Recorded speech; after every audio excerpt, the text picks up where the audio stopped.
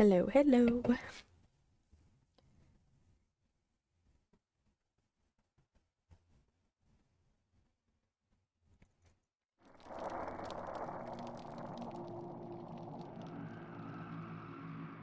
Gonna be doing DBD for a few hours, and then I will be attempting to read the Odyssey for like, I'm thinking an hour and a half.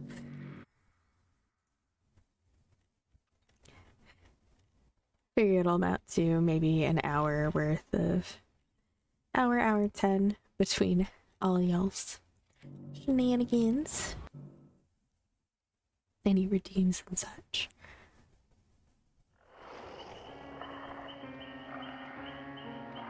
Hello, Lance. Congrats on getting first. I had to spend points. Hold on. I forgot. What? Who are we spending points on? We in. Hello, what? Well, thank you for being away. It was okay. I slept quite a bit today, just because I'm always tired. I have insomnia, so I struggle to sleep at night. So I catch up on sleep a lot on the weekends. Plus, with my knee having its issues, I'm in a lot more pain than usual. So, also I saw Waffle earlier, checking out the commands.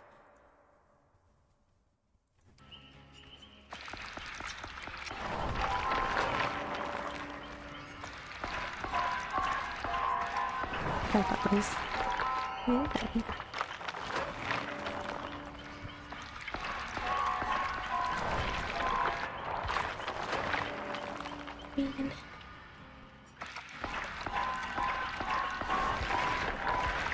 Work.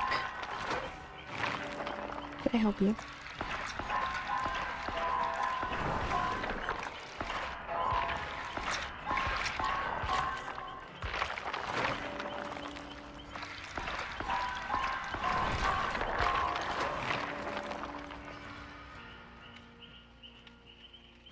Oh god. I don't know how numbers work, it's fine.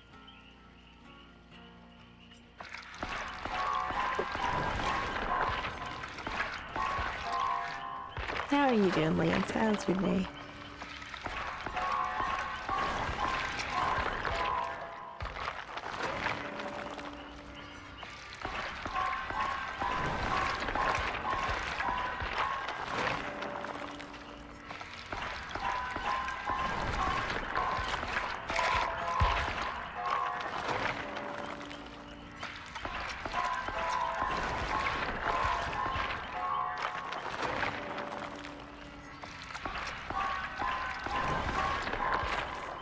What happened? Oh no.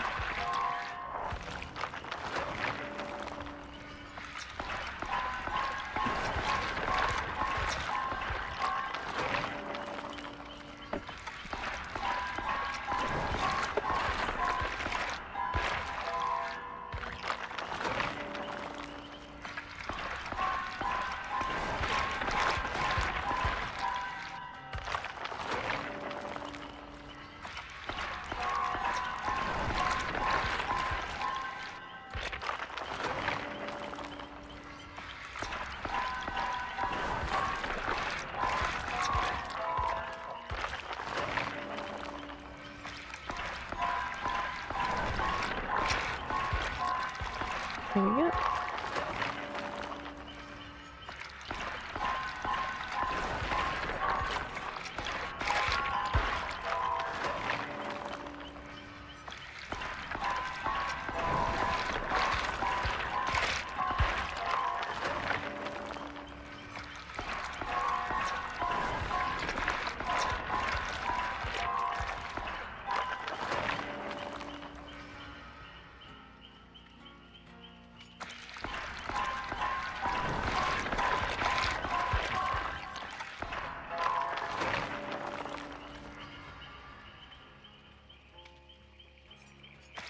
Yeah, unfortunately, those kind of jokes, you definitely have to know someone pretty well for that kind of thing.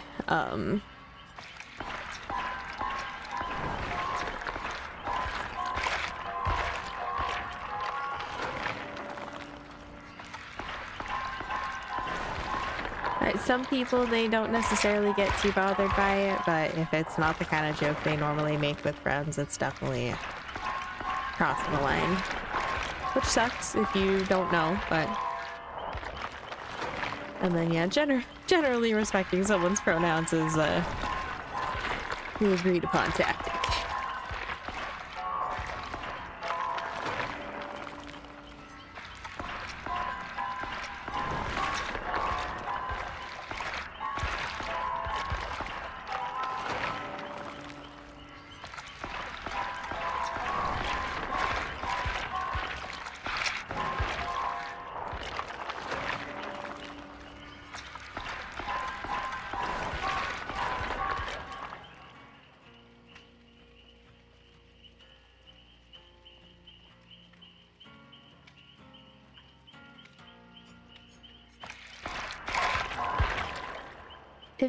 What? That makes no sense.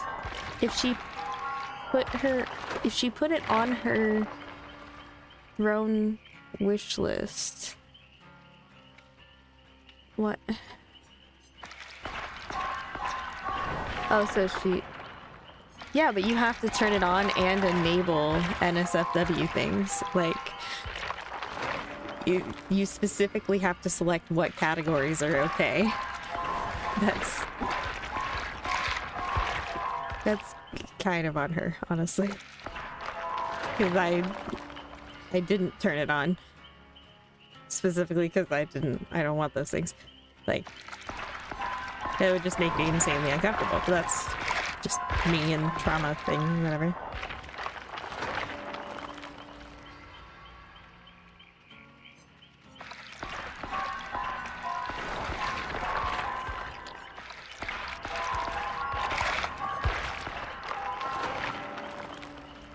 Like,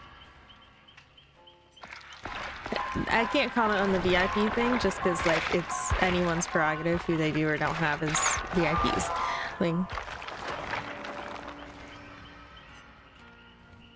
it's whatever. But if I honestly would have said something like, hey, I didn't know. I figured since you had it enabled, it was fine. And maybe you should tell, like, send her a message like, hey, you need to disable the ability to get those if you don't want them, because otherwise people will operate under the assumption that you do want them and or are okay with them at the very least. And it does notify you when someone buys you something and what it is. So, like, that's how she found out. But Drone also doesn't have surprise gifts on by default either. You have to specifically go turn that on, specifically put on that you are okay with NSFW stuff. Like, it's a whole thing.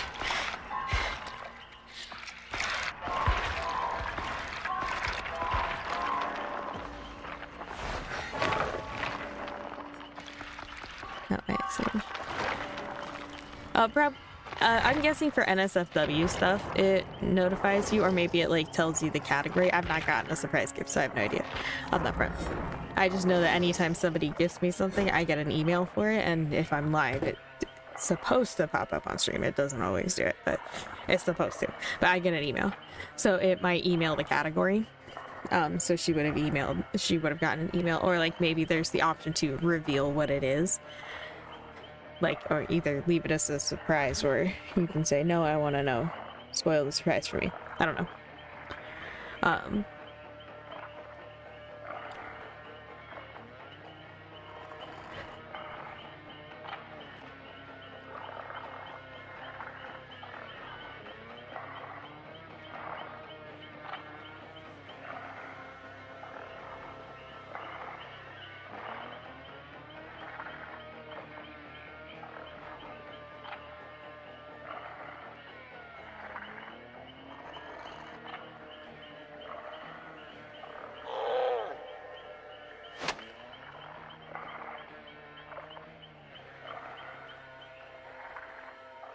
Hold on. What do this one? Hell yeah. Bing bong. Let's go.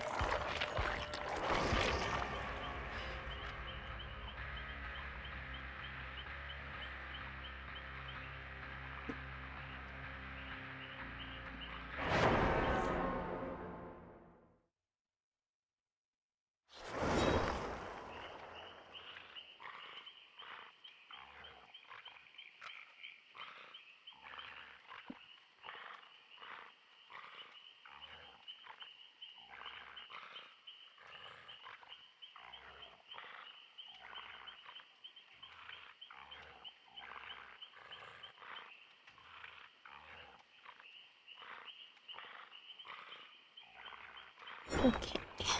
Bing bong time. Two sacrifices.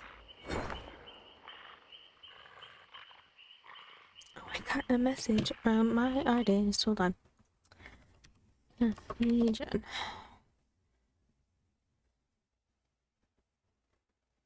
Boop.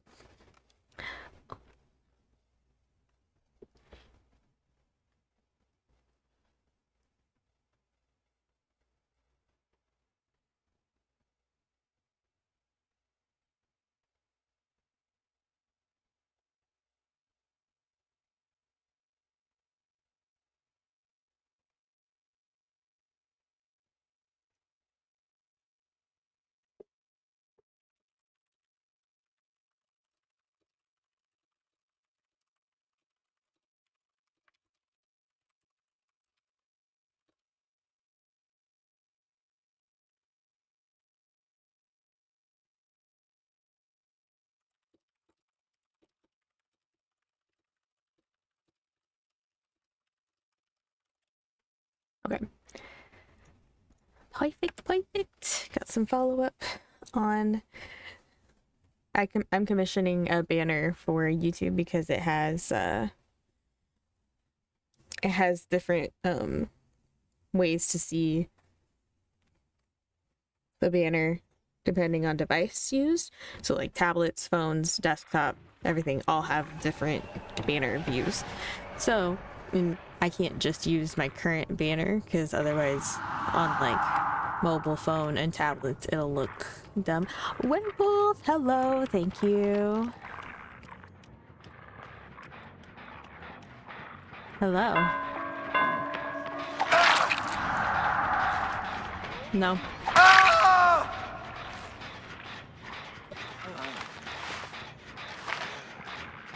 Our bud. We're not playing the nice game. I gotta get sacrifices.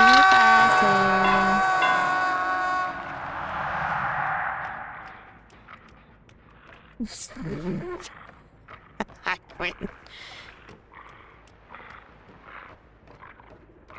Laurel psychosis.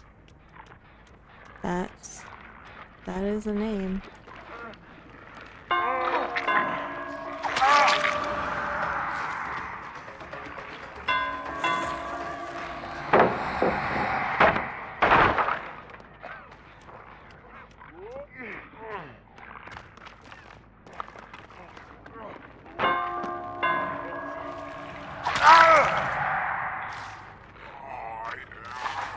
All right, Bill, that was a choice.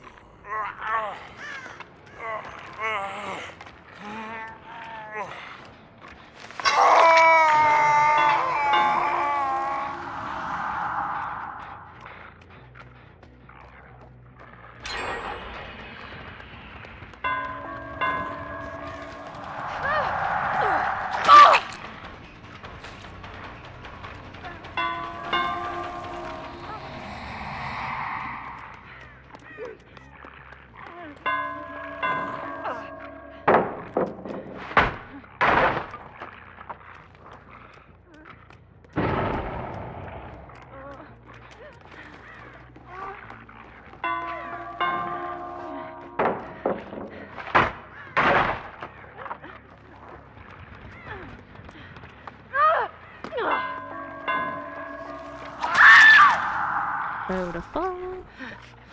Easy peasy.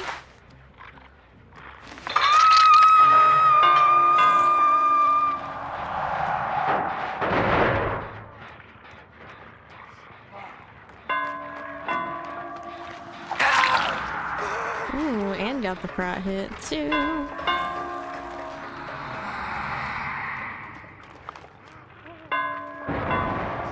Thanks. He doesn't know the timing, but he'll free throw it.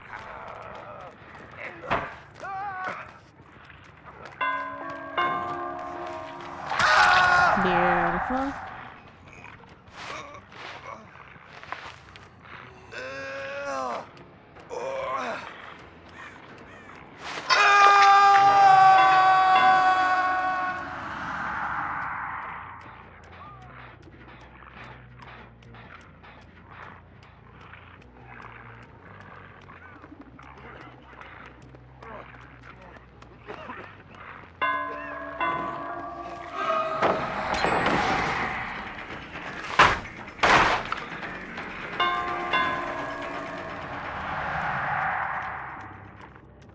Okay, good.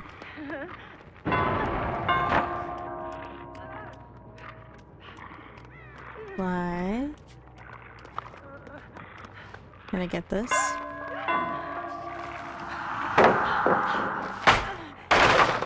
Works for me.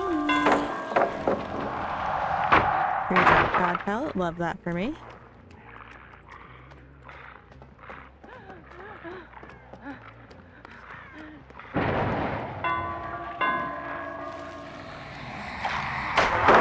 Damn, I'm surprised that didn't hit.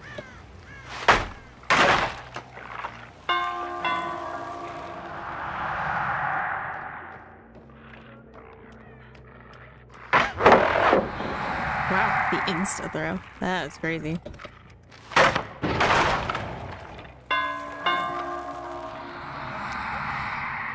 But she's not trying to play them, she's just dropping them, so that's really helpful for me.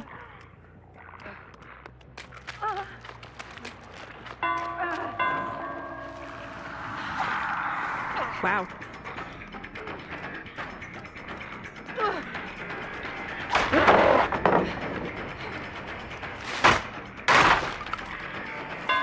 I would have thought for sure I had her there.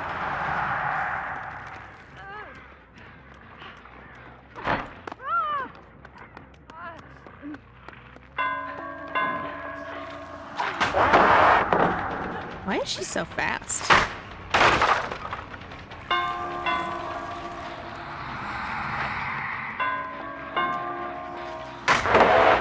Alright, that's almost all the pallets on the map going.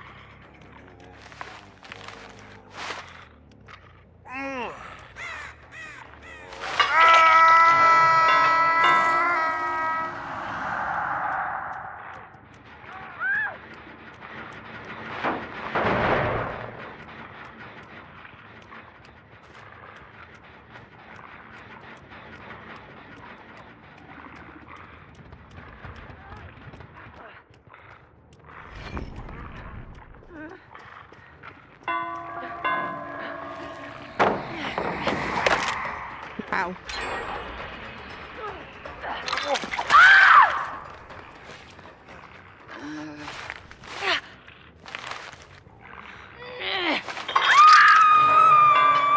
Okay, so that is everyone but Felix, Deathhook. And I kinda need to kill at this stage of the game.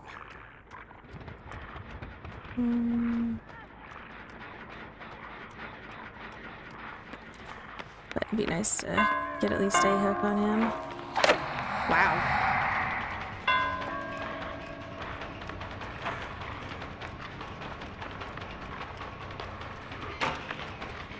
Nope, I'm gonna have to go for real.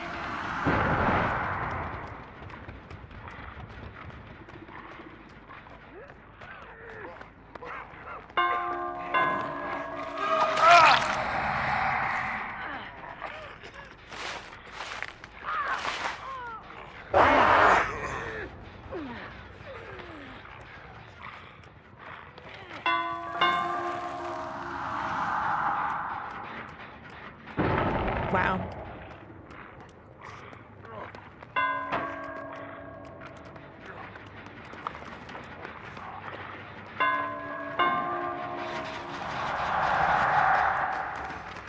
Got a pallet?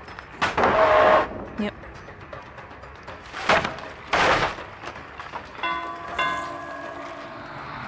I need to kick this.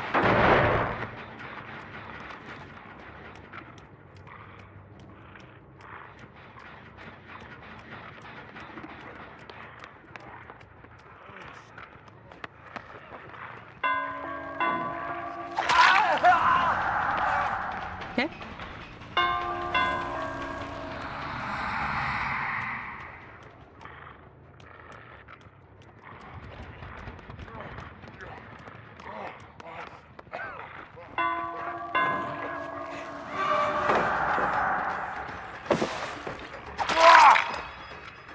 There we go.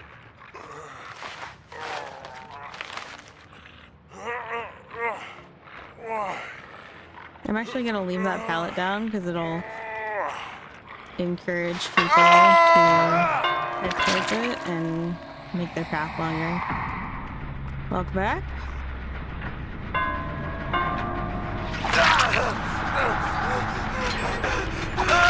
Alright.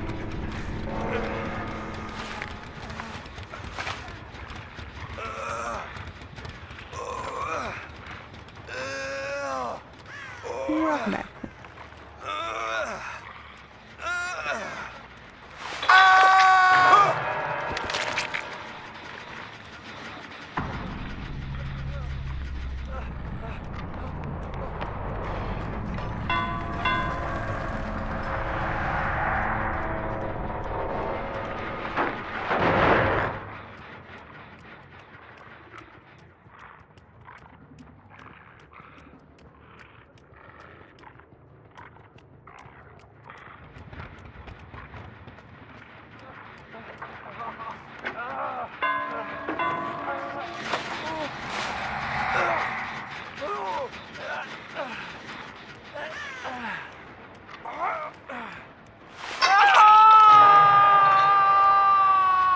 I mean, I wasn't expecting that redeem so early in the match.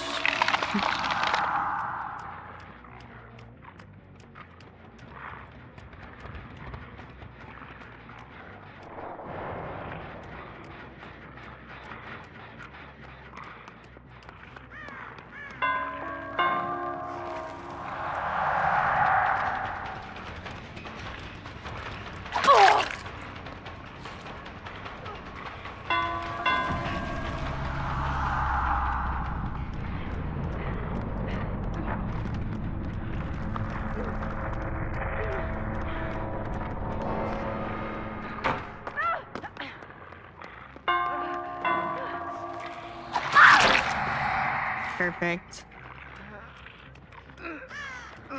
Finally got her at that.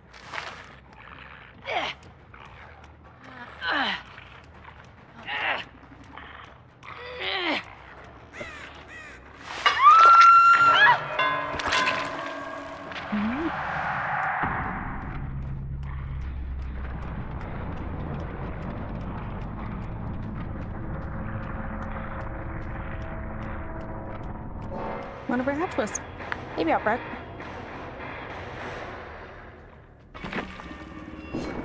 DBD done.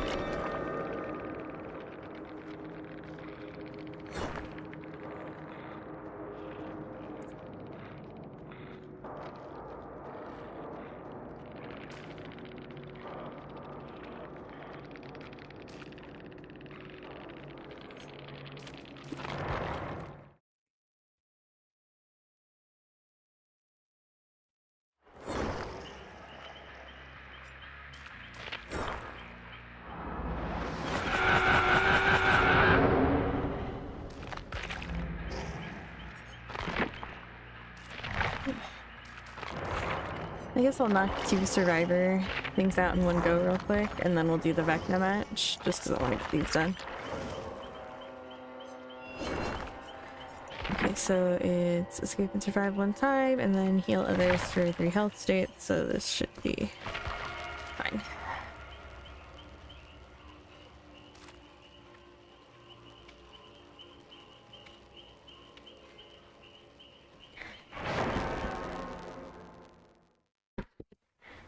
A kitty update, always.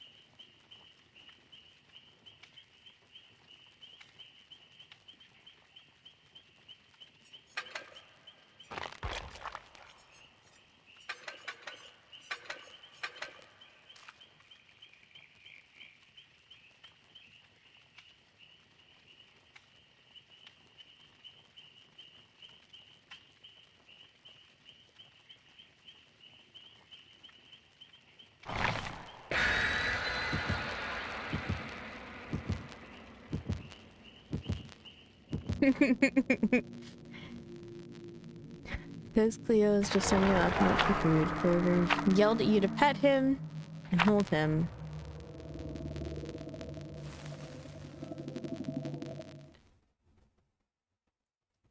Yeah, for sure. If I don't end up getting it done, absolutely.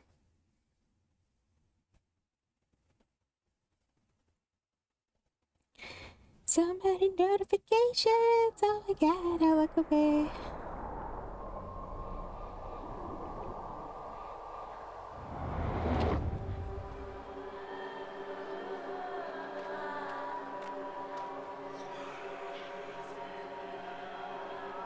Okay, well, we're just gonna wait.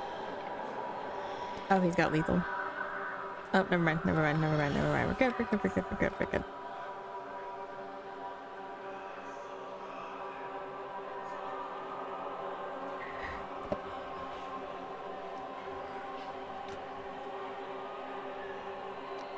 So, Cleo was on your lap, went for food, crossed paths with Clover, and tried to, like, panic run while Clover was trying to get in the lap and Clover was trying to go for food. Is that the, consensus?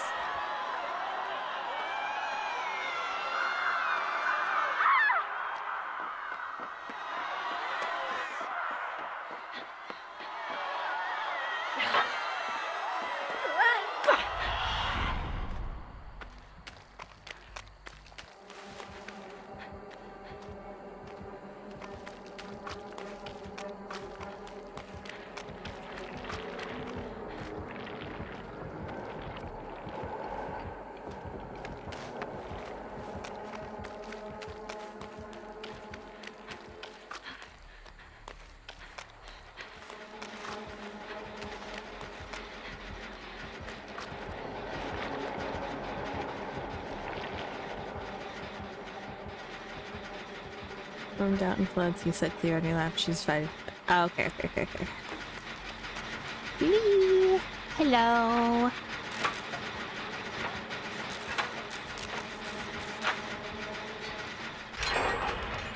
You're looking back, sweet bab.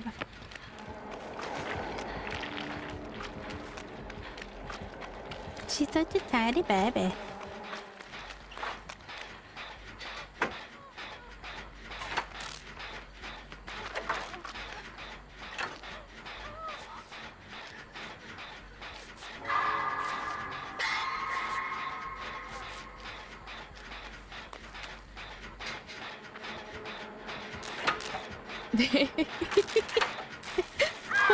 What the fuck?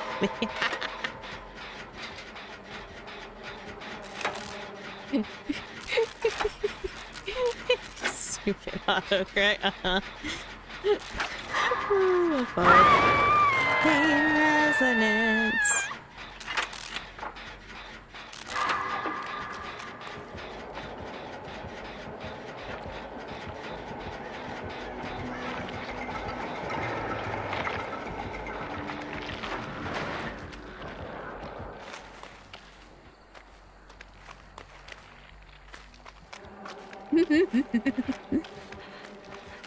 Clover always demands that. So PR pop looks like.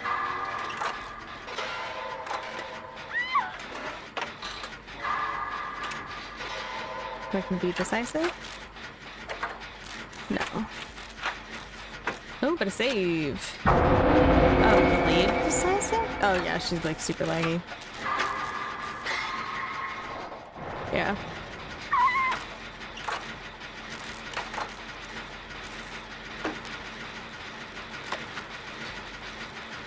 Please get this shit done before he comes and pops it.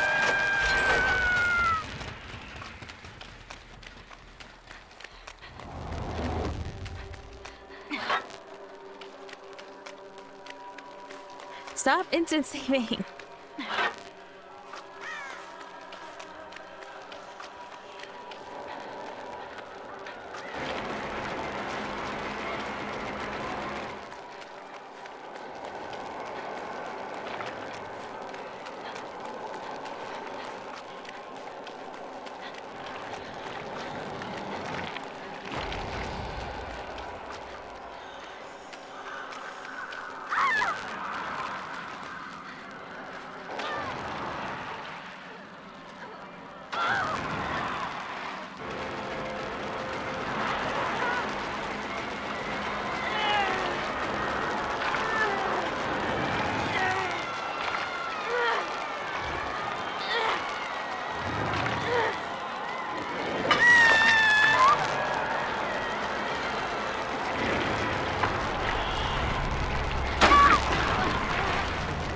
Oh, Sloppy Butcher, okay.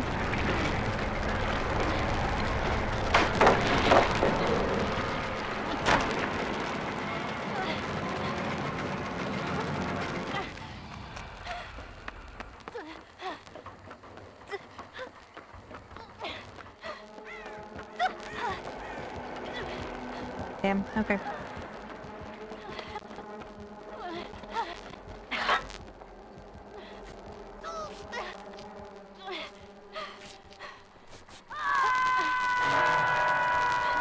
No PR?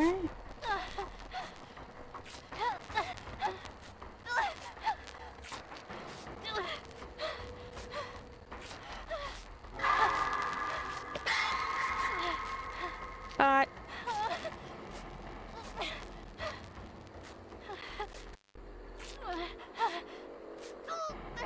Oh my god, chill out.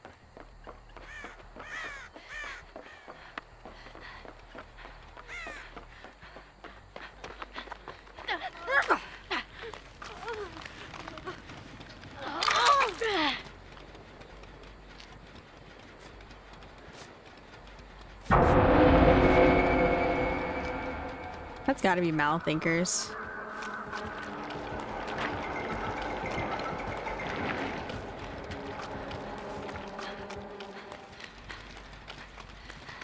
Think ya?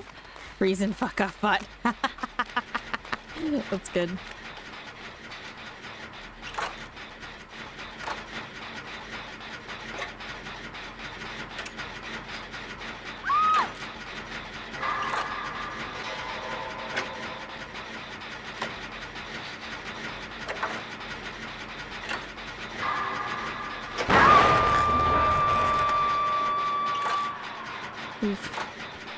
Theta giving up.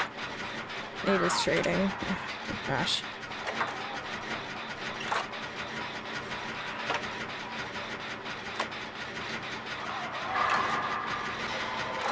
Another decisive.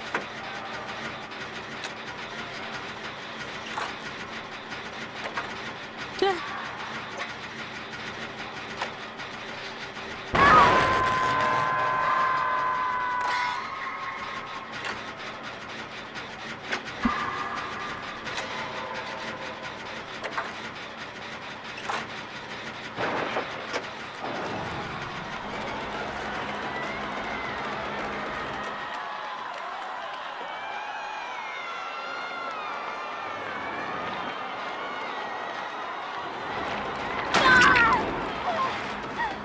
I hate Nightfall so much.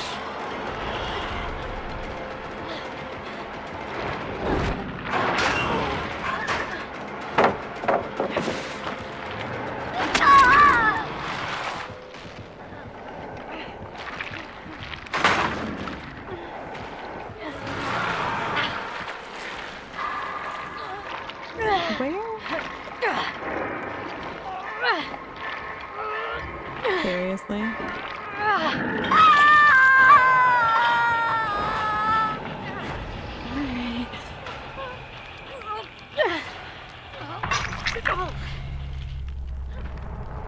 Oh.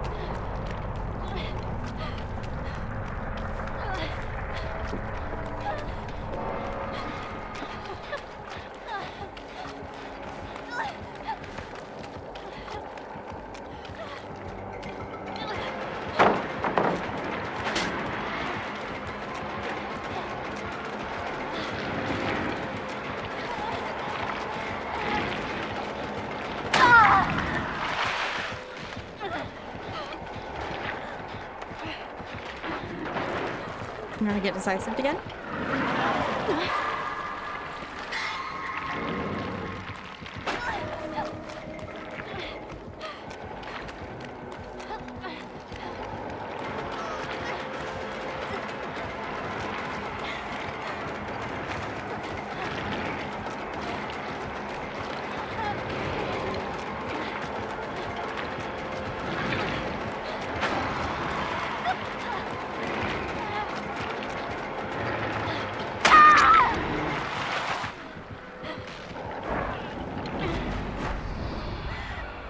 I could destroy the remnant from the ground? That's funny. I didn't know that.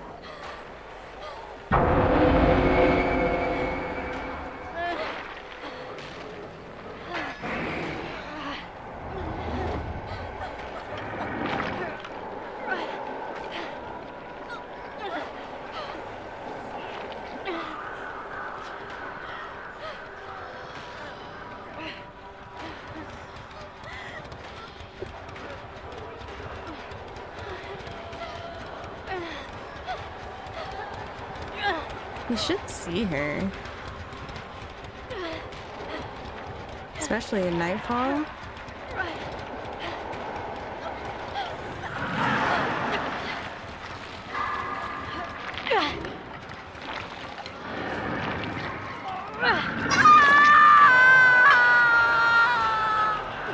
Alright.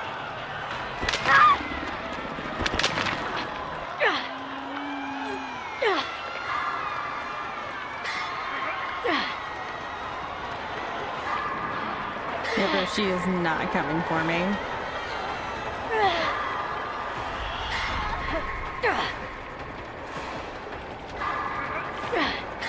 If you want her, you gotta come closer. She's not coming for me.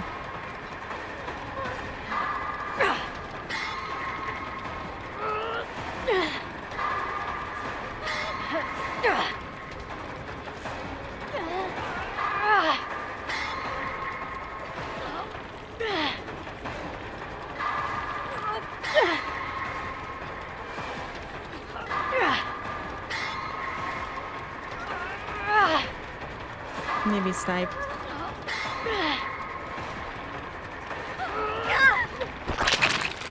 Hold on, let's look at this kitty video.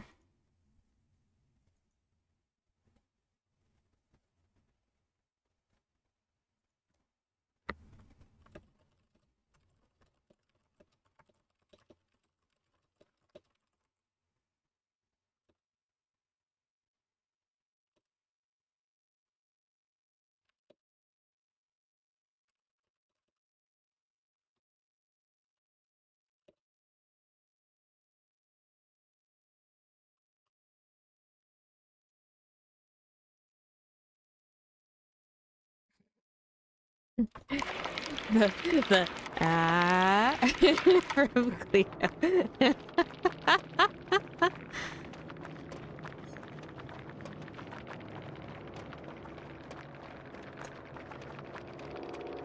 Cleo, why do you start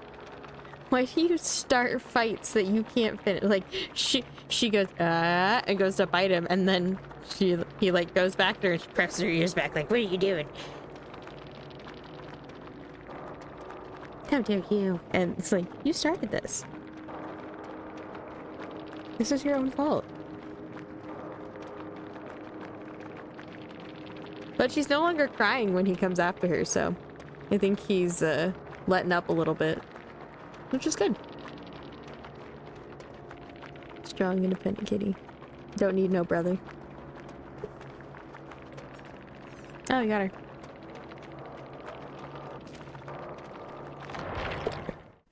But just the very beginning, just the that is too funny. Absolutely did not get the challenge done, so. Like that beginning part is the funniest bit of the whole thing. Just start fight. No, not today, because it's probably just gonna be the one match and I'm bleh. I just gotta escape and get one heal, so I'm gonna put on selfish medkit.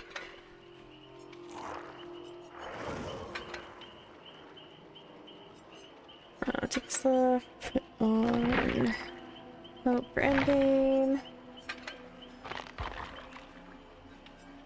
Probably take off will make it. And I'll leave it. Actually, no, I am gonna change that for Kindred.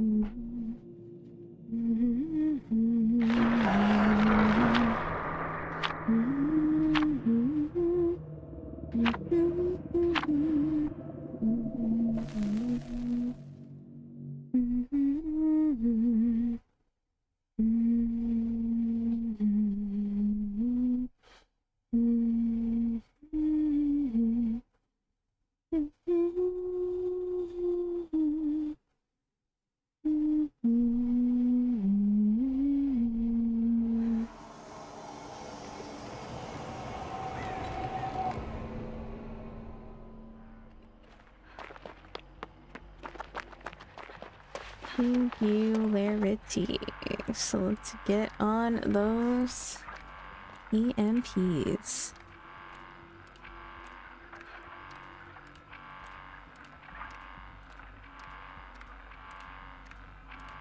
What? That is a reference I do not understand, Morgan. No.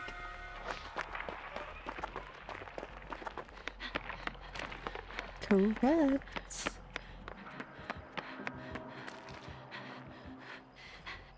Are we?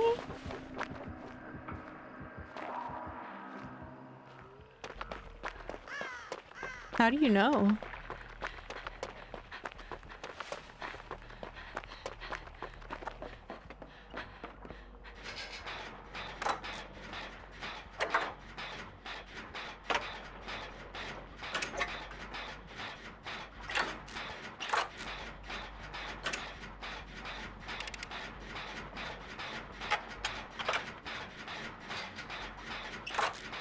Oh, I was definitely not humming that song. Usually if I'm humming to myself, it's 99% of the time something made up. And can incidentally sound like...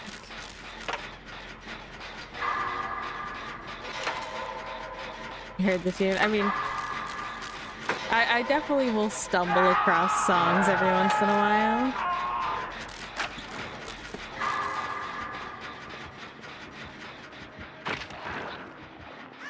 Yeah.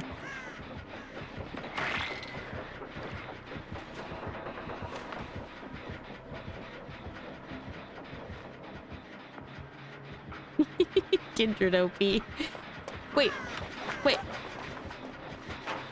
Bruh.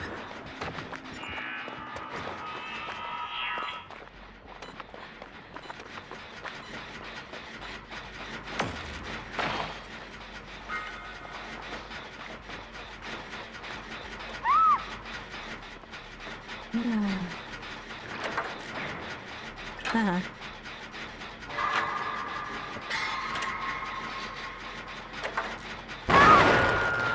Rude.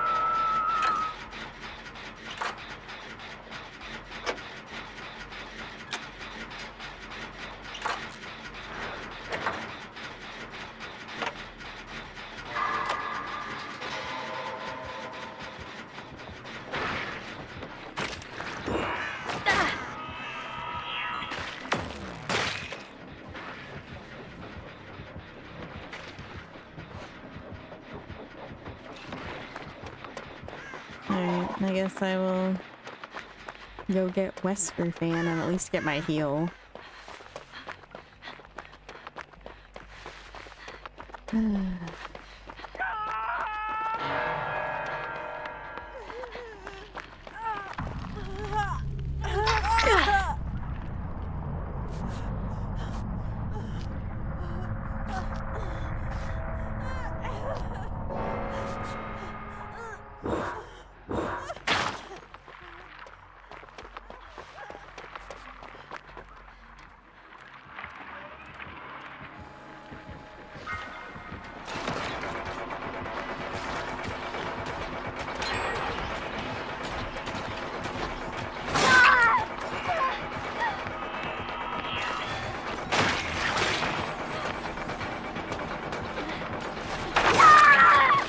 Tried to pre-drop. I just want to get these stupid challenges done. Why are people playing shitty? Gene integrity, 78%.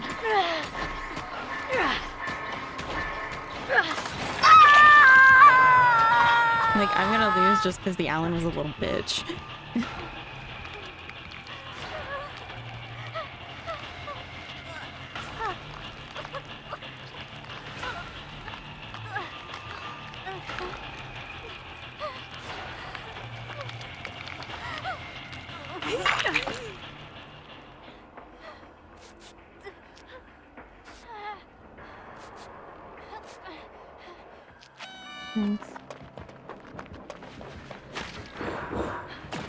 That should not have gotten me, but alright.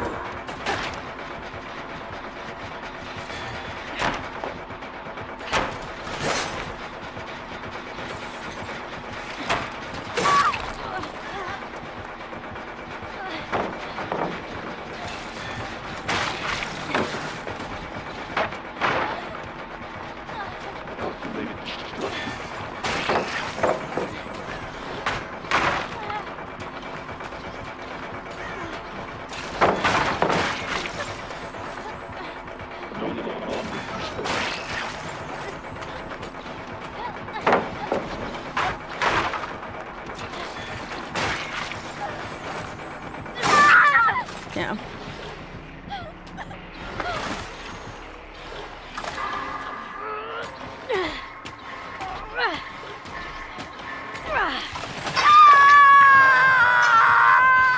match really just doesn't feel like it's worth playing anymore.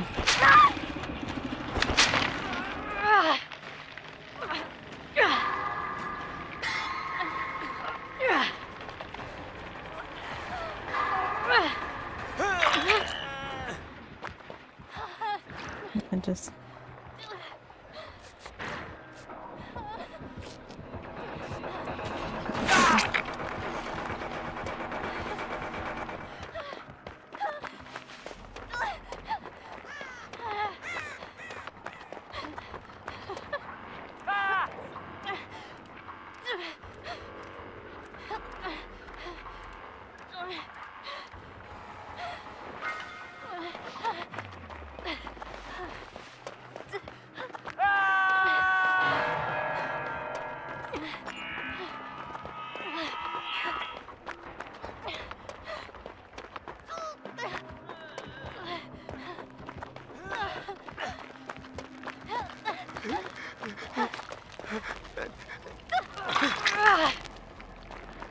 That doesn't make me feel better.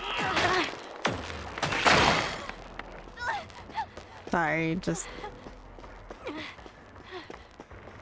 really shitty match because somebody gave up and then it's not your fault that we get a rando who's a dumbass who gives up. That's not why I'm upset, Lance. I'm just... It's a really shitty match because we had a rando who gave up instantly against one of the most technically difficult killers in the game. And it's extremely frustrating.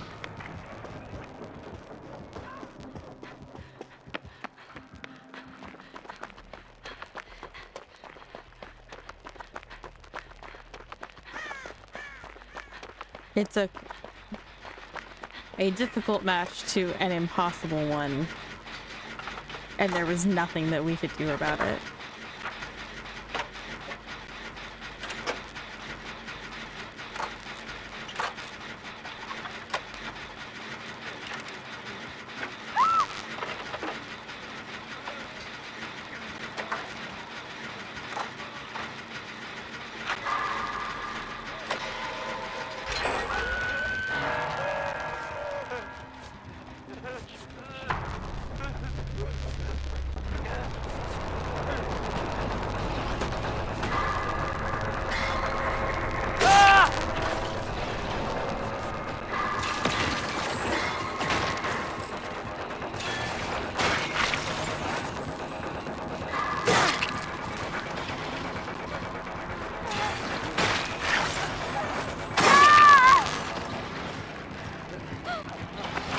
Stupid challenge done, dude.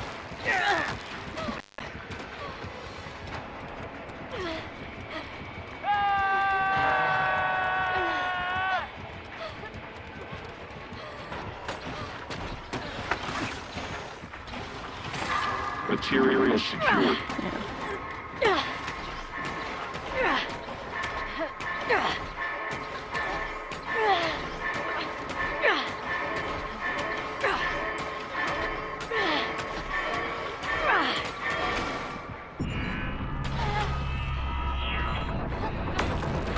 No, the other one was to heal, which is why I was healing you on the ground.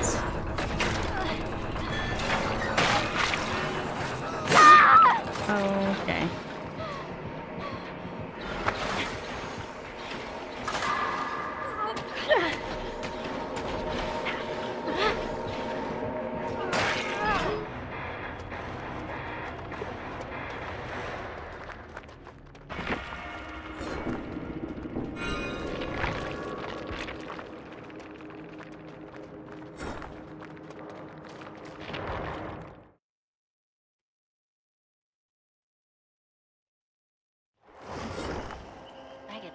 Something bad is about to happen. Yum.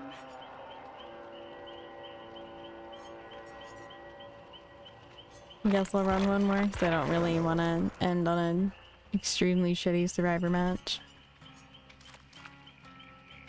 From randos being stupid.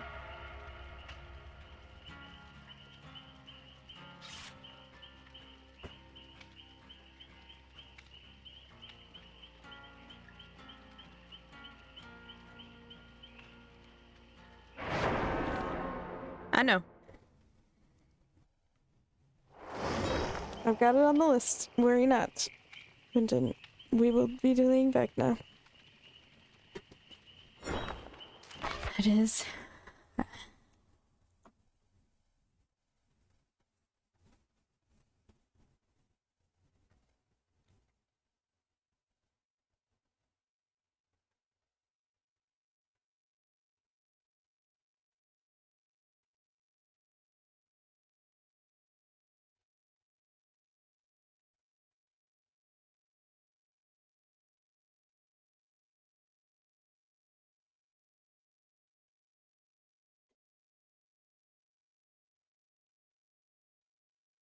Hi, D-Bolt. Thank you for the raid.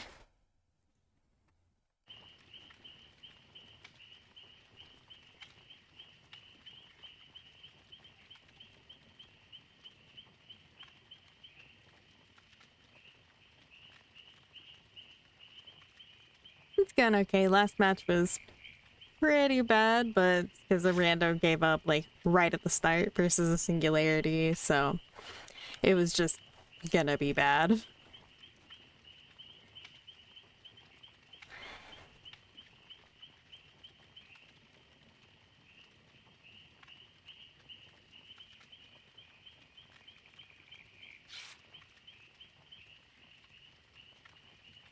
Like, I would rather somebody DC and give us a bot.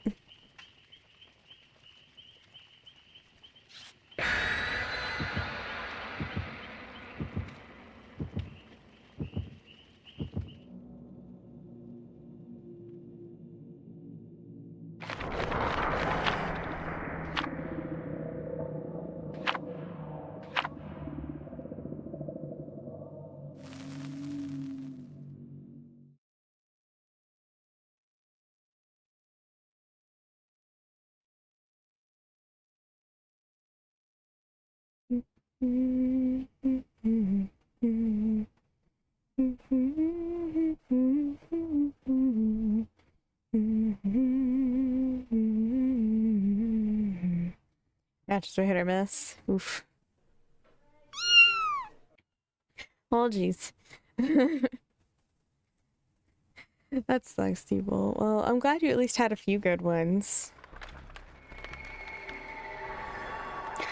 My Wraith match went well. But it's a Wraith match, so, you know.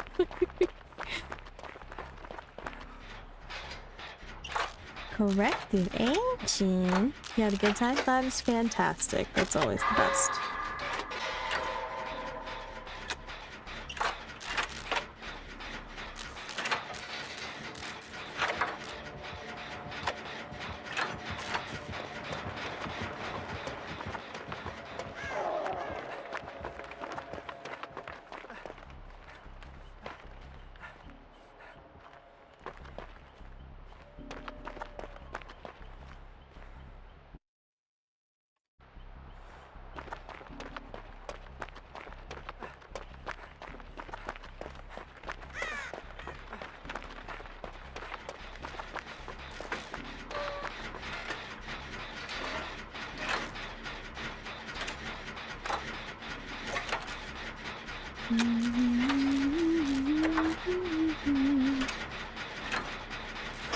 Alright, I appreciate the links, Steve, and thank you again for the raid.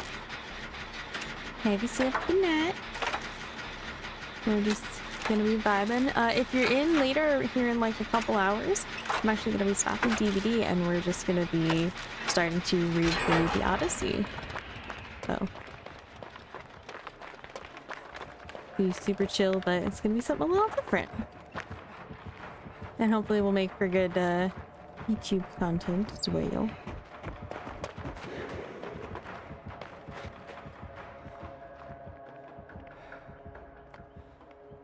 Alright, awesome.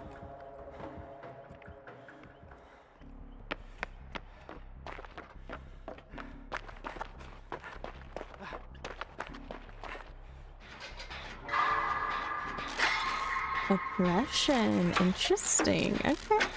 Okay.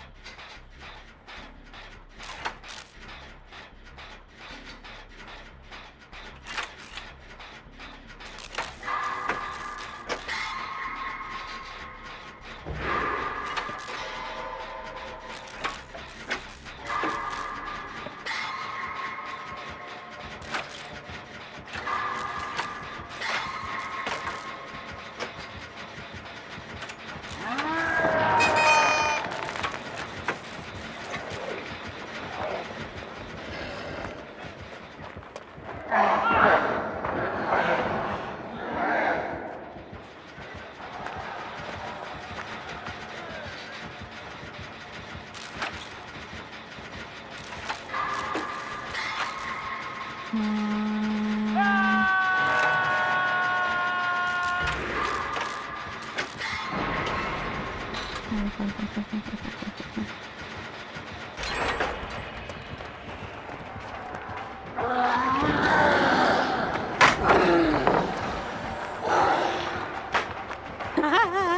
my god, that's so rare. That's so hard to do.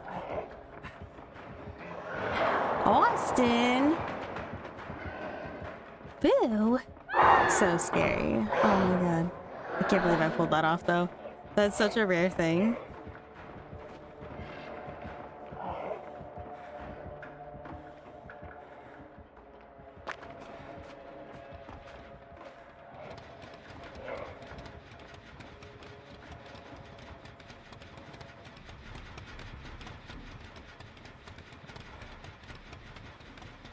Okay, dude.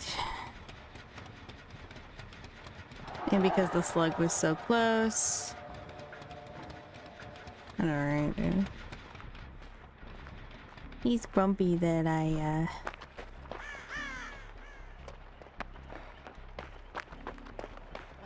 finished the chin in his face and then he couldn't catch me.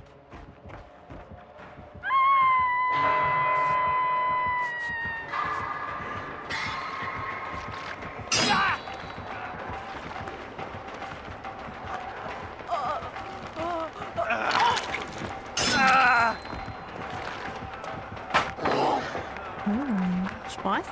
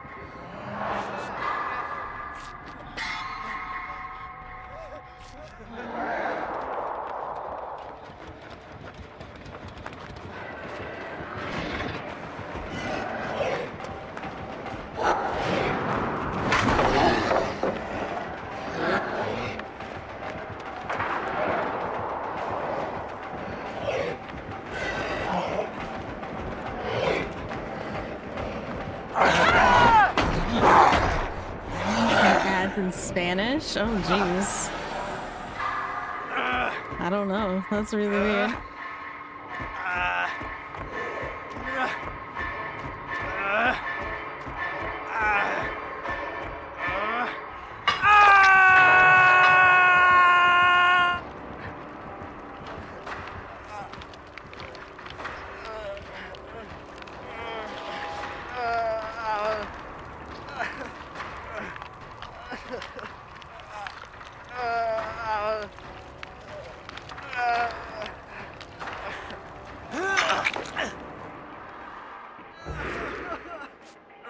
Another kitten video.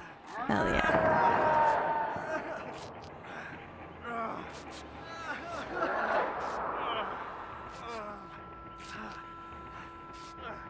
Little baby. Just a little baby.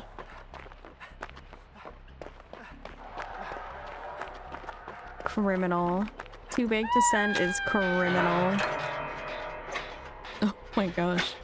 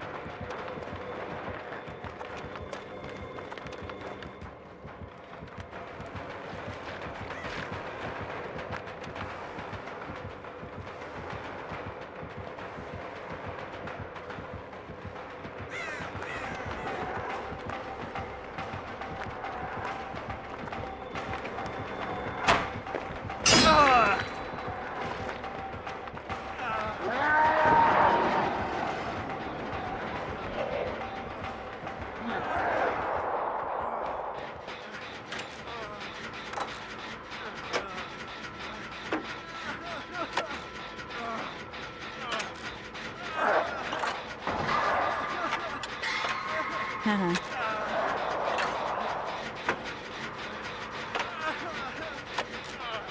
Bisa.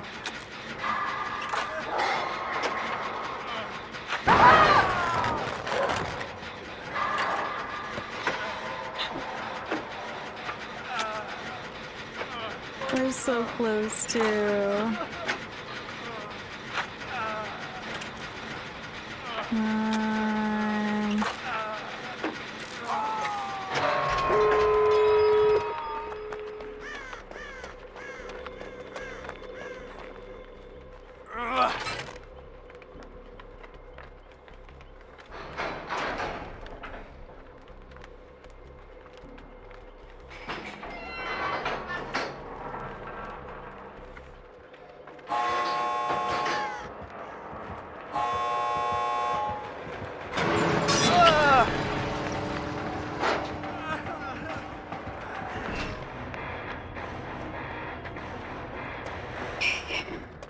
Ow.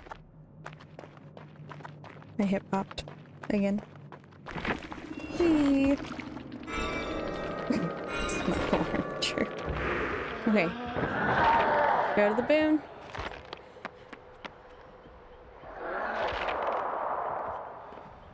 Ooh, Adept Sanjona.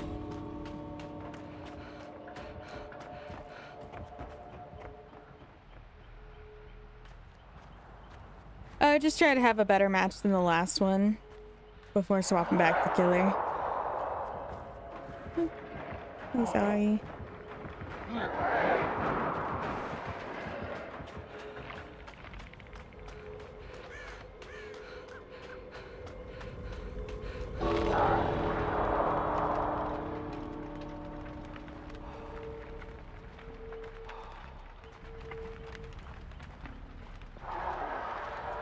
Alright, book it.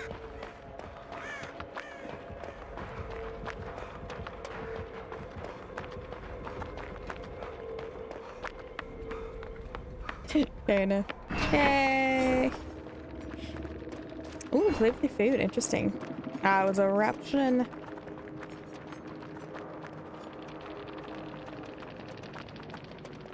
Talisman.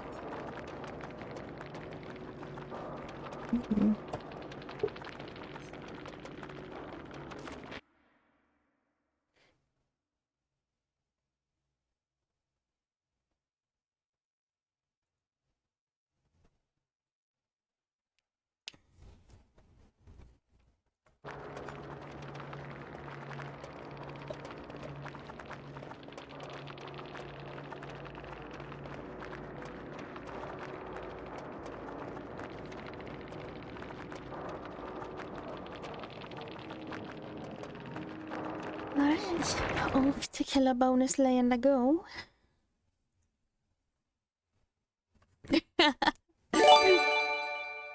Thank you for the gifted lance and for passing it on to Mars. Thank you, thank you. I have to see this cat video. Hold on. The tail bite. GG, Cindy.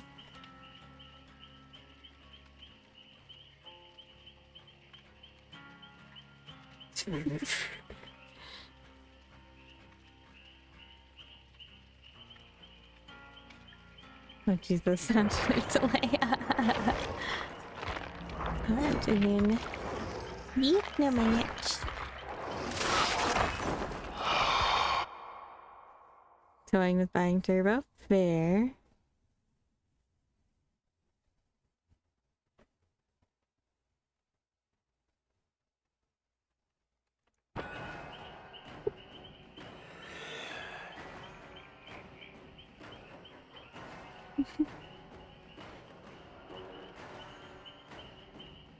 She's such a little menace. But she's a tortie, so it's expected. Bite, lick, lick, lick, bite, bite, bite. She's such a little goober. Reaches paws out face. Oh wait, no, you're not fighting me yet.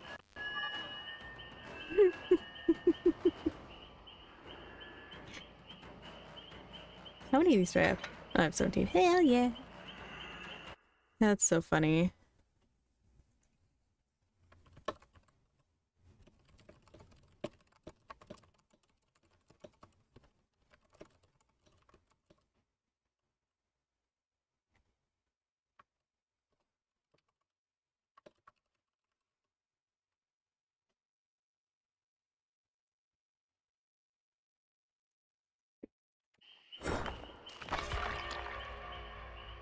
Ba, ba, ba.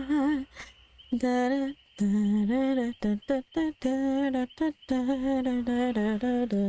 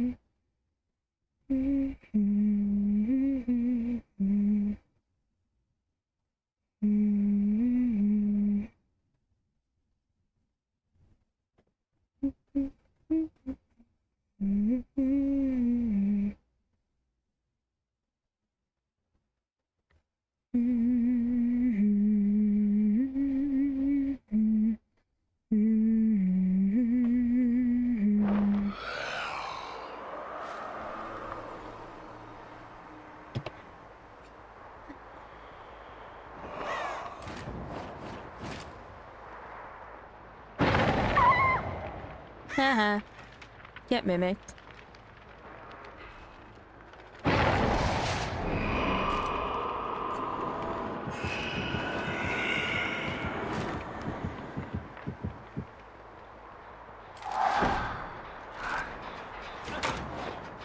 Join.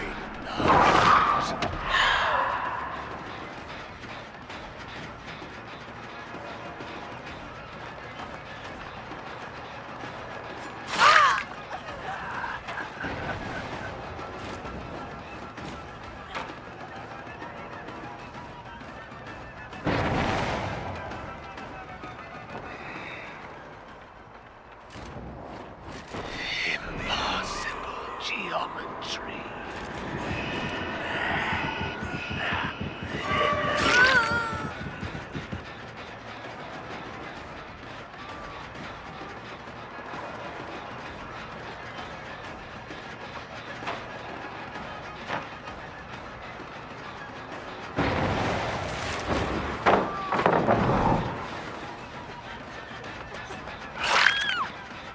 Beautiful.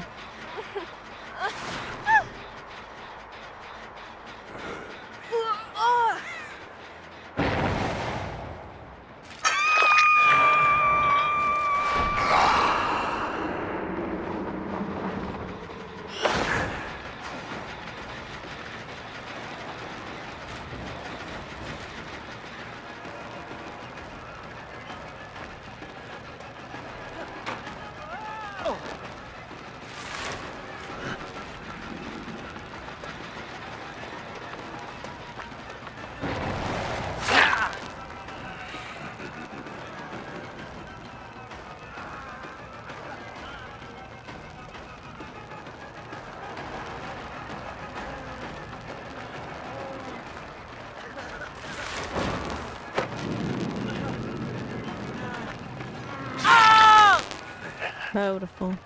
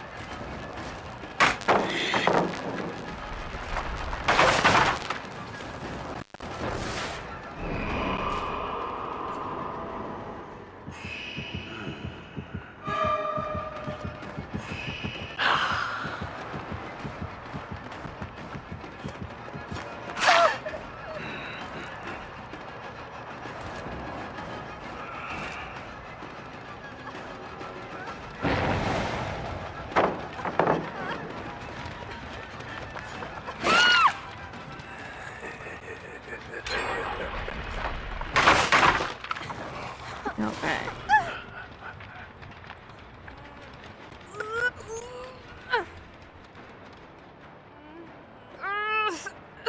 Saber, hello. What's up? What's up? How are ya?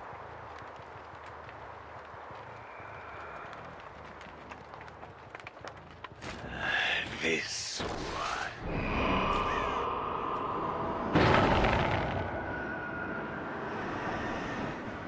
Thought I saw someone here. I guess not.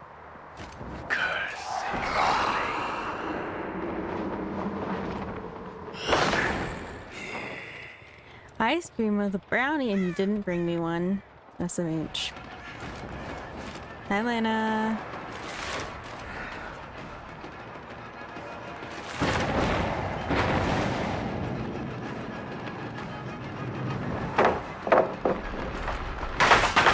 Now I'm hungry for brownie with ice cream. I have just the thing.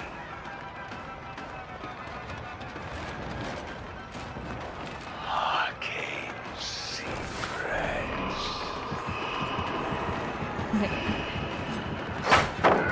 So she has the Aura, Flight of the Damned, and Haste with this, so... What? That should have been a hit. Thanks.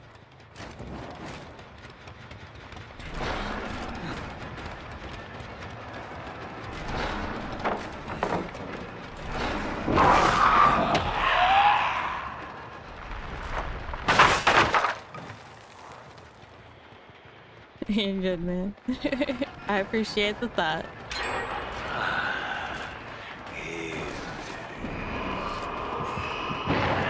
I wish to watch them wither.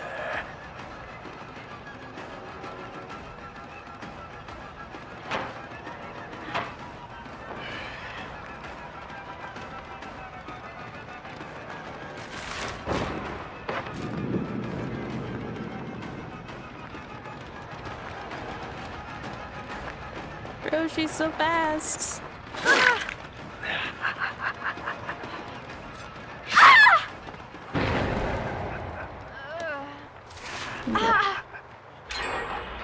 Yeah, I'm gonna lose because of this chase.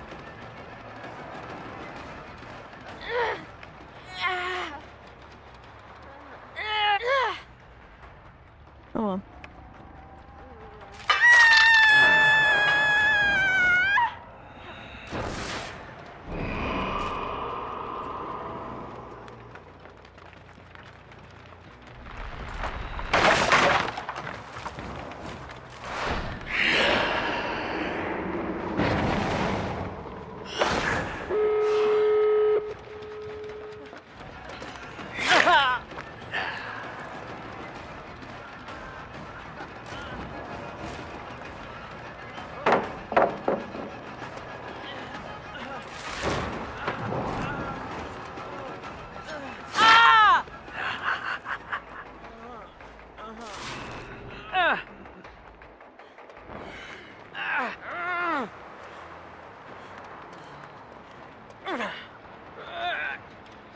Alright.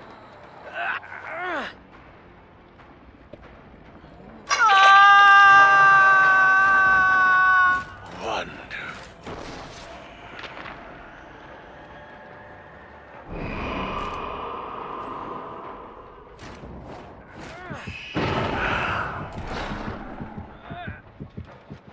Okay, so if I stay about here, I should be able to...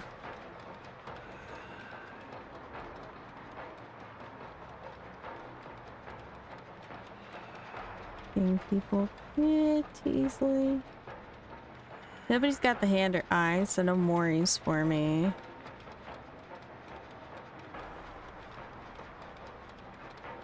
That's okay.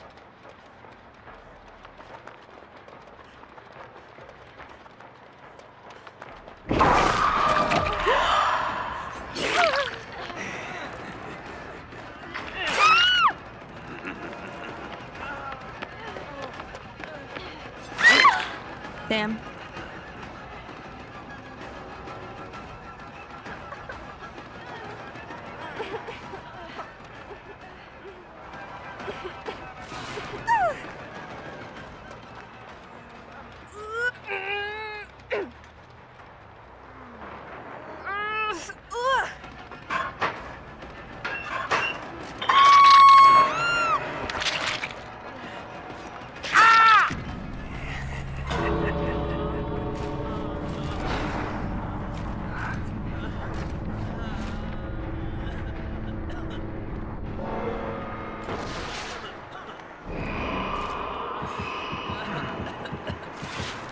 Up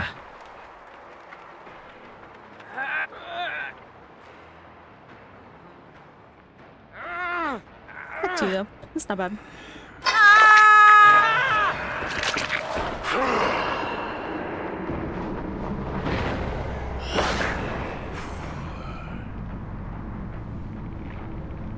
If I had waited out and hoped that wait out Nancy's dead hard, I could have gotten 3, but oh well, oh well.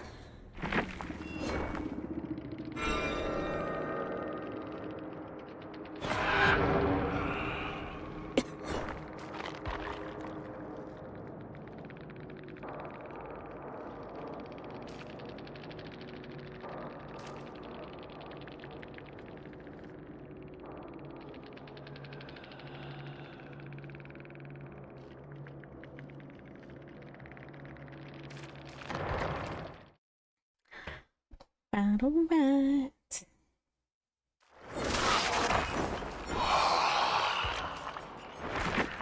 What secrets does this realm hold?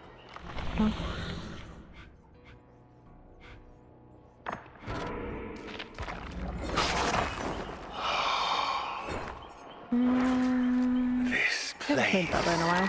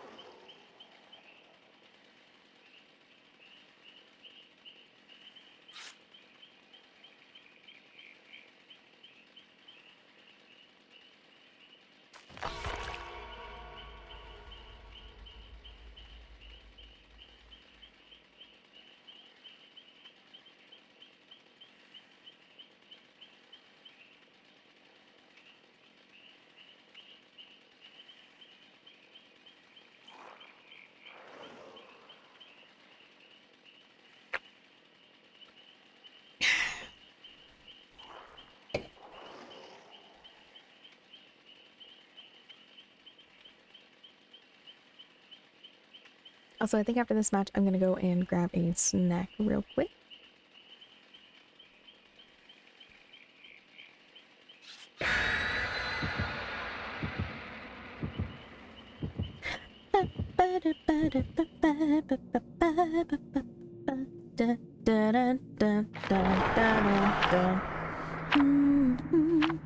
Oh, okay.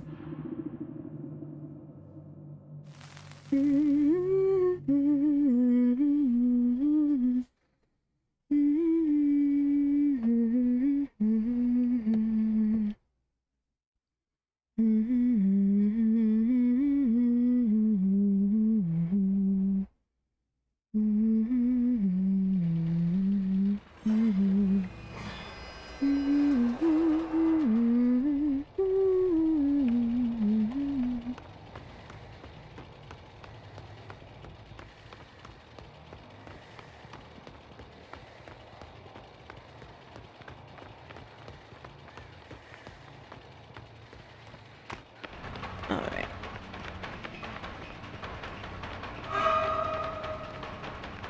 Spirit burst.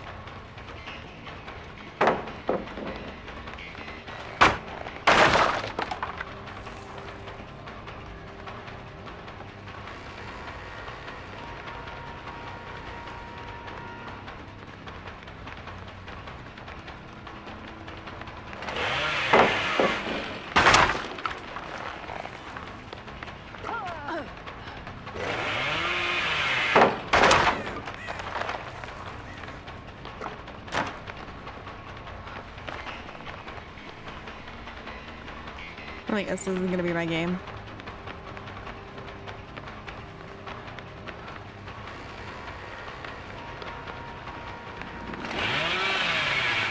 Oh,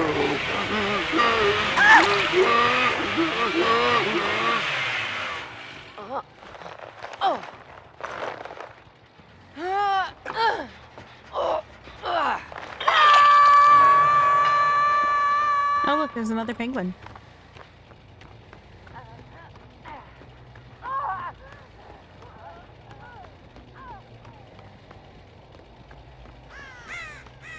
Oh, okay. Bye.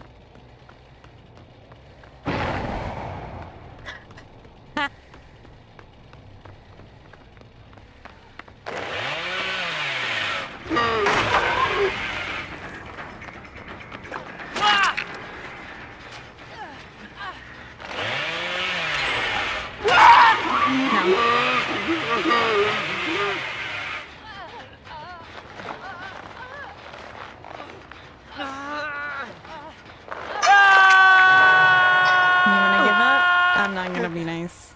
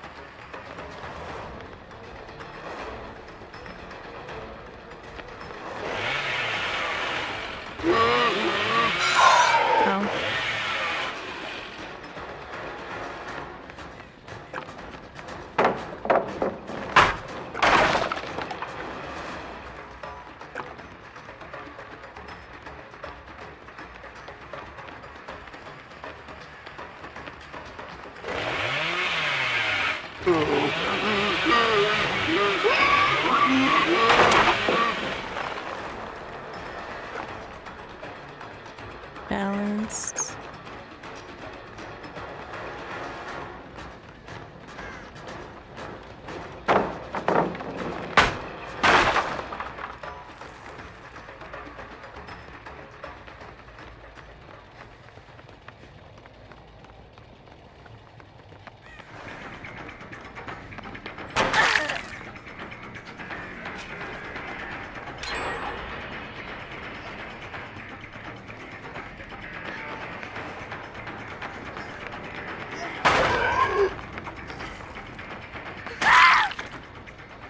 There we go.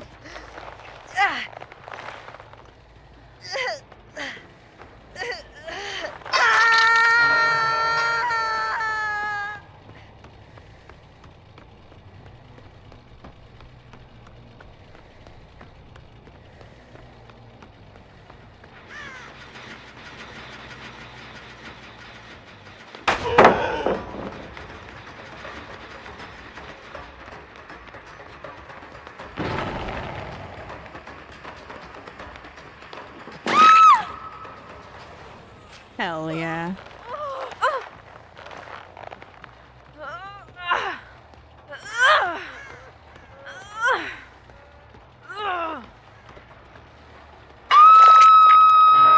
Oh, that was weird.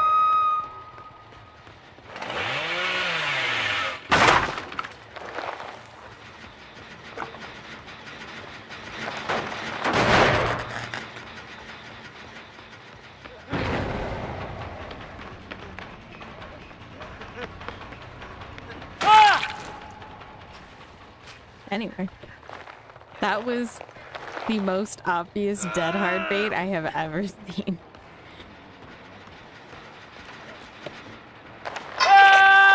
Yeah.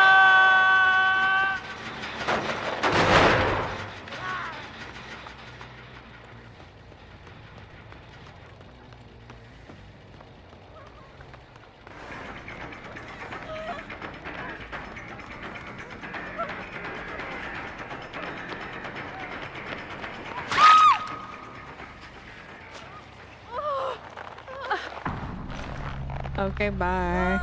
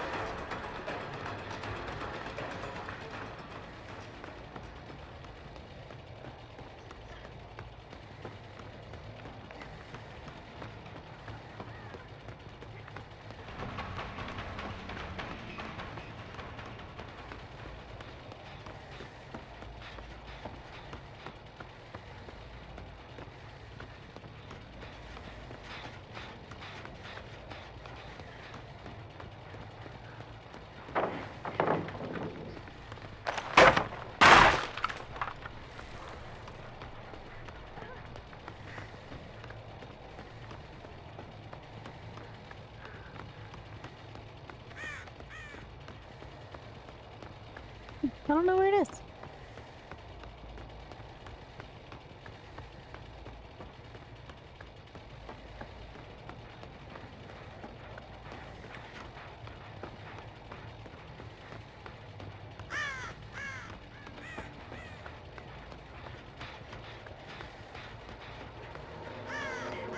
Okay.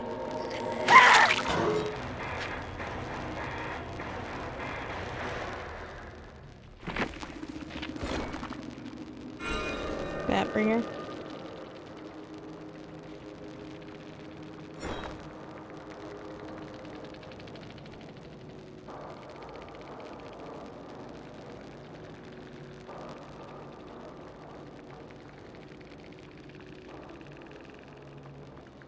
Okay.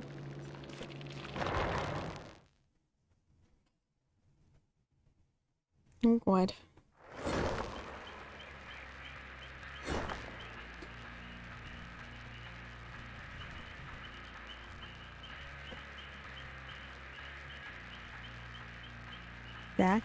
Da. We still have 5. Oh wait, hold on. I need to get something to eat first. I will be right back. I need to eat. I'm starving.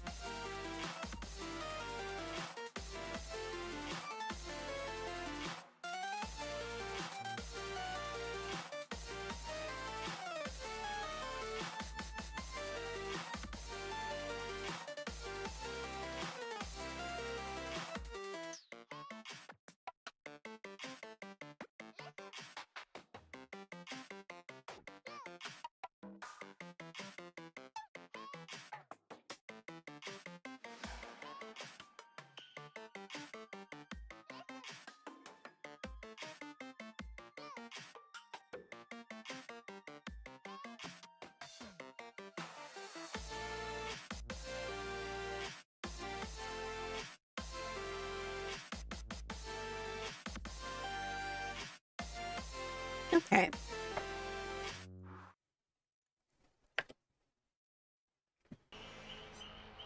Let's go.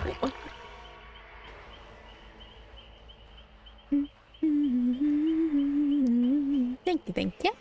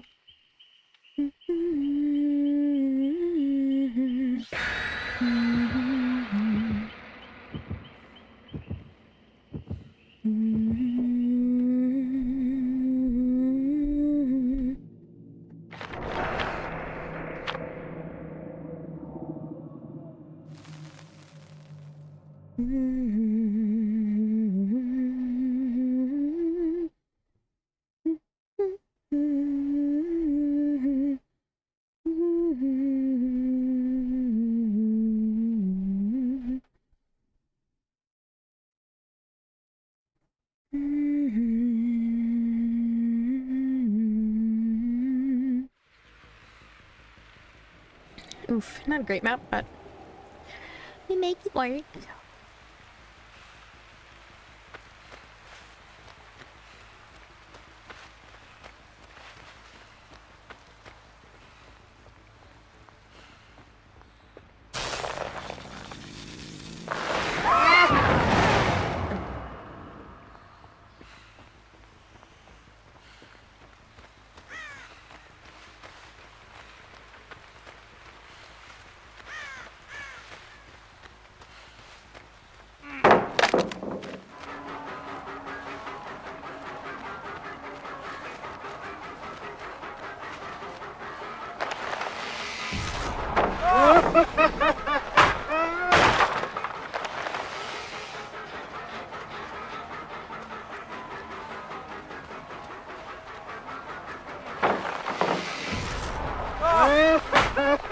Wow.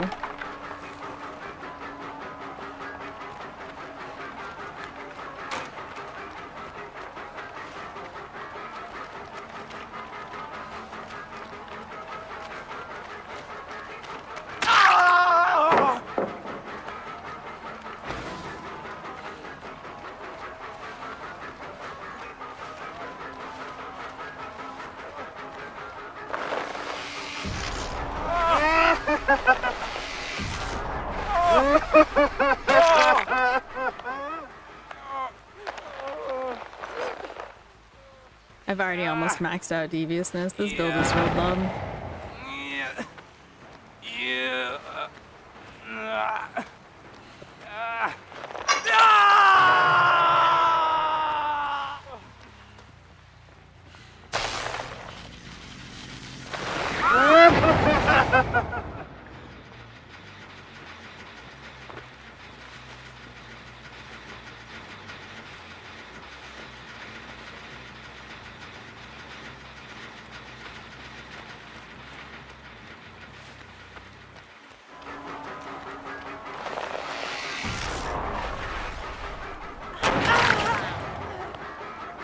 Force her to take it wide so that even if she dodges me, I still get the hit.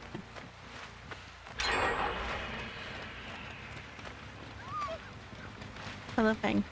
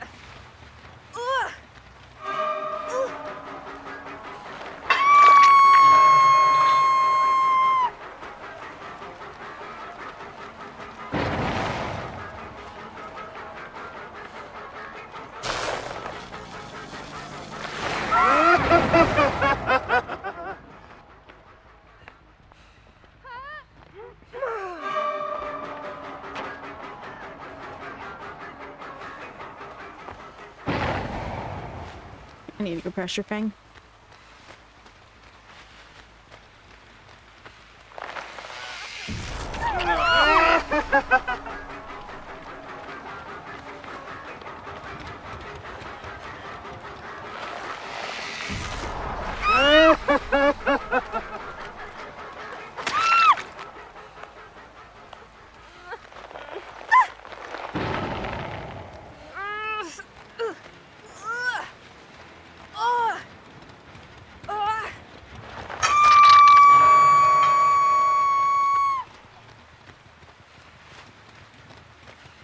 No decisive.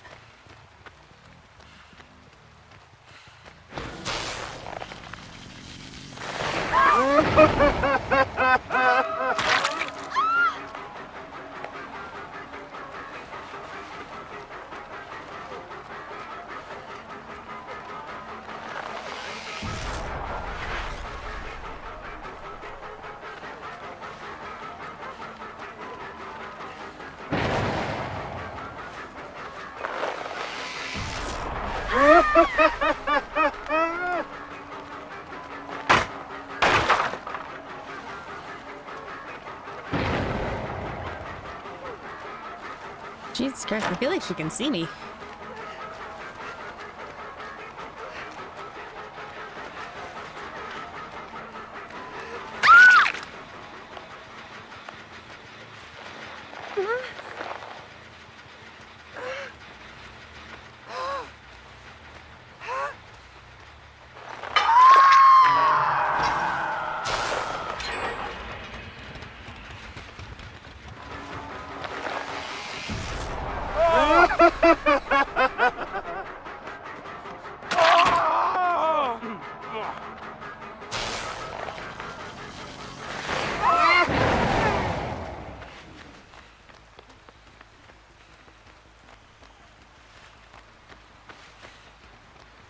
Who's in here?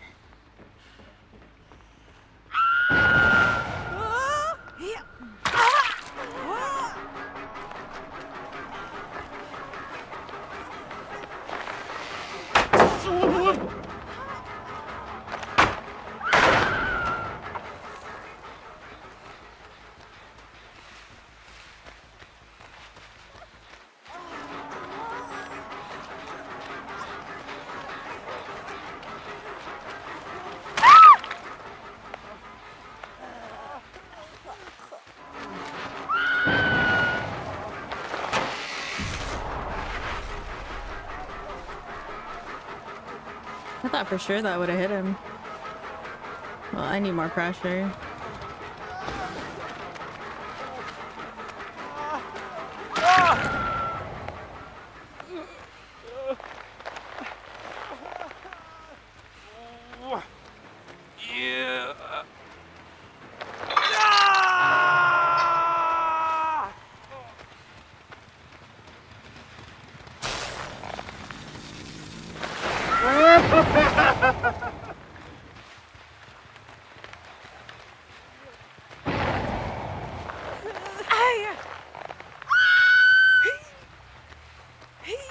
I ended up working out. That was risky though.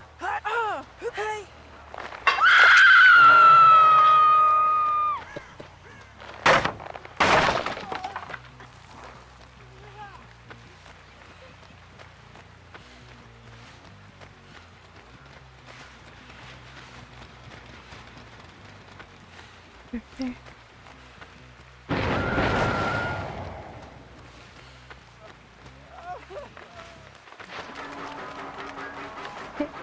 Time to get Fang dead.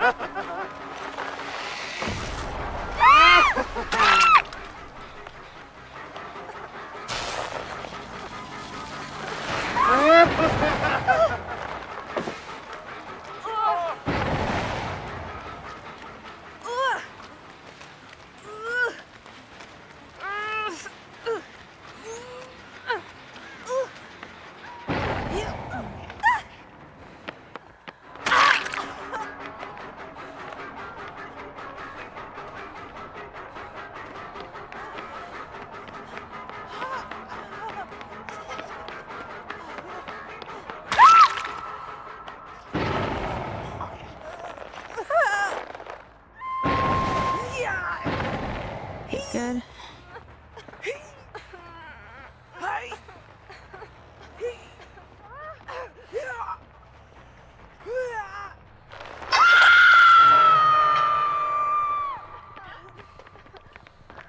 Okay, awesome, awesome. It's fine.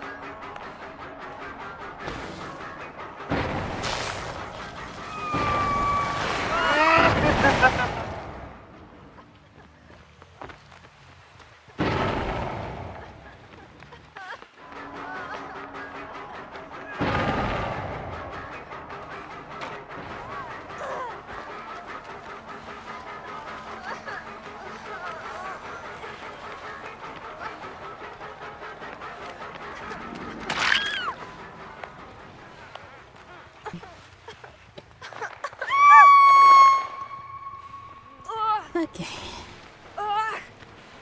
Dead Fang. Two gens left. Technically it's one, because I know they got one that's almost done because of nurses. But, still in a good spot. And here is the med as well.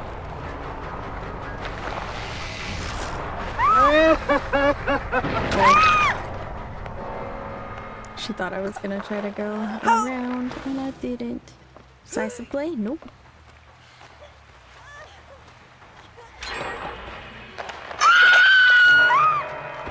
She dead. That gen's gonna be almost done. We gotta...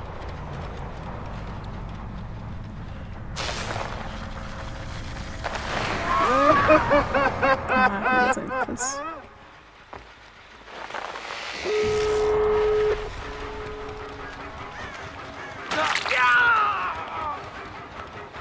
Alright, 3K, I'll take it.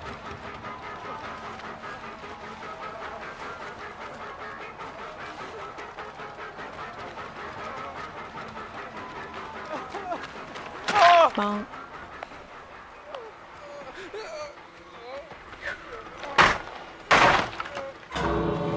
Okay, bye. Guess Claude has no way to heal, so. Yeah.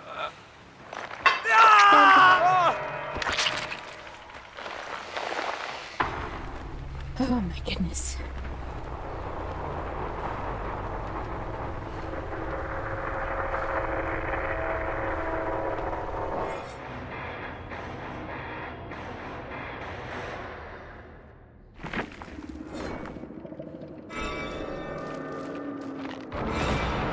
complete. Oh, look, another bot.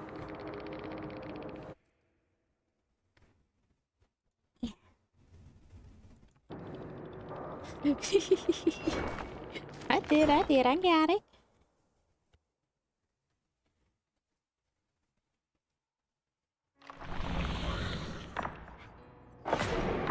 Sacrifice 2 survivors to the entity.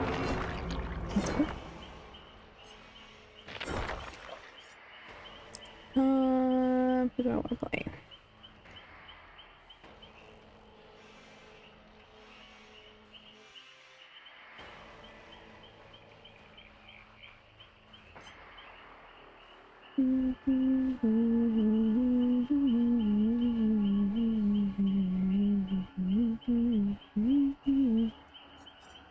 First.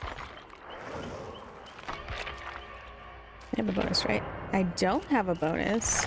What is this nonsense? Why do I have a survivor bonus? I guess if anybody's quick and wants to hop in.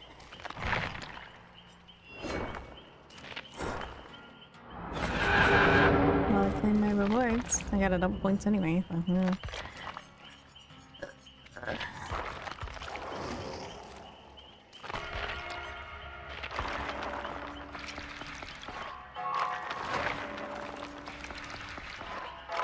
Chase state bonus. Guess we're running solos.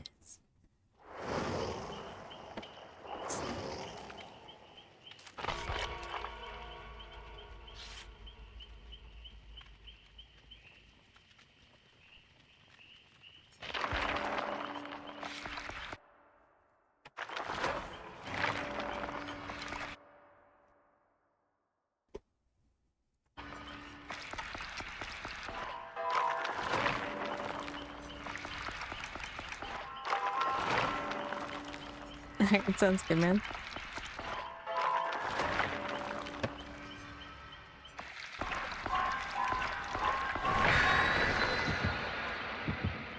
I don't know what build I have on. Oopsies.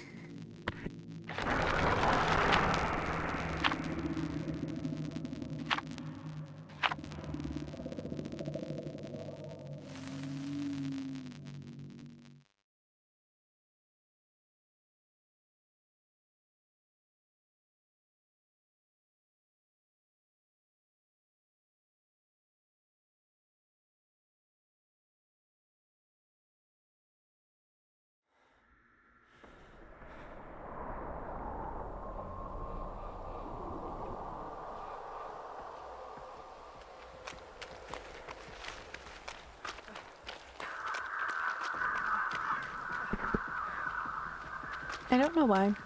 I've been getting this map a lot today. It's very annoying.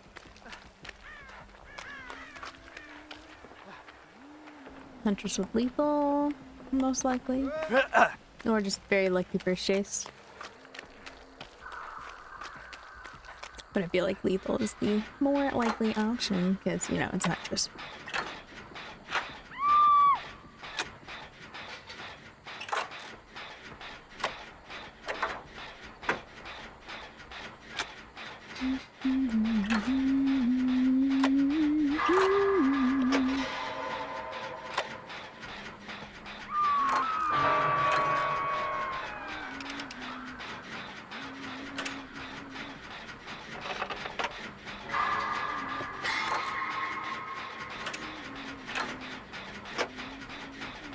You're immediately being on somebody else did hurt me. Whoa. Ooh, spicy.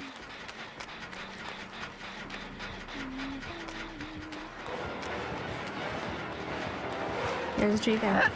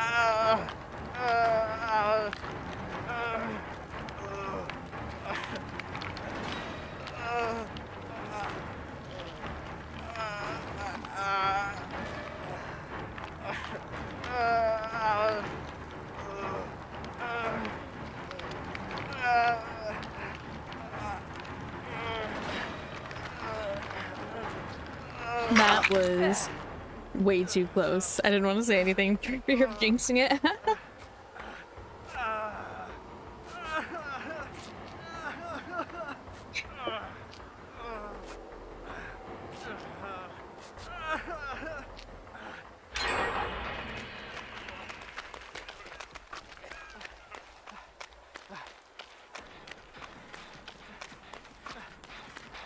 Pop. Or Surge, I suppose.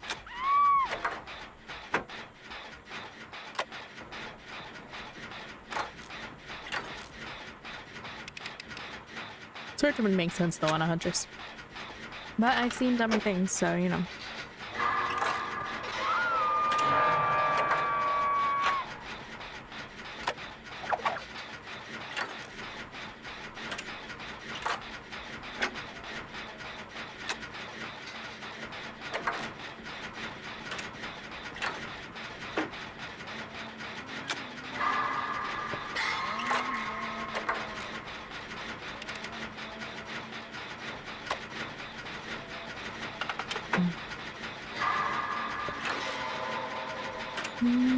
Holy Jesus.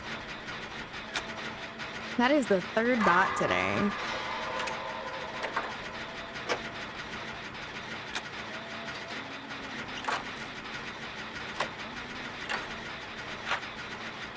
Take it, Gwennon.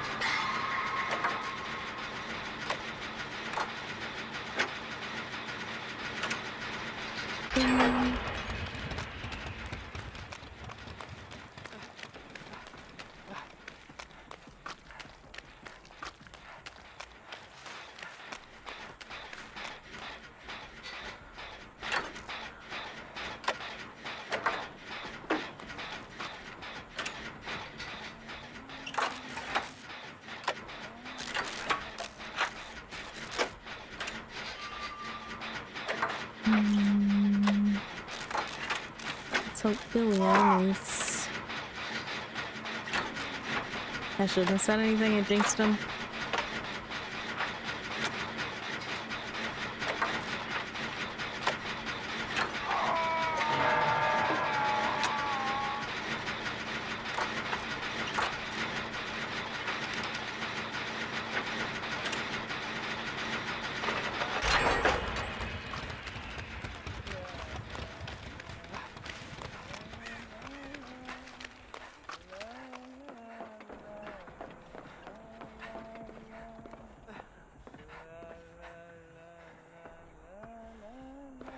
Pop.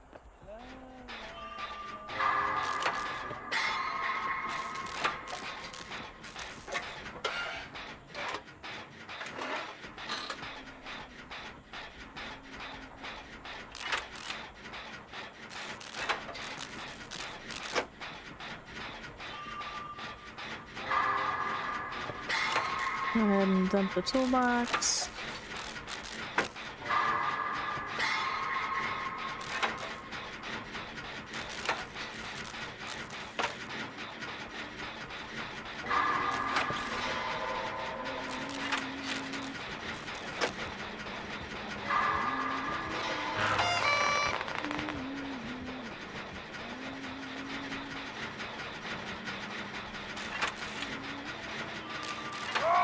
As much as it kind of sucks that we're all on 3 separate gens, it does help with her having pop.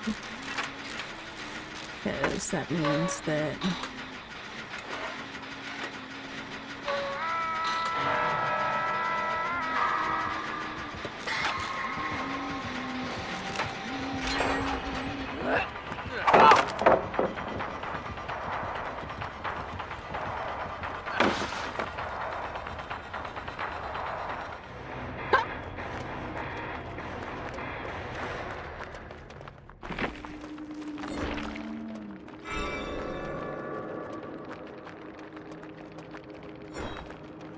Oops.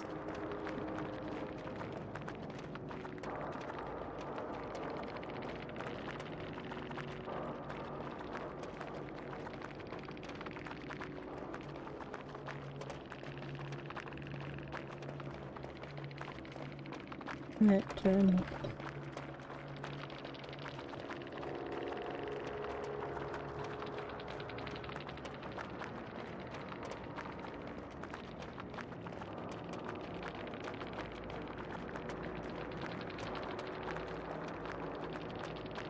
Well then.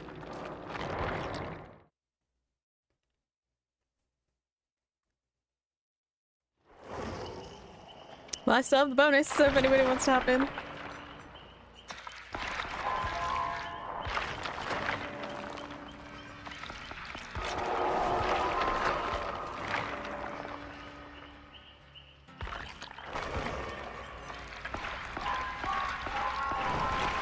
The match ended up being shorter than I anticipated.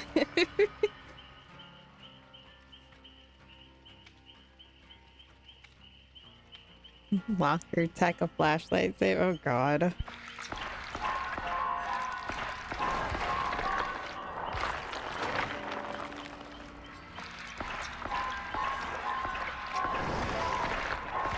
I love watching them try when I have Iron Maiden.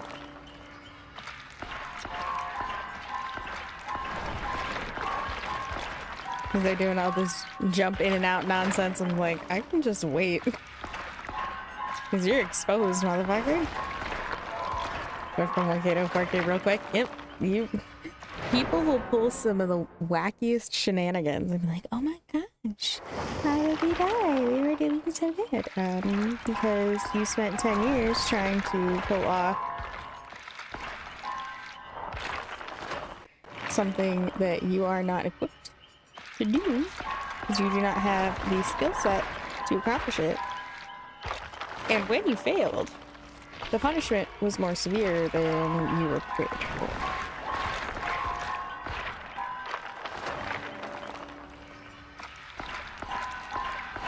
Failed CJs are also some of my favorites.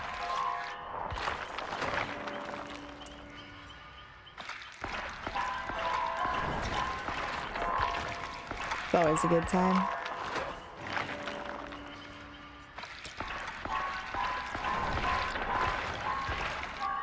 Because you know that if someone drops a pallet on top of a dead like a downed survivor, it's just... Oh, I'll pretend to lean into it just so that I get 3 hits. It's so funny. I don't go for grabs, I go for downs, if at all possible. Just because it feels more disrespectful to the CJ attempt, you know? And also grab if someone else is there, they can still get the chance for the save.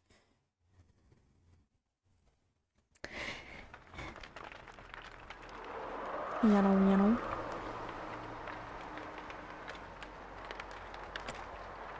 Anyway.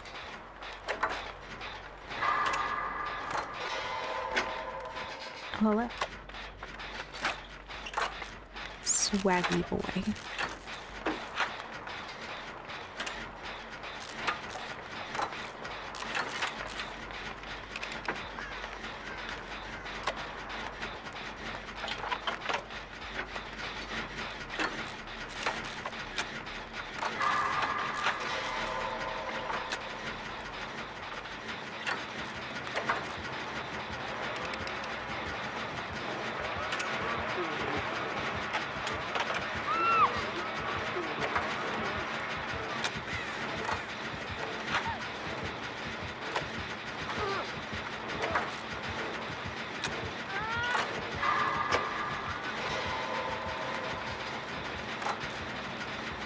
Done.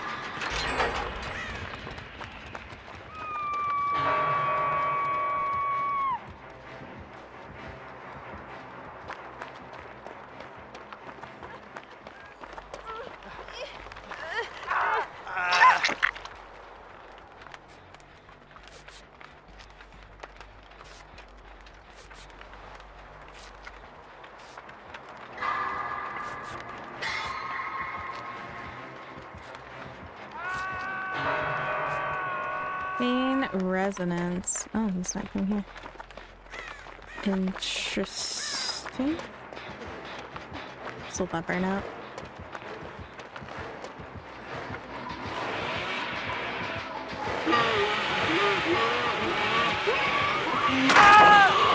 Damn. Enduring.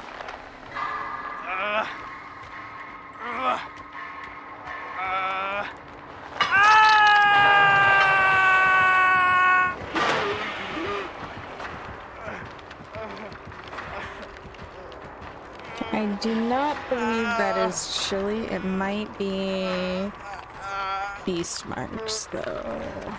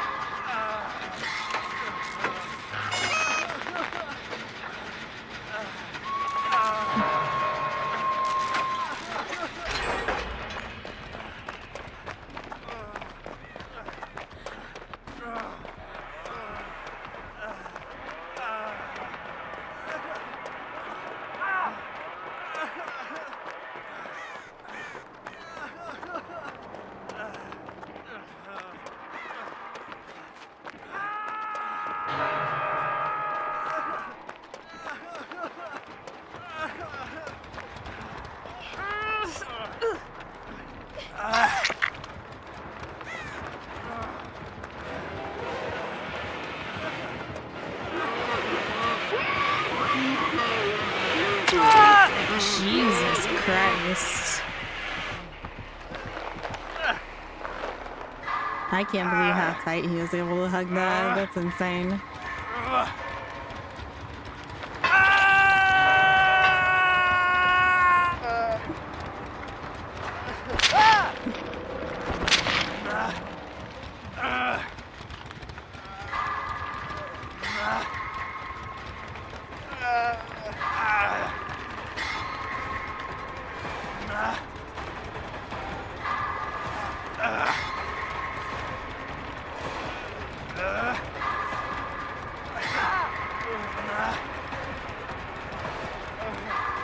Miss Ada really needs to be the one going for saves and such. I'm trying to take aggro, but she's just not.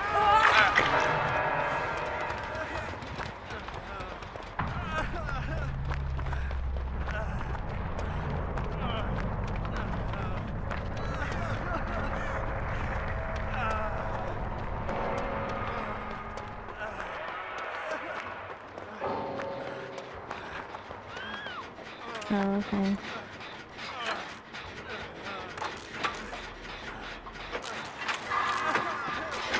Yeah.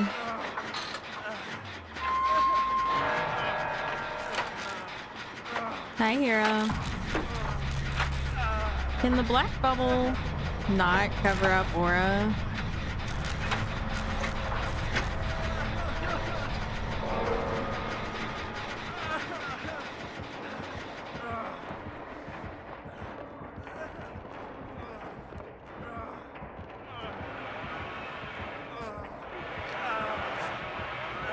No.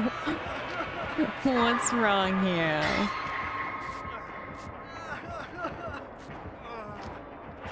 Why does the place suck?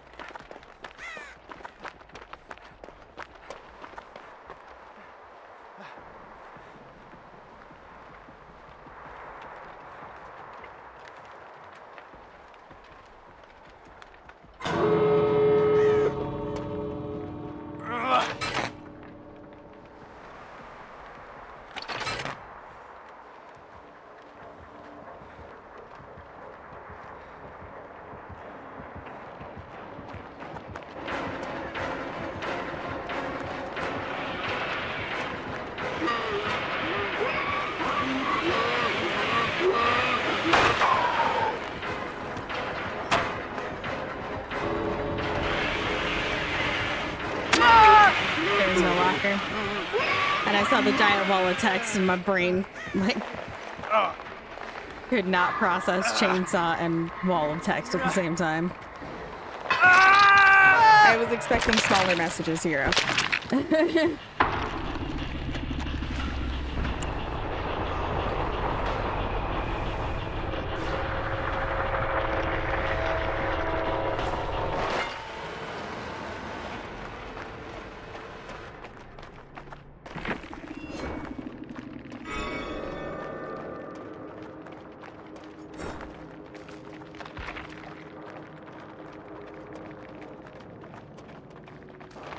You can contact if that was something that was included as part of like the expectation when you moved in.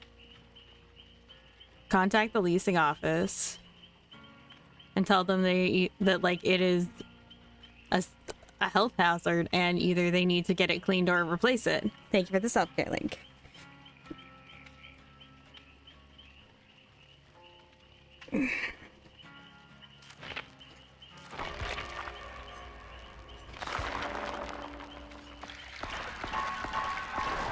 Or you can just straight up ask for a replacement and say like it's full of mold.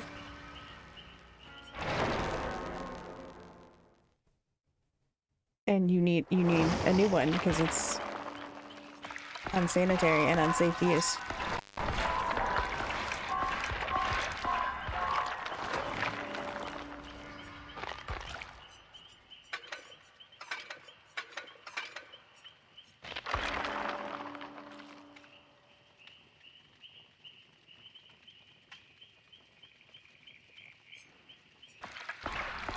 Okay, so yeah, they said they cleaned and didn't.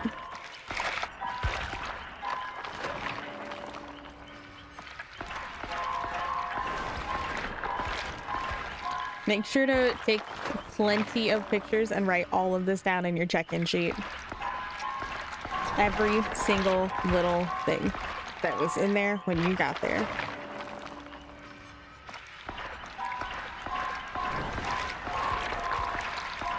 Landlords suck.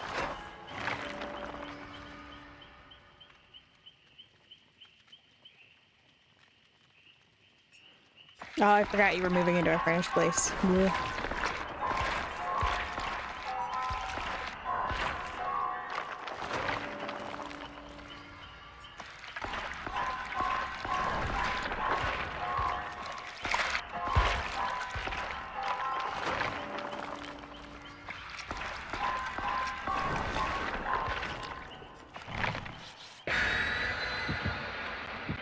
Well, that's good.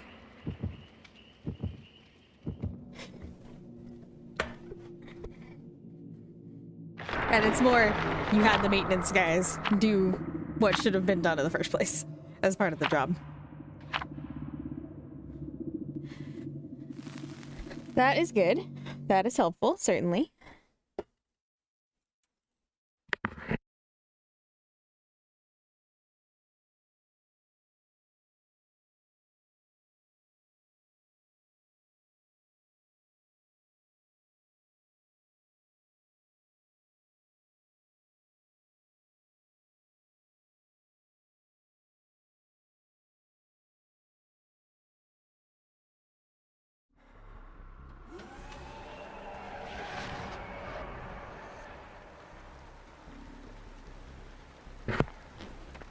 Light as in like there's no ceiling light, there's no like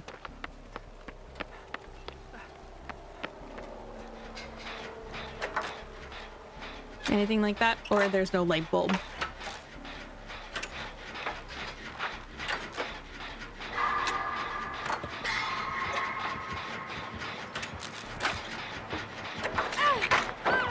Oh, what a waste of a good palette.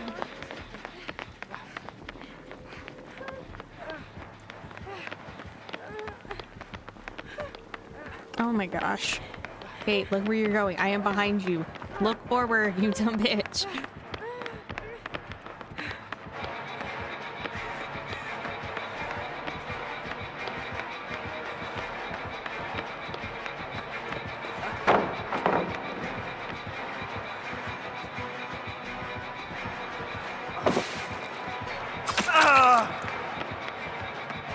I panicked.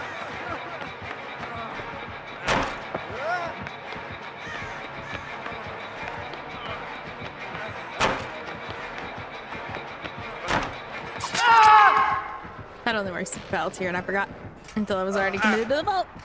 I played that badly.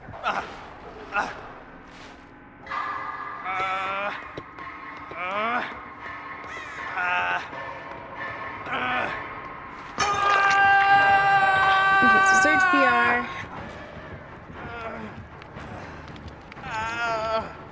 You also can request that they just like go into the leasing office and ask for a light bulb, and they should give it to you.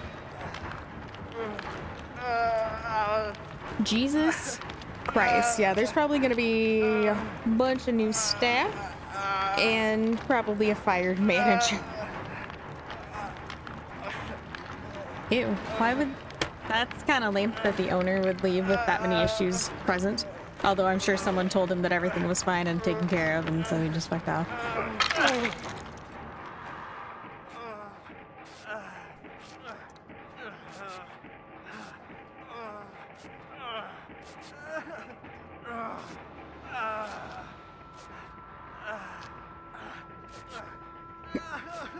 Ow.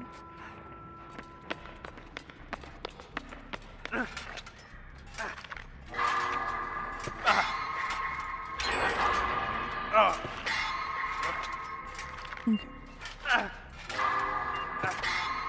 5 cups, by the way.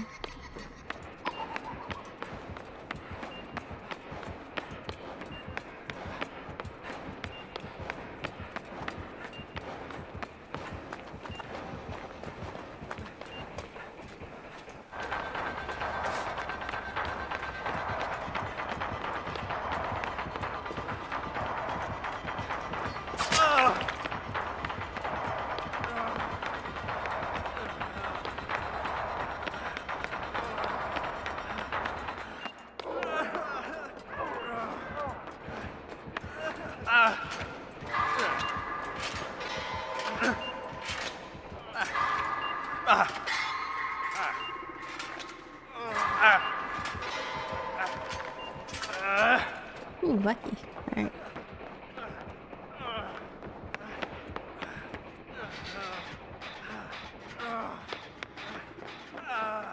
Hero, breathe. Relax.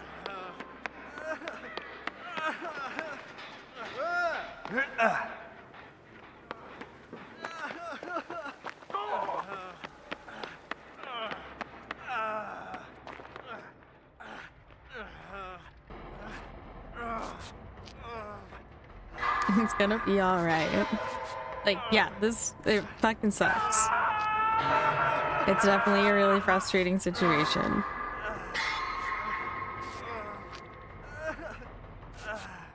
But over the next few days, all this stuff should get itself sorted.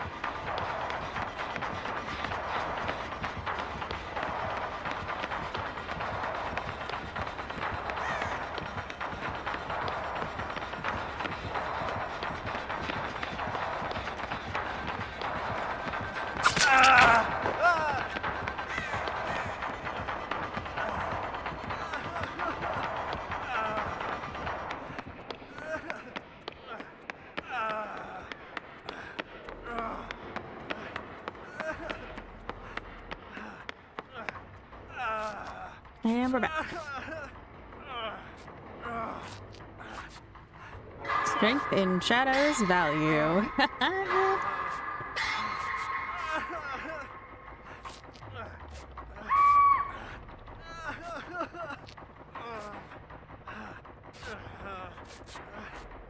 Oop.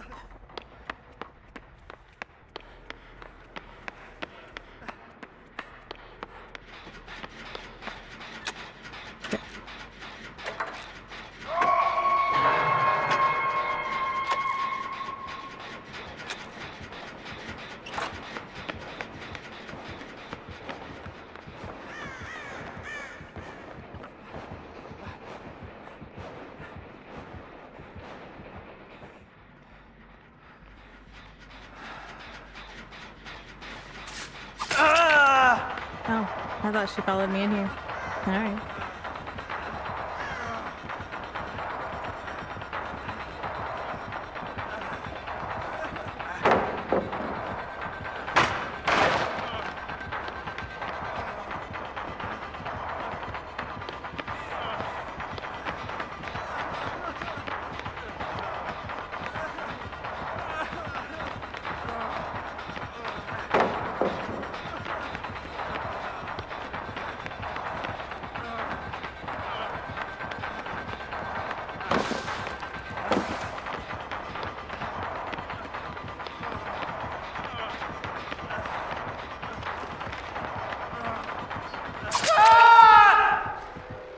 Another hat?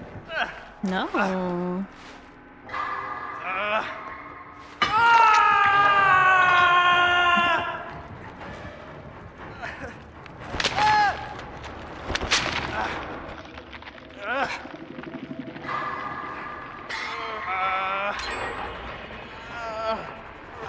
Key activated.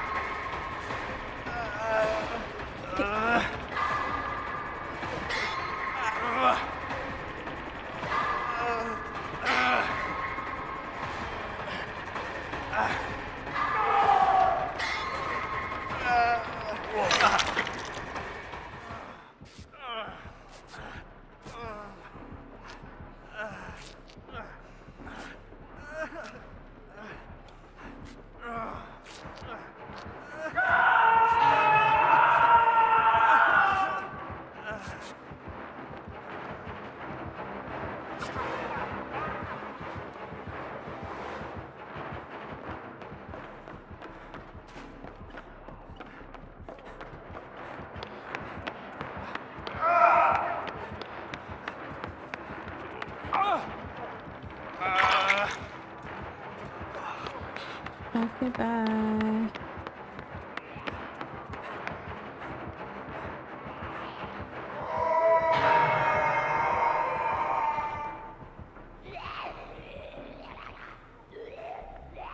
Hello, Karen.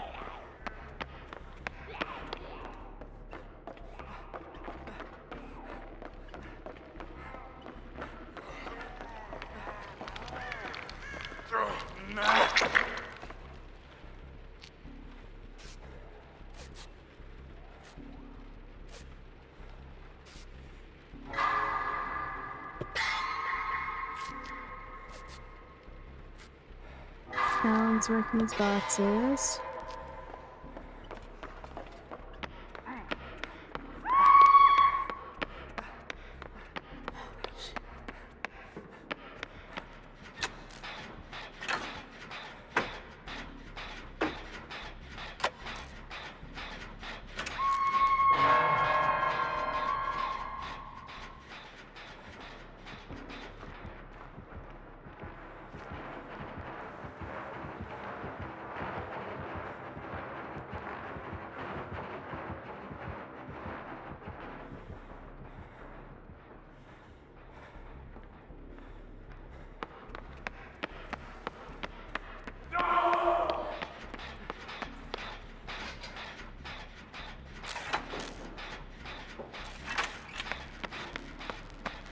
Harness on that so she kicks it again.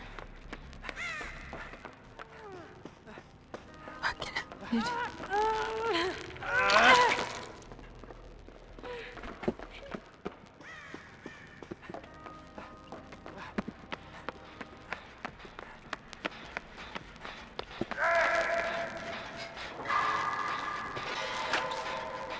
Come on.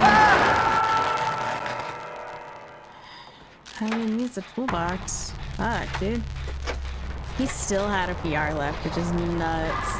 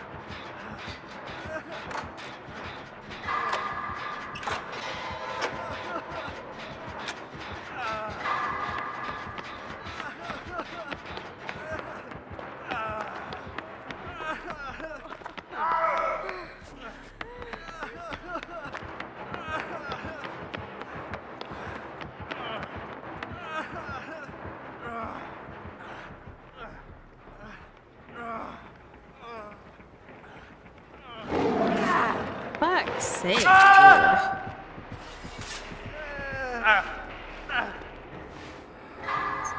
Pick up your slugs.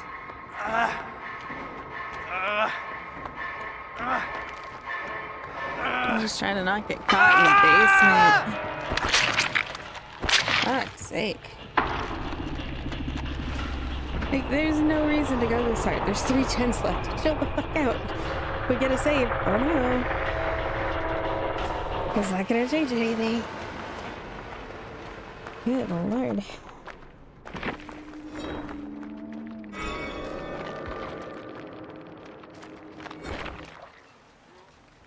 Oh my god. I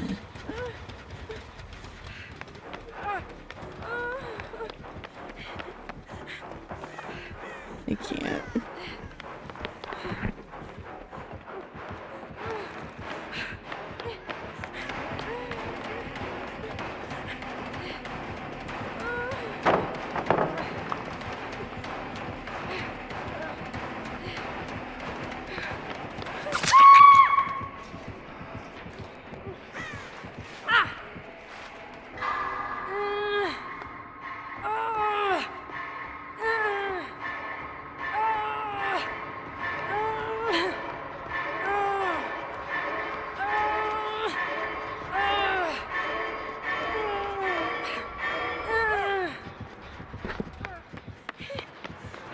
There is no way.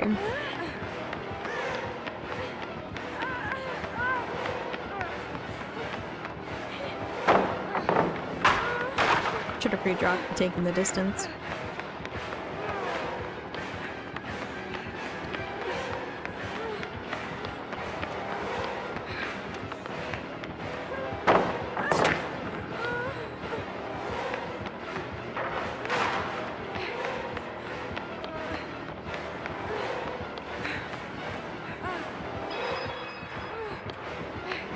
Yeah.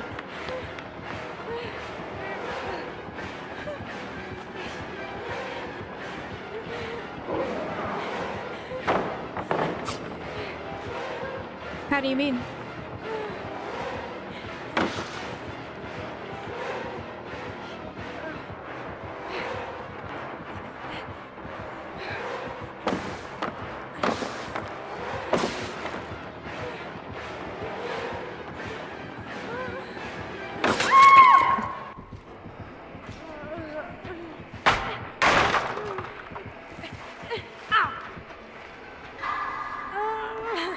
You might have to readjust. What about it's not fitting?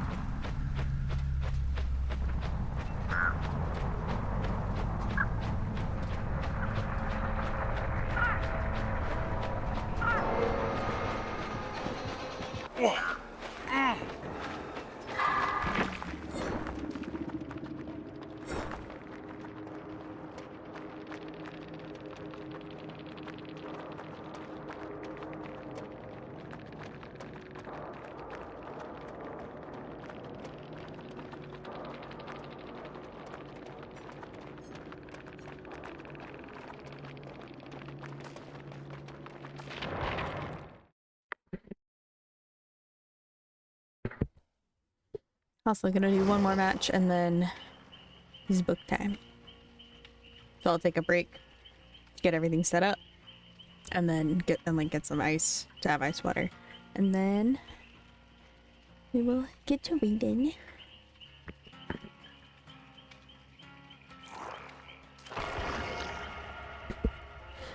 You get part of the book tonight. I will not be reading the entirety of the Odyssey because we would be here forever. But I will be reading for approximately an hour and a half.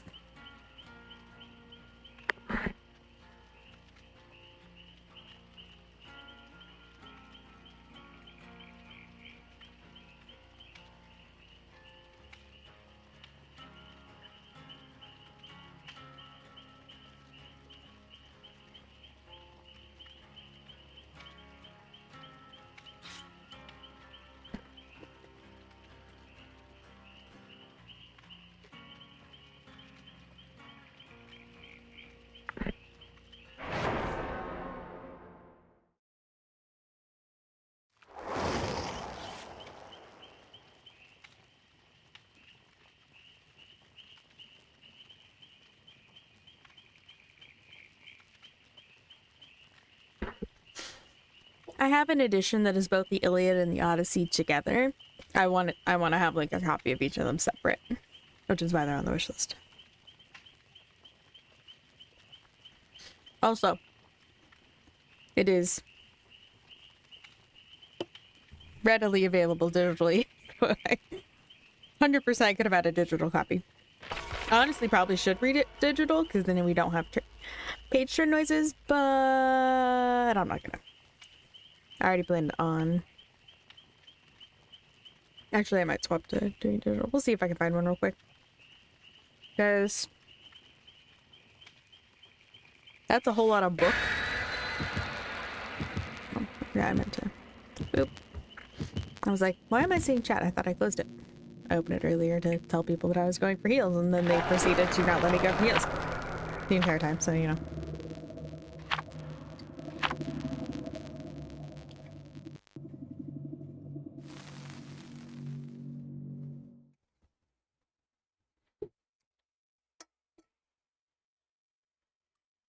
Hi, Waffle. Thank you for self-care.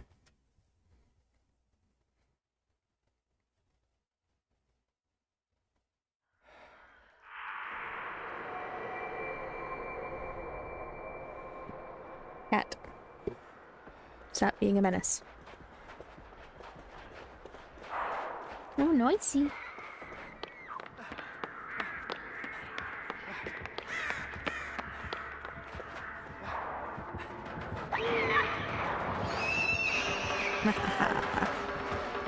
Get debated.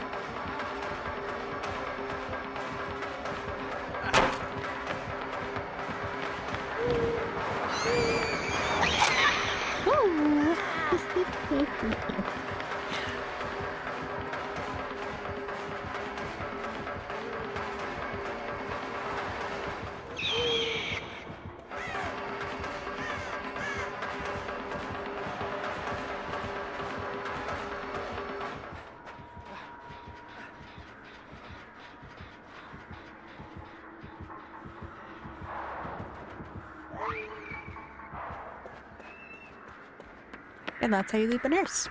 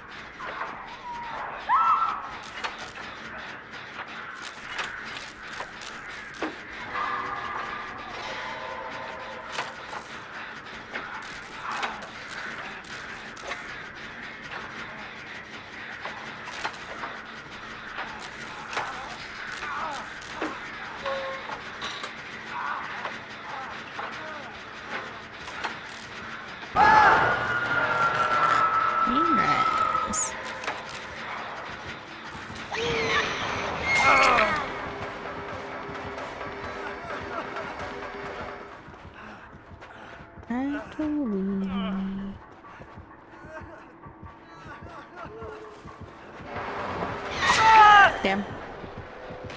I thought she was gonna second blink there.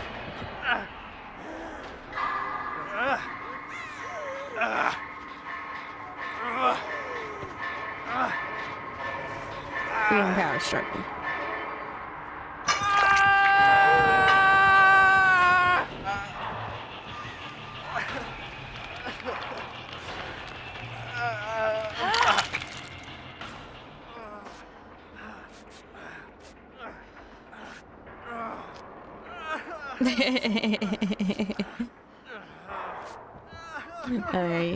Yeah.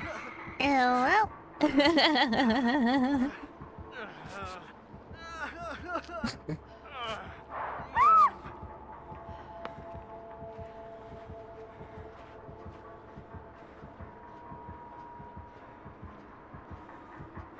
You did that.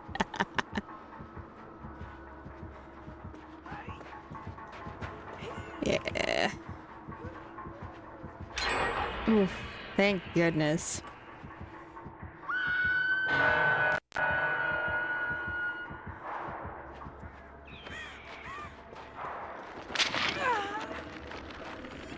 Ow. claws on my leg. I'm not running that far. I'm not going behind main building to heal you, especially when I'm pretty sure she has barbecue.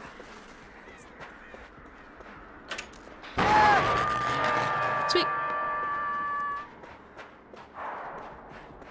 Yeah. No barbecue. Then why is she yeeting herself directly at someone in the distance?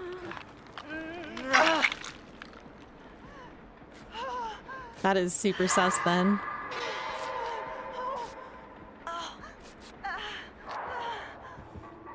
Back to her gaming.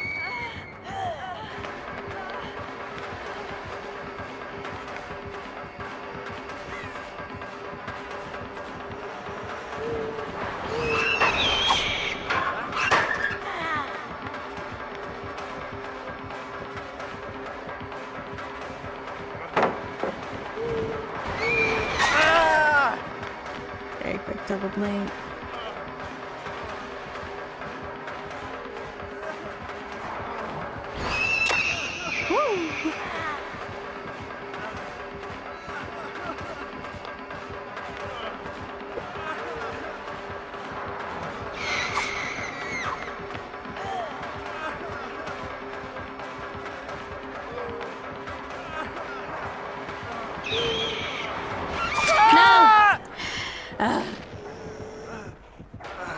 Wow, what a fucking vacuum grab.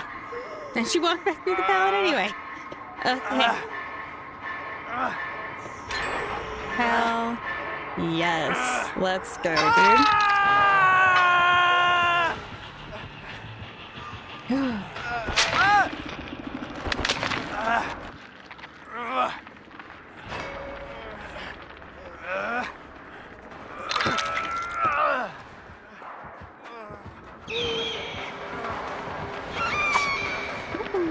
Spicy.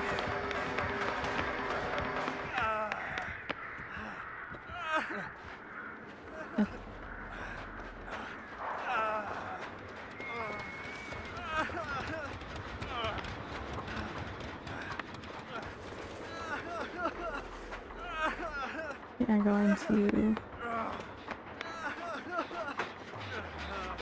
Nope.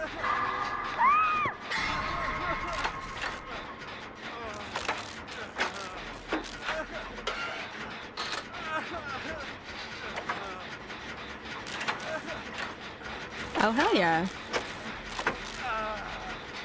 Oh, never mind.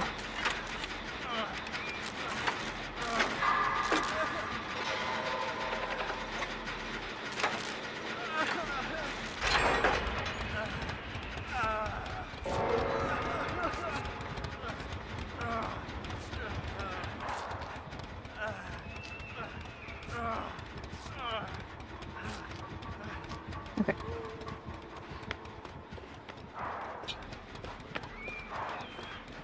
Oof, alright.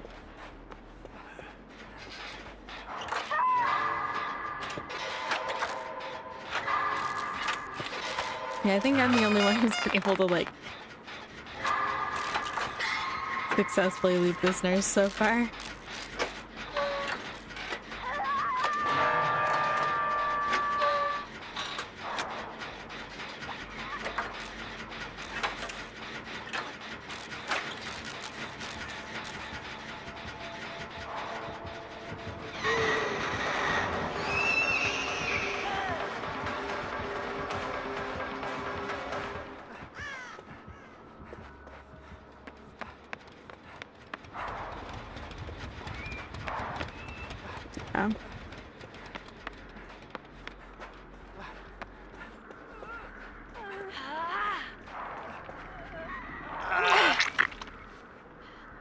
Come on, game. Thank you.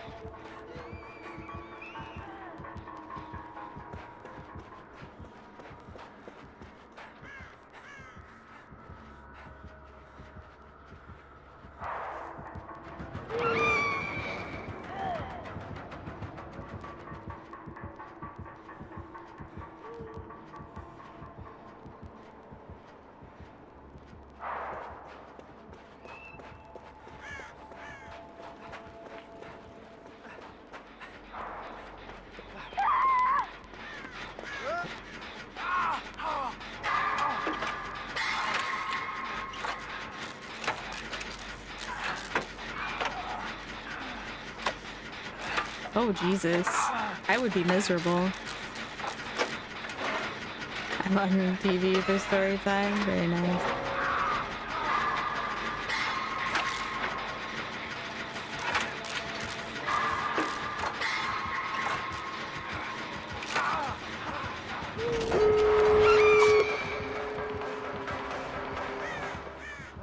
Double adrenaline. Okay.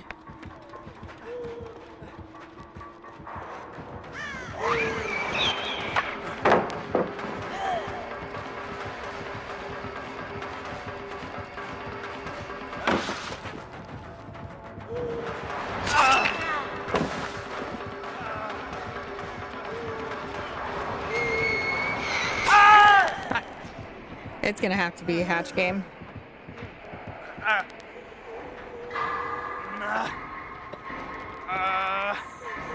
Yeah, of course. Thanks for joining, Lance.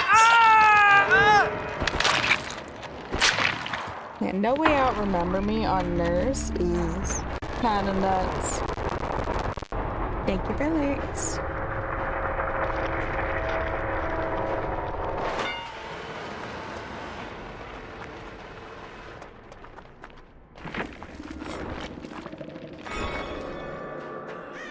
Ooh, what the fuck?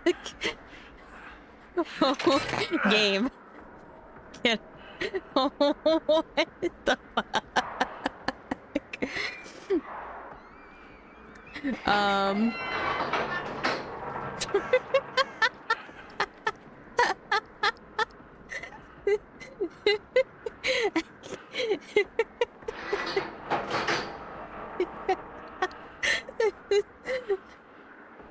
This is so ridiculous. Oh, she found it. Hello, cat.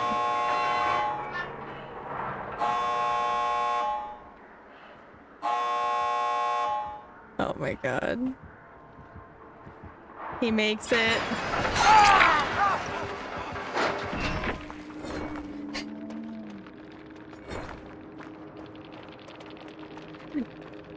What do you mean, Quentin? Ah, nowhere to hide. He's the last one.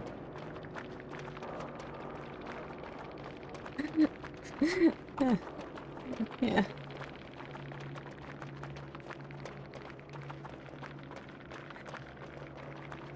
If you spectate, it only shows the alive people.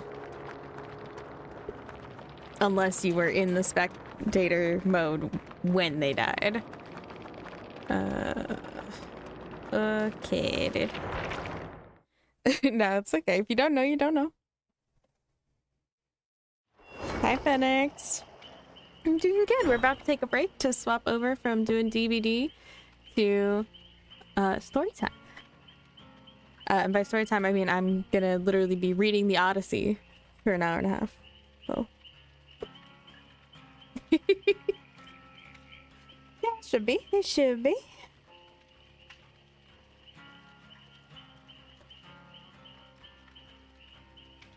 Hey, no worries. I'm glad to have you, but I'm gonna take a quick break. Just a few minutes to get some ice, get things set up, get myself ready. And then we will get started. Also, I was gonna read from my book, but now that I thought about it, I should probably be using a digital copy of the Odyssey.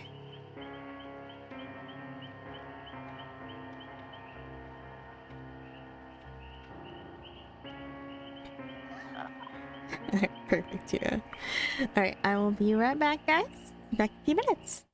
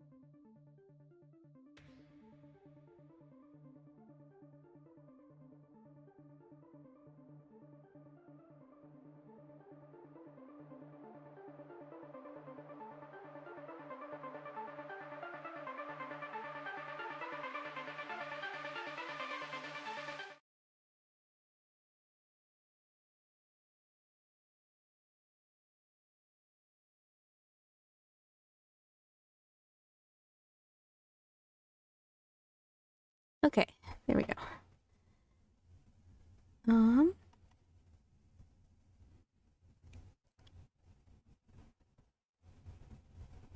What is this? Oh.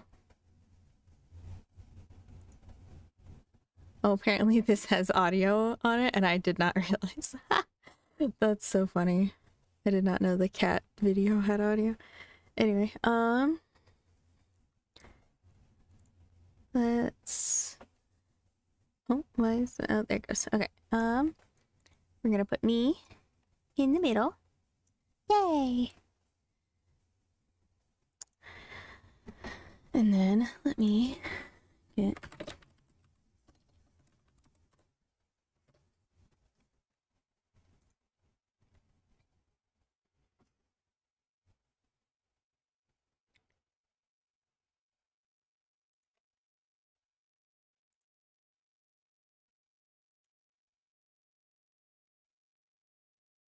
Save. And then add.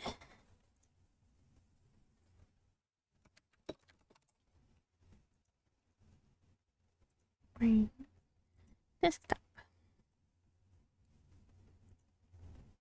Open. Yay! Oh, that's big. Swoop.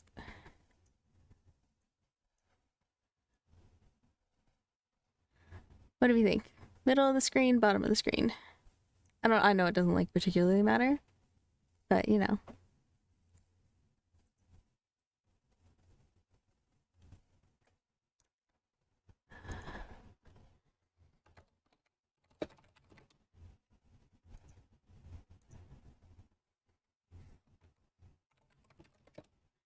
Oh goodness, that font is huge.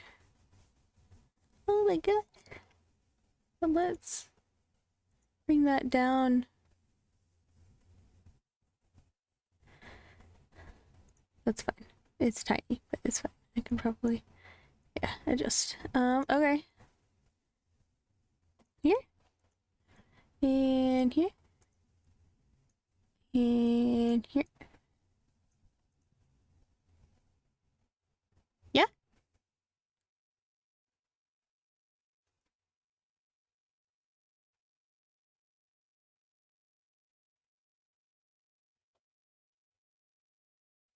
Okay, awesome. And then let's change our category to just chatting. I mean, technically it's just going to be me talking the entire time, but you know. Okay. Do you guys want any background music while I read, or do you just want to have it be me talking? I am going to be recording.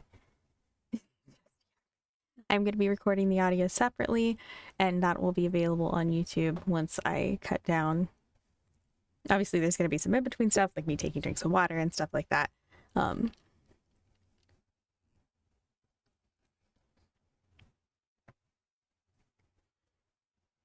that will be just me talking with no background stuff. But if you guys wanted, I could put on some like very soft piano music in the background to listen to, if you would like.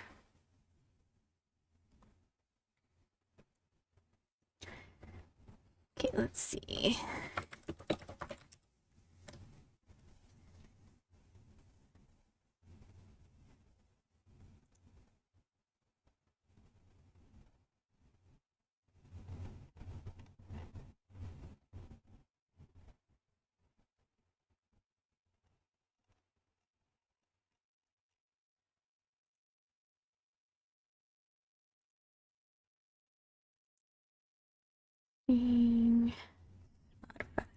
Okay, there we go. Let me turn that volume down.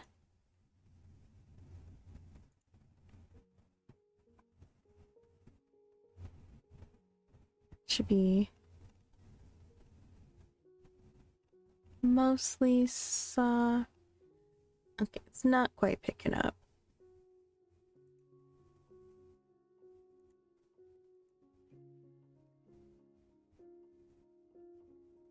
Is that fine or a little louder?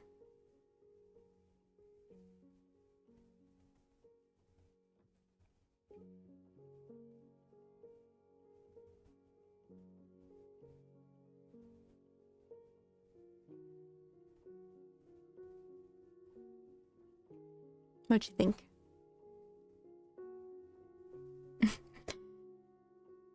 I'll make it a hair louder.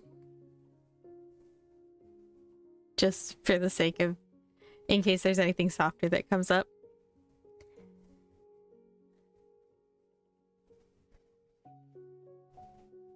And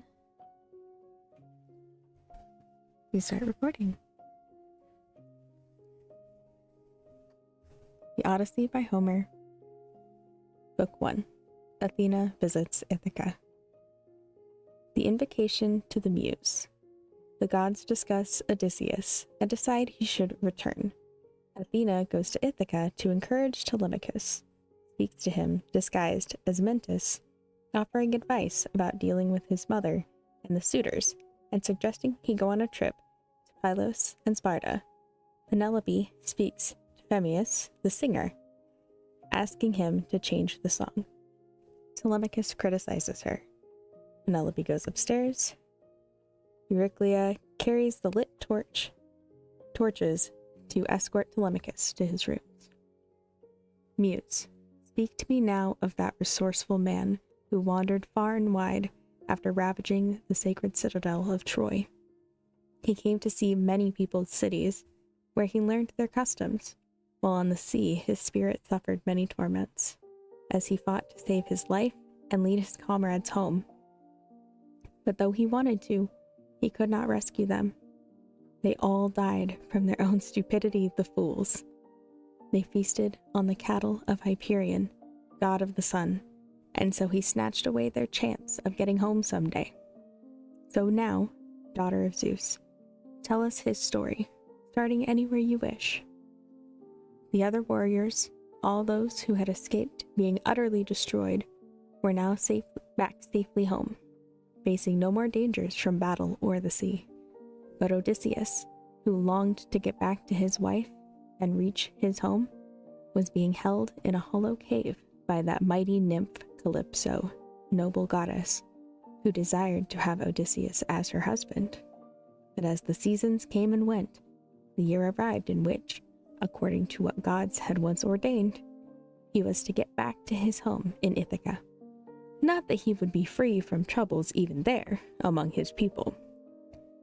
The gods pitied Odysseus, all except Poseidon, who kept up his anger against godlike Odysseus and did not relent until he reached his native land. But at that moment, Poseidon was among the Ethiopians, very far away. Those same Ethiopians, the most remote of people, who live divided in different groups, one where Hyperion goes down, the other where he rises. Poseidon went there to receive a sacrificial offering to him, bulls and rams, and was now sitting at a banquet enjoying himself. But other gods had gathered in the great hall of Olympian Zeus. Among them all, the father of gods and men was the first to speak. In his heart, he was recalling royal Aegae. I don't know how to say this one, hold on. In his heart, he was recalling royal Aegisthus, whom Orestes, Agamemnon's celebrated son, had slaughtered. With him in mind, Zeus now addressed them. It is disgraceful how humans blame the gods. They say their tribulations come from us, when they themselves, through their own foolishness, bring hardships which are not decreed by fate. Now there is Aegisthus, who took for himself the wife of Agamemnon, Atreus' son, and then butchered him, once the man came home. None of that was set by fate. Aegisthus knew his act would bring about his total ruin. We'd sent Hermes earlier to speak to him. The keen-eyed killer of Argus told him not to slay the man or seduce his wife, for Orestes would avenge his father once he grew up and longed for his own land. That's what Hermes said, but his fine warning did not persuade Aegisthus in his heart. So he has paid for everything in full. Athena, goddess with the gleaming eyes, answered Zeus. Son of Kronos and father to us all, you who rule on high, yes, indeed, Aegisthus now lies dead, something he well deserved. May any other man who does what he did also be destroyed. But my heart is torn for versatile Odysseus, ill-fated man, who has had to suffer such oh my goodness, let's try that one again, shall we? Who has had to suffer such misfortune for so many years, far away from friends. He's on an island, surrounded by the sea, the one that forms the ocean's navel stone.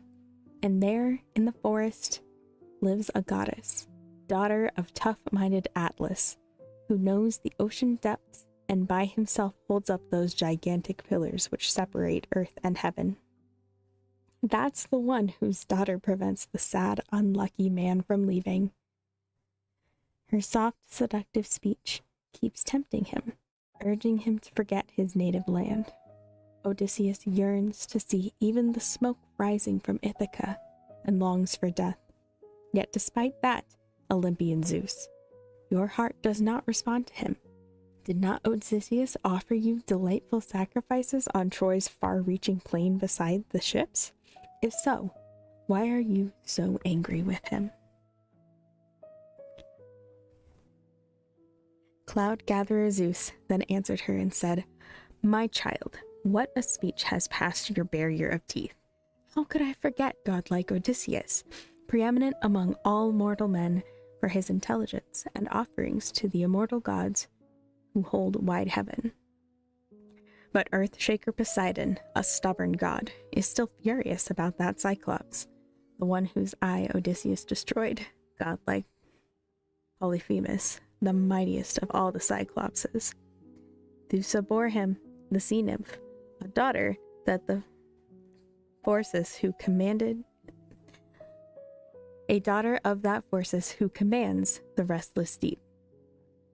Poseidon, down in those hollow caves, had sex with her. That's the reason Earthshaker Poseidon makes Odysseus wander from his country. But he has not killed him yet. So come now, let all of us consider his return, so that he can journey back to Ithaca. Poseidon's anger will relent. He can't fight the immortal gods all by himself, not with all of us arrayed against him.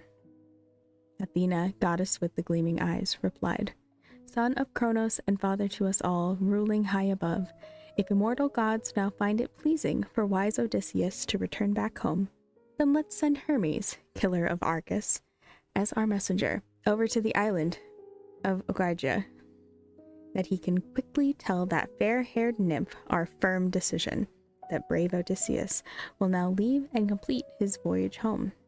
I'll go to Ithaca and urge his son to action and put courage in his heart, so he will call those long-haired Asians to assemble, and there address the suitors, who keep on butchering his flocks of sheep and shambling bent-horned cattle. I'll send him on a trip to Sparta and sandy Pylos to learn about his father's voyage home. He may hear of it somewhere, and to gain a worthy reputation among men.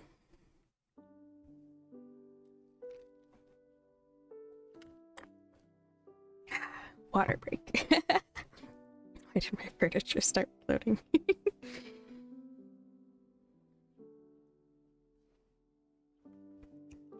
Athena spoke. Then she tied those lovely sandals on her feet, the immortal golden sandals which carry her as fast as stormy blasts of wind across the ocean seas and endless tracts of land.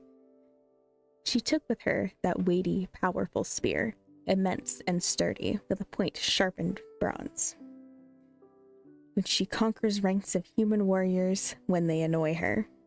Daughter of a mighty father, she raced down from the peak of Mount Olympus, sped across to Ithaca, and then just stood there at Odysseus's outer gate before the palace, on the threshold, her hands still gripping the bronze spear, in the form of Mentis, a foreigner, the chief who ruled the Taphians.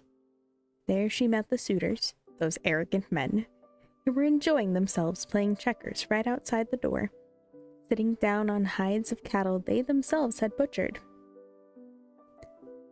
Some heralds and attendants were keeping busy blending fine wine with water in the mixing bowls. Some were wiping tables down with porous sponges and setting them in place, while others passed around huge quantities of meat. Godlike Telemachus observed Athena first, well before the others.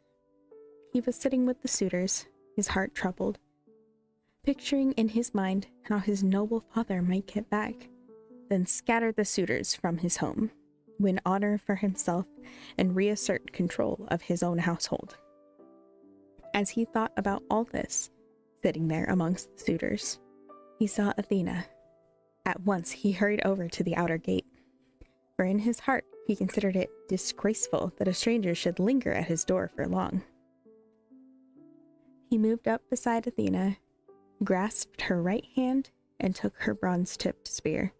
Then he spoke to her. His words had wings. Welcome to you, stranger. You must enjoy our hospitality. Then, after you have had some food to eat, you can tell us what you need. After saying this, Telemachus led Athena into his home. She followed. Once they came inside the high-roofed house, he walked to a tall pillar carrying the spear and set it in a finely polished rack, which held many other spears belonging to Odysseus. He brought Athena in and sat her in a chair, a beautifully constructed work. Beneath it, he rolled out a linen mat and then set in place a footstool for her feet. Beside her, he drew up a lovely decorated chair for him to sit in. They were somewhat distant from the other people, in case the noise the suitors made disturbed the guests and made him hate the meal because he had to share the company of overbearing men. Then, too, Telemachus wished to discuss his absent father. A female servant carried in a fine gold jug and poured water out into a silver basin, so they could wash their hands. Beside them, she set down a polished table. Then the worthy housekeeper carried in the bread and put it down before them. She laid out a rich selection of fine things to eat, drawing freely on supplies she had in store. A carver sliced up many different cuts of meat and served them. Then he brought out goblets made of gold, as a herald went back and forth serving the wine. Then one after another, the proud suitors came. They sat down on reclining seats and high-backed chairs. Heralds poured water out for them to wash their hands, and women servants plied wicker baskets full of bread, while young lads filled their bowls up to the brim with drink. The suitors reached out with their hands to help themselves to the fine food prepared and placed in front of them. When each and every man had satisfied his need for food and drink, their hearts demanded something more: dancing and song, the finest joys of dinner feasts. A herald gave a splendid lyre to Phemius, so he was forced to sing in front of all the suitors. On the strings he plucked the prelude to a lovely song, but then Telemachus, leaning his head over close to Athena so no one else could listen, murmured to her, "Dear stranger, my guest, I'll tell you something. Please don't get upset. These men here, they spend all their time like this, with songs and music. It's easy for them because they gorge themselves on what belongs to someone else, and with impunity.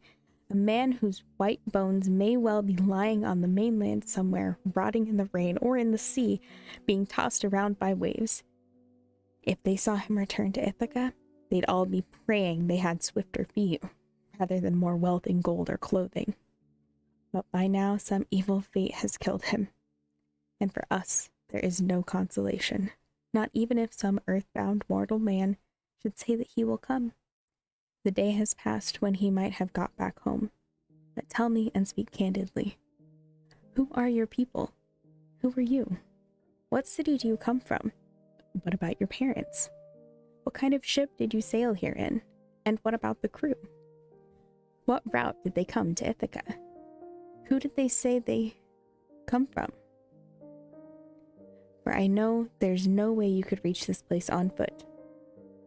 And I also need to understand one point, so tell me the truth. This present visit, is it your first journey here, or are you a guest friend of my father's? Many men have arrived here at our home as strangers, since he became a roaming wanderer among all sorts of people. Then Athena, goddess with the gleaming eyes, answered Telemachus. Hello, T'Challa.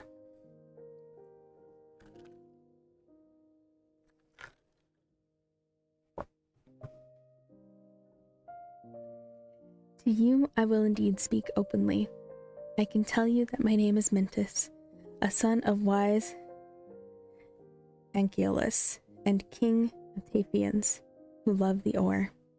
I've come, as you surmise, with comrades on a ship, sailing across the wine-dark sea to men whose style of speech is very different, on my way to mess for copper, and carrying a freight of shining iron.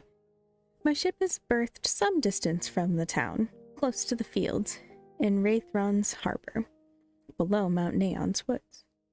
We can both claim that we indeed are guest friends, the two of us, just as our fathers were so long ago.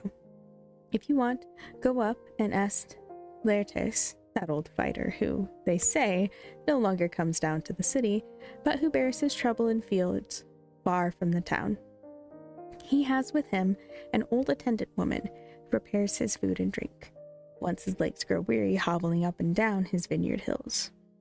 I've traveled here because some people claim your father has apparently come back, but immortal gods are still preventing him from returning home.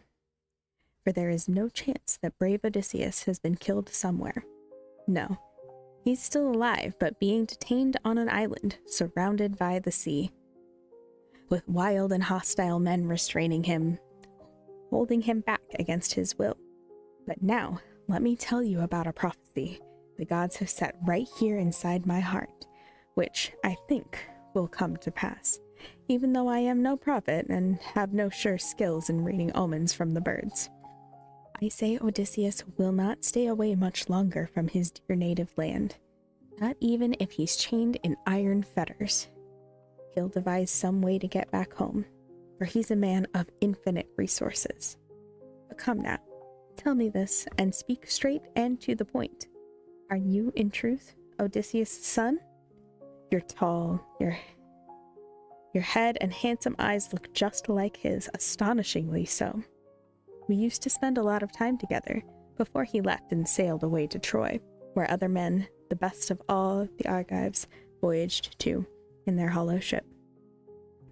But since those days, Odysseus and I have not seen each other. Noble Telemachus then answered her and said, Stranger, I will speak quite frankly to you. My mother says I am Odysseus' son. I can't myself confirm that, for no man has ever yet been sure about his parents. I wish I'd been the son of some man blessed to reach old age among his own possessions for now. And I say this because you asked. I'm the son of a man who is, they say, of all mortal men, the most unfortunate.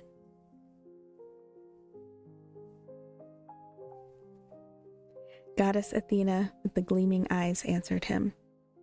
Well then, at least the gods have given you a family which, in days to come, will have a glorious name, since Penelope has given birth to such a noble son.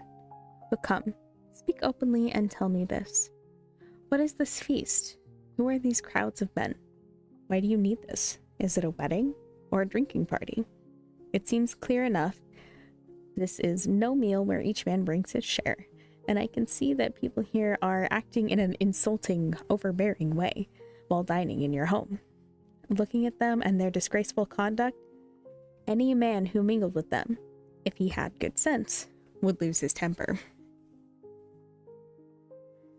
Noble Telemachus then said to Athena in reply, Stranger, since you've questioned me about the matter, I'll tell you.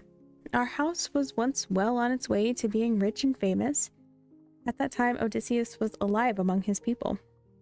But now the gods, with their malicious plans, have changed all that completely. They make sure Odysseus stays where nobody can see him. Gods have not dealt with other men this way. I would not show such grief if he were dead, not if he'd fallen among his comrades in the land of Troy, or if he'd perished in his friends' arms once the war was over. Then the Asians all would have put up a tomb for him, and he'd have won great fame in future days. So would his son as well. But as things stand, some spirits of the storm have snatched him off and left no trace. He's gone somewhere people cannot see or hear him, abandoning me to tears and sorrow. It's not him alone who makes me sad and cry out in distress, for now the gods have brought me more intolerable grief. All the best young men who rule the islands, Delucium and wooded Zacynthus and Same, as well as those who lord it here in rocky Ithaca, they're all now wooing my mother and ravaging my house. She won't turn down a marriage she detests, but can't bring herself to make the final choice. Meanwhile, these men are feasting on my home, and soon will be the death of me as well. This made Pallas Athena angry. She said to him, It's bad Odysseus is still wandering when you need him here so much. He could lay his hands on these disrespectful suitors. I wish he'd come home now and make a stand right at the outer gate with helmet on, 2 spears and his own shield. The sort of man he was when I first saw him in our house, drinking and enjoying himself. At that time he was returning from the home of Ilus, the son of Mermerus, from Ephyre. Odysseus had gone there in his fast ship, seeking a man-killing poison, something he could smear over his bronze arrow points. However, Ilus did not give him any, for he revered the gods who live forever. But my father gave him some. His heart felt a very strong affection for Odysseus. Now I wish Odysseus from way back then would now return and mingle with the suitors. They'd all come to a speedy end and find their courtship painful. but all these matters lie in the laps of gods. He may return and take out his revenge in his own hall, or he may not. But I encourage you to think of ways to force these suitors out, to rid your halls of them. So hear me out. Listen now to what I'm going to tell you. Tomorrow you must summon the Asians to an assembly and address them all, appealing to the gods as witnesses. Tell the suitors to go back to their homes. As for your mother, if her heart is set on getting married, then let her return to where her father lives, for he's a man of great capabilities and power. He'll organize the marriage and arrange the wedding gifts, as many as befit a well-loved daughter. Now, as for yourself, if you'll listen, I have some wise advice. Get yourself a crew of 20 rowers, the best boat you possess, then leave here. Set off in search of news about your father, who's been gone so long. Some living mortal perhaps can tell you something, or you may hear a voice from Zeus, which often brings men news. Sail first to Pylos. Speak to noble Nestor. After you've been there, proceed to Sparta. And fair-haired Menelaus, the last one of all bronze-clad Asians to get home. If you hear reports your father is alive and coming home, you could hang on a year still wasting his resources. But if you hear that he is dead and gone, then come back home to your dear native land, build him a tomb, and carry out as many funeral rites as are appropriate. Give your mother over to a husband. When you've done that and brought these matters to a close, then think, deep in your mind and heart, how you might kill these suitors in your home, either openly or by some trick. You must not keep acting like a child. You're now too old for that. Have you not heard how excellent Orestes won fame among all men when he cut down his father's murderer, sly Aegisthus, because he had killed his famous father? You are fine and strong, I see, and you, too, should be brave. So people born in future years will say good things of you. I must go now, down to my swift ship and to my comrades. I suspect they're getting quite impatient waiting for me. Make sure you act with care and think about what I've been telling you.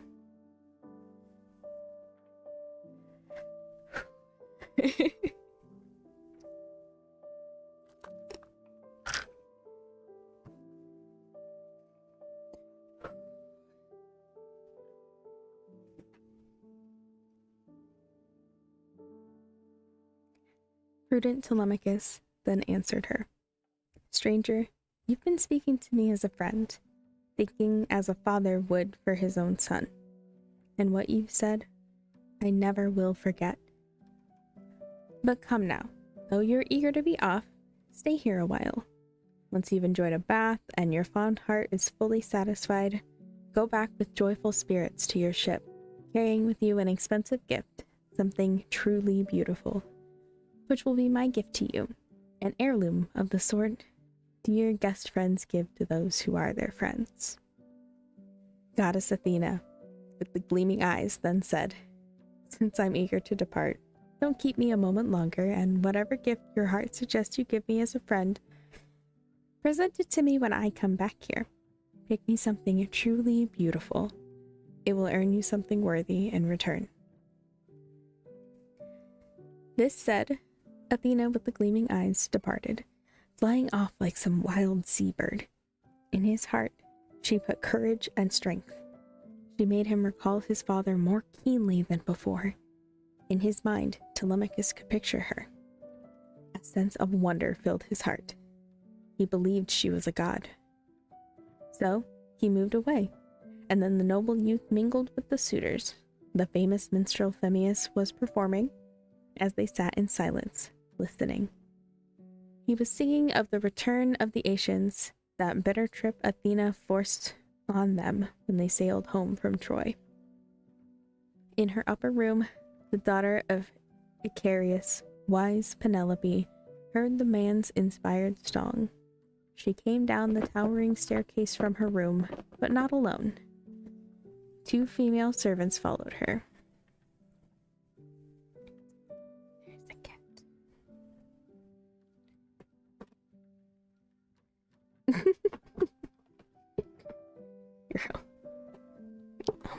trying to get her to stop clawing so she's not making so much noise. Oh my goodness.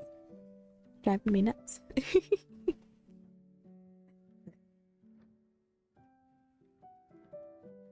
When beautiful Penelope reached the suitors, she stayed beside the doorpost of the well-built room, a small, bright veil across her face. On either side, her 2 attendants waited. With tears streaming down, Penelope addressed the famous singer. Phemius, you know all sorts of other ways to charm an audience, actions of gods and men which singers celebrate. As you sit here, sing one of those, while these men drink their wine in silence. Don't keep up that painful song, which always breaks the heart here in my chest. For more than anyone, I am weighed down with ceaseless grief which I cannot forget. I remember always with such yearning my husband's face, a man whose fame has spread far and wide through Greece and central Argos. Sensible Telemachus answered her and said, Mother, why begrudge the faithful singer delighting us in any way his mind may prompt him? One cannot blame the singers. It seems to me it's Zeus's fault. He hands to toiling men each and every one of them whatever he desires. There's nothing wrong with this man's singing of the evil fate of the Danaans, for men praise the most the song which they have heard most recently. Your heart and spirit should accept his song, for Odysseus was not the only man at Troy who lost his chance to see the day he would come back. Many warriors were killed. Go up to your rooms and keep busy there with your own work, the spindle and the loom. Tell your servants to perform their duties, taking in men's concern. Yes, every man's, but especially mine, since in this house, I'm the one in charge. Astonished at his speech, Penelope went back up to her own chambers, keeping her son's prudent words lodged in her heart. With her attendant women, she climbed up the stairs, went straight to her rooms, and there wept for Odysseus, her dear husband, until gleaming-eyed Athena cast sweet sleep upon her eyelids. In the shadowy halls, the suitors then started to create an uproar, each man shouting out his hope to lie beside her. Then shrewd Telemachus began his speech to them. You suitors of my mother, who display such insolent arrogance, let us, for now, enjoy our banquet, but no more shouting, for it's grand to listen to a singer as fine as this one. His voice is like a god's, but in the morning, let us all assemble, sit down for a meeting, so I can speak and tell you firmly to depart my home. Prepare your feasts elsewhere, ones that eat up your own possessions, moving house to house. If you think it's better and would prefer that one man's livelihood should be consumed without paying anything, I'll call on the immortal gods to see if mighty Zeus will bring about an act of retribution. If you are destroyed inside my home, you will not be avenged. Telemachus finished. They all bit their lips, astonished he had spoken out so boldly. Then Antinous, son of Euphates, answered him. Telemachus, the gods themselves, it seems, are teaching you to be a braggart and give rash speeches. I do hope that Zeus, son of Cronos, does not make you king of this island Ithaca, even though it is your father's legacy to you. Shrewd Telemachus then answered him and said, Antinous, will you be angry with me if I say something? I would be happy to accept that if Zeus gave it to me. Are you maintaining that becoming king is the very worst of trials for mortal men? No.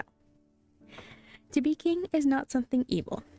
One's family gets rich immediately, and one receives more honors for oneself. But there are other kings of the Asians, many of them here in sea-girt Ithaca, young and old, one of whom could well be king, since Lord Odysseus is now dead. But I will rule our home and servants, battle spoils which noble Lord Odysseus won for me. Then Eurymachus, son of Polybus, replied, Telemachus, these matters surely lie in the gods' laps. Which of the Asians will rule in Ithaca? but you can keep all your possessions for yourself as king in your own home. Let no man come with force and seize your property against your will. No, not while men still live in Ithaca. But I would like to ask you, my good man, about that stranger. Where does he come from? From what country does he claim to be? Where are his family, his paternal lands? Does he bring news of your father's coming, or is he here pursuing his own business? He jumped up so fast and left so quickly. He did not stay to let himself get known, and yet, to look at him, he did not seem a worthless man. Prudent Telemachus then answered him and said, Eurymachus, my father's journey back to Ithaca is no doubt done for. I no longer trust in messages, no matter what the source. Nor do I care for any prophecy my mother picks up from those soothsayers she summons to these halls. That foreigner is a guest friend of my father's. He says that he's from Tephos. His name is Mentis, wise son of Angelus. He rules as king over ore-loving Taphians.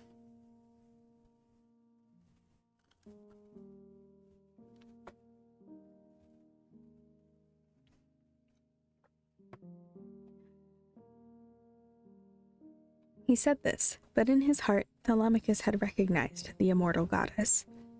At that point, the suitors switched to dancing and to singing beautiful songs. They entertained themselves until dark evening fell. Then each of them retired to his own house to sleep. Telemachus moved up to where his room was built, high in the splendid courtyard, with a spacious view, his mind much preoccupied on his way to bed. Accompanying him, quick-minded Euryclea held 2 flaming torches. She was Op's daughter, son of Pisenor. Some years ago, Laertes had purchased her with his own wealth. At the time, she was in her early youth, paying 20 oxen. In his home, he respected her the way he did his noble wife, but not once did he have sex with her, because he wanted to avoid annoying his wife. She was now carrying 2 blazing torches for him. Of all the female household slaves, she was the one who loved him most, for she had nursed him as a child. He opened the doors of the well-constructed room, sat down on the bed, and pulled off his soft tunic, gave it to the wise old woman who smoothed it out and folded it, then hung the tunic on a peg beside the corded bedstead. Then she left the room, closing the door by pulling its silver handle. She pulled the bolt across using its leather thong. Telemachus lay there all night long, warmly wrapped in sheep's wool, his mind reflecting on the journey which Athena had earlier proposed to him.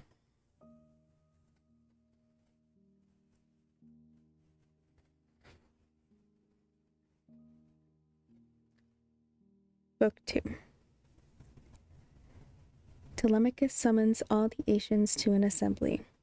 Aegyptus speaks first. Telemachus complains about the suitors and threatens them.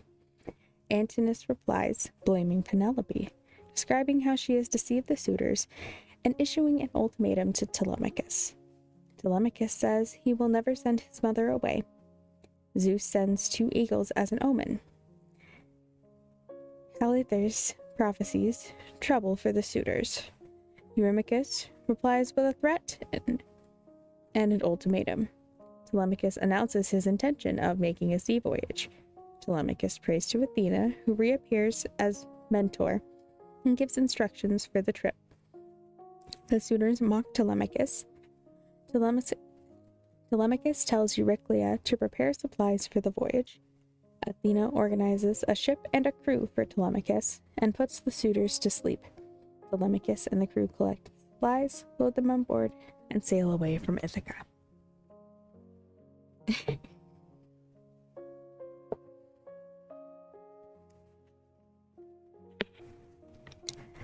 As soon as rose-fingered early dawn appeared, Odysseus' dear son jumped out of bed and dressed.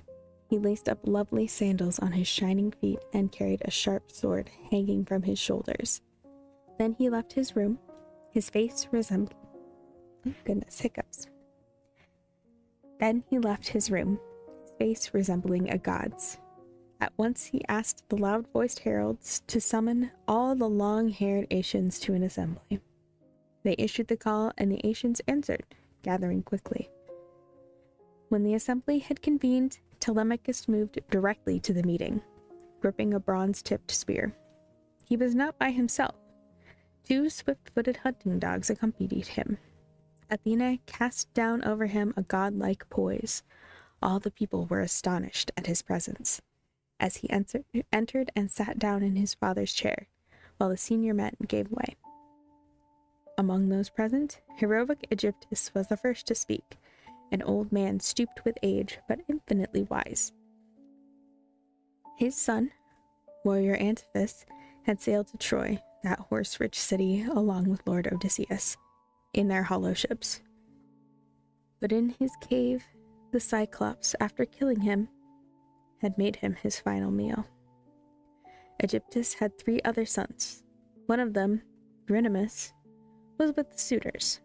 The other 2 were always working in their father's fields. But still, Aegyptus could not forget the son who died, and now, still racked with grief and mourning, he shed tears and addressed them. You men of Ithaca, pay attention to what I have to say. We have not held a general meeting or assembly since the day Odysseus sailed from here in his hollow ships. What man has made us gather now? What's his reason? Is he a younger or senior man? Has he heard some news about the army and will give us details of its journey home, now that he has heard the news himself? Or is it some other public business he will bring up and talk to us about? He has my blessing. I pray that Zeus fulfills whatever he has in his heart and makes his wishes work out for the best. Aegyptus spoke. Odysseus' dear son rejoiced at such auspicious words, but he did not sit long, for he was very keen to speak. So he stood up in the midst of the assembly, and Pisanor, a herald who could offer shrewd advice, handed him the scepter. Then Telemachus began to speak, talking to Aegyptus, first of all. Old man, the one who called the people to this meeting is not far off, as you will quickly learn. I did, for I'm a man who suffers more than other men. But I have no reports of our returning army, no details I've just heard myself to pass on to you, nor is there any other public business I will mention or discuss. The issue now is my own need, for on my household here troubles have fallen in a double sense. First, my noble fathers perished. The man who was once your king and my kind father. And then there's an even greater problem, which will quickly and completely shatter this entire house, and my whole livelihood will be destroyed. These suitors, the dear sons of those men here with most nobility, are pestering my mother against her will. They don't want to journey to her father, Icarius, in his home, where he himself could arrange a bride price for his daughter and give her to the man he feels he likes, the one who pleases him the most.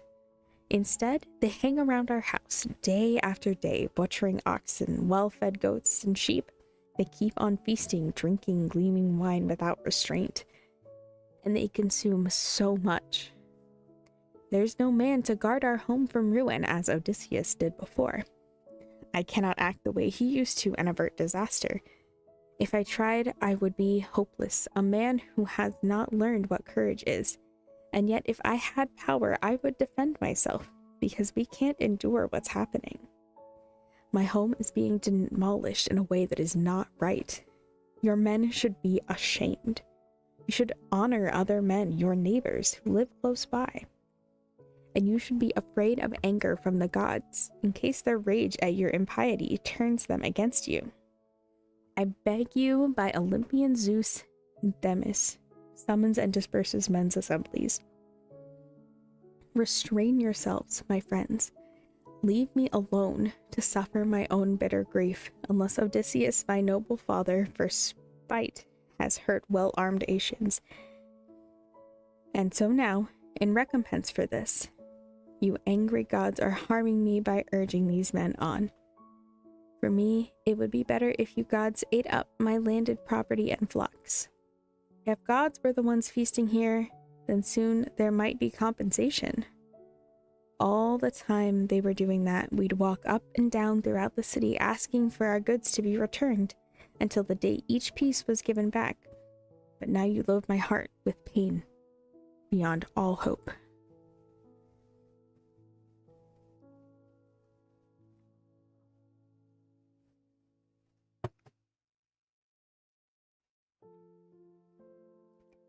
Telemachus spoke, then in his anger, threw the scepter on the ground and burst out crying.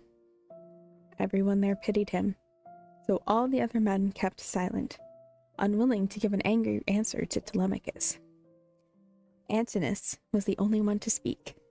He said, "Telemachus, you boaster, your spirit is too unrestrained.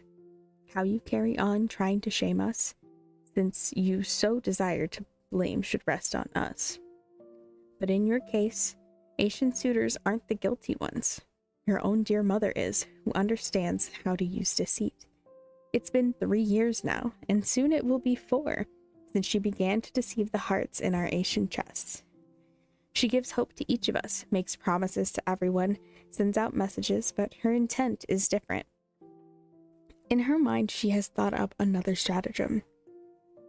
She has a large loom set up in her rooms and started weaving something very big with thread that was quite thin. She said to us, 'Young men, those of you who are my suitors, since Odysseus is dead, you must wait, although you are all keen for me to marry, till I complete this cloak, for if I don't, my weaving would be wasted and in vain. It is a shroud for warrior lairds, for the day a lethal fate will strike him. Then none of the Asian women here will be annoyed with me because a man who acquired so many rich possessions would lie without a shroud.' That's what she said, and our proud hearts agreed. And so each day she wove at her great loom, but every night she set up torches and pulled the work apart. 3 years she fooled Asians with this trick. They trusted her, but as the seasons passed, the 4th year came. Then one of her women who knew all the details spoke about them, and we caught her undoing her lovely work. So then we forced her to complete the cloak against her will. The suitors now say this, so you, deep in your heart, will understand, and all Asians know, send your mother back. Tell her she must marry whichever man her father tells her, and who pleases her. But if she keeps on doing this for long, teasing Asia's sons, because in her heart she knows she's been given by Athena, more than any other woman, a skill in making lovely things, a noble heart, and cunning of a sort we never hear of in any fair-haired woman of Asia, even the ones who lived so long ago, like Tyro, Alcmene, and Mycene, the women who wore the lovely headband. Not one of them had shrewdness which could match Penelope's. Yet in one thing at least her scheme did not go well. Your livelihood and your possessions will keep vanishing as long as in her mind she follows plans the gods have now put in her heart. And so while she is gaining a fine reputation, you're sad about so much lost sustenance. But we are not returning to our lands, or someplace else, not until she marries an Asian man of her own choosing." I forgot to lock my chair earlier, and I just about fell backwards. Don't mind me, I'm just a little clumsy. I leaned back to stretch, and my whole chair went.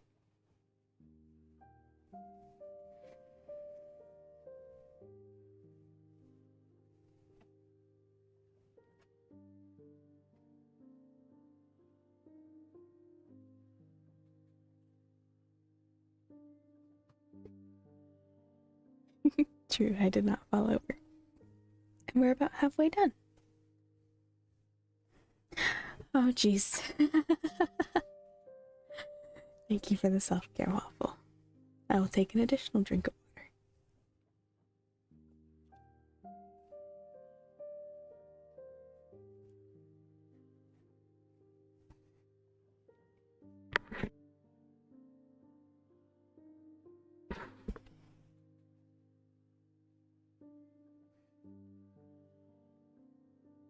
Prudent Telemachus then answered him and said, Antinous, there's no way I will dismiss out of this house against her will the one who bore and nursed me. As for my father, he's in a distant land, alive or dead. It would be hard for me to compensate Icarius with a suitable amount, as I would have to do so if I sent her back. If I did not pay him, then her father would treat me badly, and some deity would send other troubles, since my mother, as she left this house, would call upon the dreaded Furies. Men would blame me, too. That's why I'll never issue such an order. And if your heart is angry about this, then leave my home.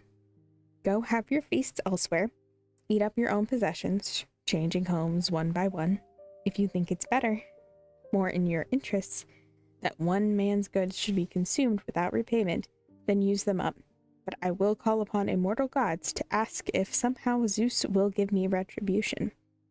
Then you'll die here in my home and never be avenged.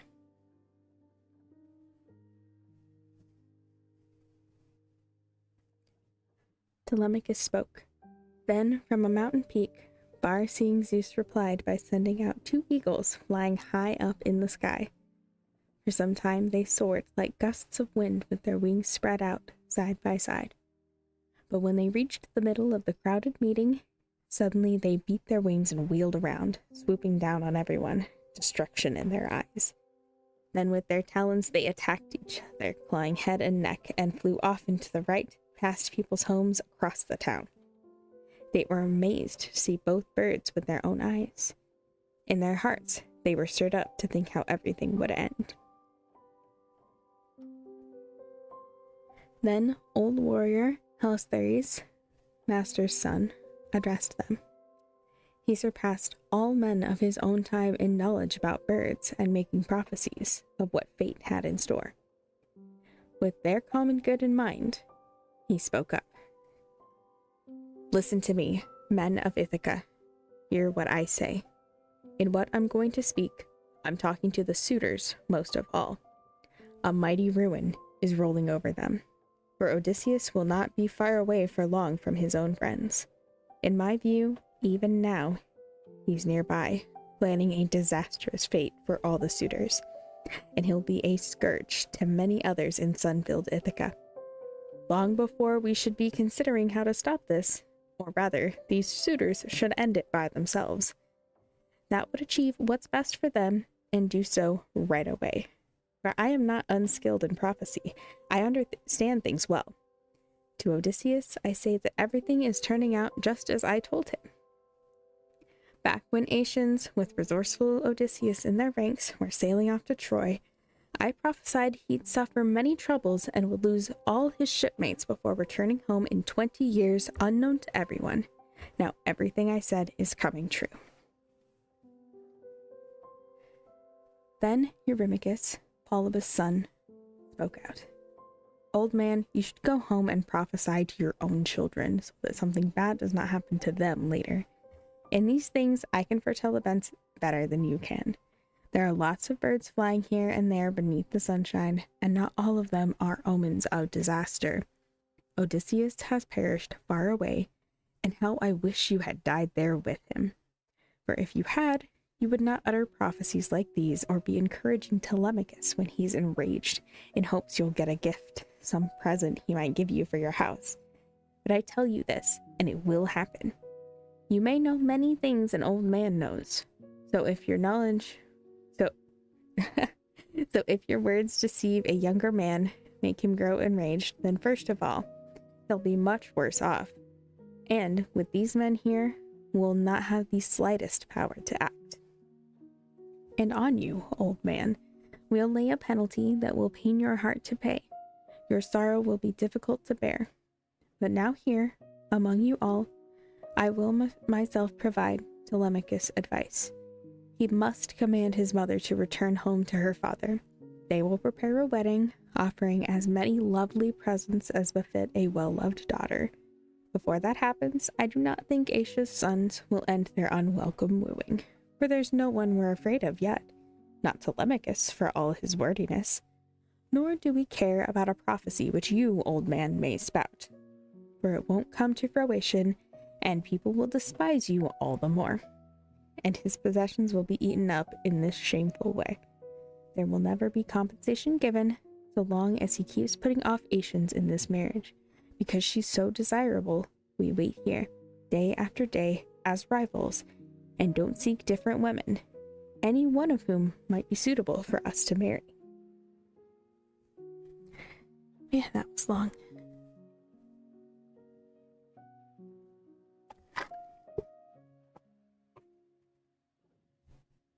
Myrmicus, you don't know when to shut up.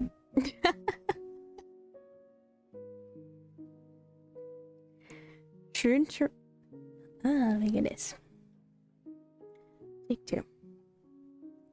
Shrewd Telemachus then said in reply, Eurymachus, all you other noble suitors, no longer will I make requests of you or speak of it, for gods and all Asians understand.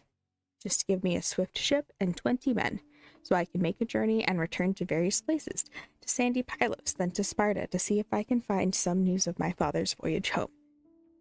He's been gone so long, if any mortal man can tell me, or I'll hear Zeus's voice perhaps, which commonly provides men information. If I hear my father is still living and returning home, I could hold out here for 1 more year, although it's hard for me. If I learn he's dead and gone, I'll come back to my dear native land, build him a tomb, and there perform as many funeral rites as are appropriate, and after that I will agree. She must choose a husband. Telemachus said this, then sat down. Next, Mentor, who had been noble Odysseus's companion, stood up among them. When he'd sailed off in his ships, Odysseus had made Mentor steward of his household, charging them to follow what the old man ordered and keeping Mentor to keep all property secure. Keeping in mind their common good, he spoke to them.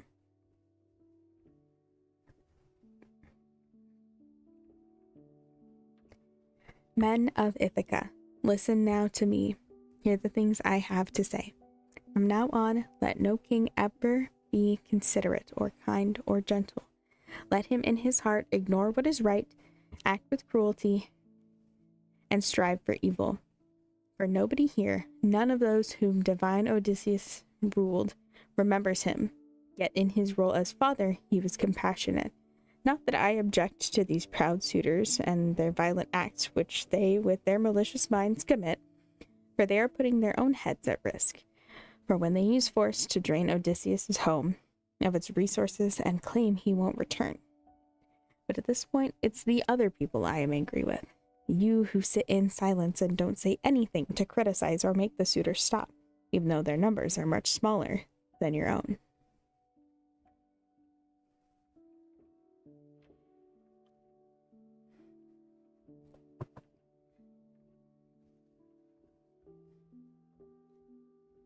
Leocritus, son of Uranor, spoke in reply. Mentor, you're making mischief now. Your wits have wandered off. What are you suggesting? Urging men to stop us? It would be hard to fight against those who outnumber you, and about to feast.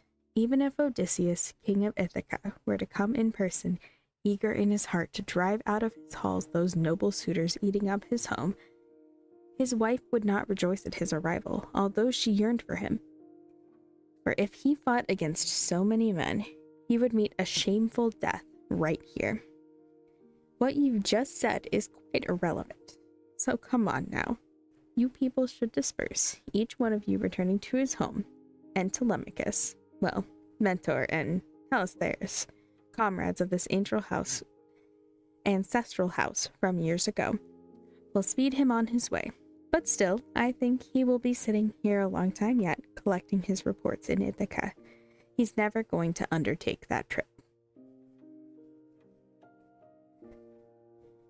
Leocritus spoke, and the meeting soon dissolved. The men dispersed, each one going to his own house. The suitors went inside godlike Odysseus' home.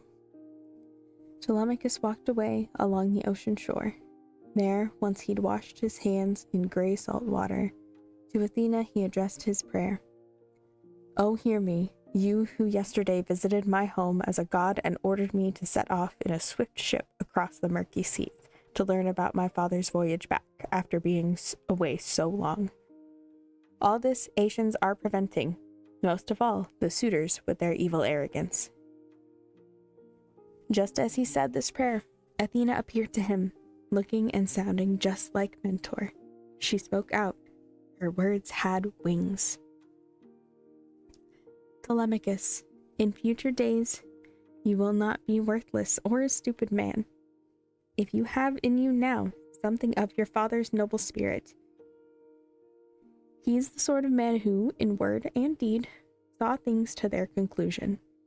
So for you, this trip will not be in vain or pointless.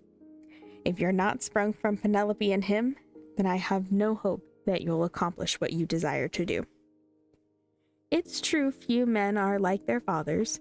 Most of them are worse. Only very few of them are better. But in future, you'll not be unworthy or a fool, for you do not completely lack Odysseus's wisdom. So there is hope you will fulfill your mission. Set aside what idiotic suitors have advised. They lack all judgment, all sense of justice, for they do not think of death, the dark fate encircling them, when in a single day they will all perish. You must not delay that trip you wish to make. I am a friend of your ancestral home, so much so that I will furnish a fast ship for you and come in person with you. Now you must go home, mingle with the suitors, collect provisions, and put everything in some containers, wine in jars and barley, which strengthens men, in thick leather sacks. I'll go through the town and quickly round up a group of comrades, all volunteers, in seagirt Ithaca. I'll choose from the many ships, new and old, the finest one for you, and when that ship has been made ready and is fit to sail, we'll launch out into the wine-dark sea. Athena, Zeus's daughter, ended her advice. Telemachus did not remain there very long once he had heard what the goddess said. He set off towards his home, a weight upon his heart, and there he found the arrogant suitors in the palace, all throughout the courtyard, skinning goats and singeing pigs. Antonius came up and laughed at Telemachus. He grabbed his hand and spoke to him. Telemachus, you're such a braggart and untamed spirit. You should never allow that heart of yours to harbor any further nasty words or actions. I think you should eat and drink just as you did before. Asians here will certainly see to it you acquire all the things you need, some hand-picked oarsmen and a ship, so you can quickly travel to Pylos in search of some report about your noble father.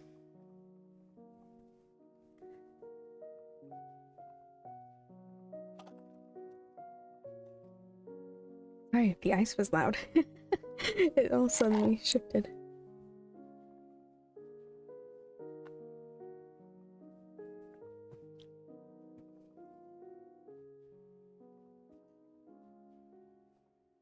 Prudent Telemachus then answered him and said, Antinous, it's quite impossible for me to eat and stay quiet in your high-handed group or enjoy myself with my mind at ease. It is not sufficient that in days past, while I was so much younger, you suitors consumed so much of my fine property. But now that I've grown up and teach myself by listening to others and my spirit gets stronger here inside me, I will try to counteract the wicked fate you bring, either by going to Pylos, or else here, in this community, where I will set out, and the voyage which I have talked about will not be useless, even though I sail as a passenger and not the master of the ship or oarsman. It seems to me you think this will benefit the suitors. Telemachus spoke and casually pulled his hand away from Antinous' grasp. Meanwhile, the suitors, preoccupied with feasting in the house, mocked him and kept up their abusive insults. One of them, some haughty, overproud young man, would speak like this. It seems Telemachus really does intend to murder us. He'll bring men to help him back from sandy Pylos or from Sparta. That's how fearsome his resolution is. Or else he wants to head off to Ephyre, that rich land, so he can bring back from there some lethal medicines and then mix them in the wine bowl and thus destroy us all. And after that, another proud young man would say, who knows whether he might destroy himself once he sets off in his hollow ship, roaming far away from friends, just like Odysseus. If so, he'll provide still more work for us. We'll have to split up everything he owns and hand his palace over to his mother and the man she marries. That's how the suitors talked. But Telemachus just walked away, going down to the high-roofed chamber which stored his father's wealth. A wide and spacious place, bronze and gold in stacks, and clothing packed in chests and stores of fragrant oil. Huge jars of old sweet wine stood there. Each one contained drink fit for gods, none of it yet mixed with water, arranged in rows along the wall, in case Odysseus, after so many hardships, ever reached his home. The close-fitting double doors were securely closed, and day and night a female steward guarded it, protecting everything, the shrewd Euryclea, daughter of Ops, Hyznor's son.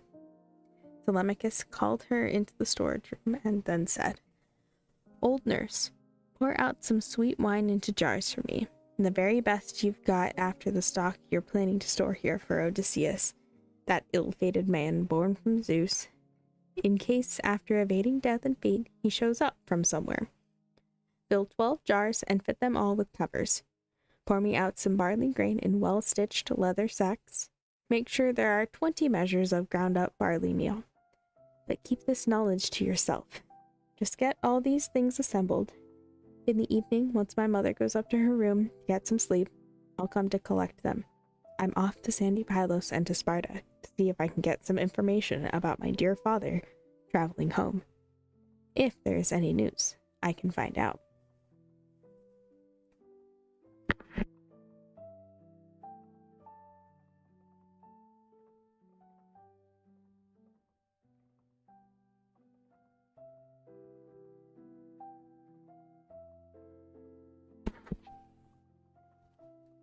Telemachus spoke. The dear nurse Euryclea let out a cry and began to weep. Then she spoke. Her words had wings. "Oh, my dear child, how did this thought gain entry into your heart? Where on this earth do you intend to roam, and you an only son and so well loved? In some distant land among strange people, Odysseus, a man born from Zeus, has died. As soon as you have left here, the suitors will start their schemes to hurt you later on. How they can have you killed by trickery, and then apportion out among themselves all your possessions. You must remain here to guard what's yours. You don't need to suffer what comes from wandering the restless sea." Shrewd Telemachus then answered her and said, "Be brave, dear nurse, for I have not planned this without help from a god. But you must swear you won't mention this to my dear mother until 11 or 12 days from now, until she misses me or learns I've gone. She must not mar her lovely face with tears." Once Telemachus said this, the old woman swore a mighty oath by all the gods she'd tell no one. When she had sworn and the oath had been completed, she went immediately to pour wine into jars and fill the well-stitched leather sacks with barley meal. Telemachus went up into the dining hall once more, mingling in the company of suitors. Then Goddess Athena, with the glittering eyes, thought of something else. Looking like Telemachus, she roamed throughout the city. To every man Athena met, she issued the same instructions, telling them to meet by the fast ship that evening. Next, she asked Nomon, fine son of Pheroneus, for a swift ship, and he was happy to oblige. Then the sun went down and all the roads grew dark. Athena dragged the fast ship down into the sea and stocked it with supplies. All the materials well-decked boats have stowed on board, and moved the ship to the harbor's outer edge. There they assembled that group of brave companions, and the goddess filled them with new spirit in their hearts. Then Athena, goddess with the gleaming eyes, thought of one more thing. She set off, going to noble Odysseus's home. There she poured sweet drowsiness on all the suitors. She made them wander around as they were drinking, knocking wine cups from their hands. So once sweet sleep overpowered their eyes, the suitors felt an urge not to stay sitting there for any length of time, but to get themselves some rest down in the city. Then bright-eyed Athena ordered Telemachus to come outside, and by the entrance of the spacious hall, in her voice and form she resembled Mentor. Telemachus, your well-armed companions are already sitting beside their oars, waiting for you to launch the expedition. Let's be off so we don't delay the trip a moment longer. With these words, Pallas Athena quickly led the way, and Telemachus followed in her footsteps. After they'd come down to the sea and had reached the ship, on the shore they came across their long-haired comrades. Telemachus spoke to them with strength and power. Come, my friends, let's gather our supplies. They've already been piled up all together in the hall. My mother knows nothing of all this, and the women of the household are in the dark as well. I've mentioned this to only one of them. After saying this, Telemachus led them away, and the group then followed. They carried everything to the well-decked ship and stowed it all in place, as Odysseus' dear son instructed them to do. Then, with Athena going on board ahead of him, Telemachus climbed in too. She sat in the stern.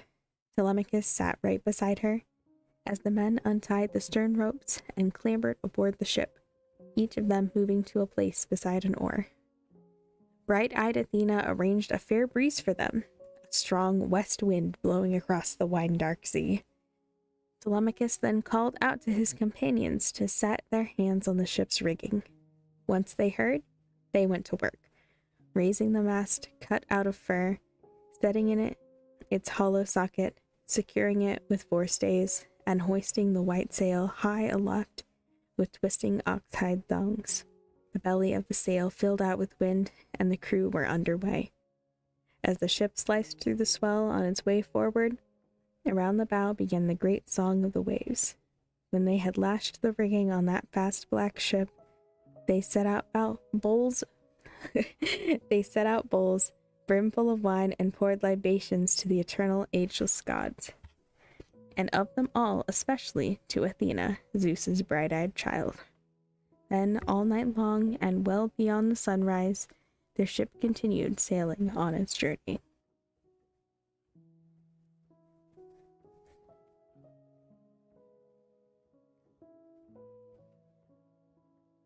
Alright, I think I'm gonna try to go a little bit longer than the hour and a half I planned and get through book 3, and then we will call it for the night.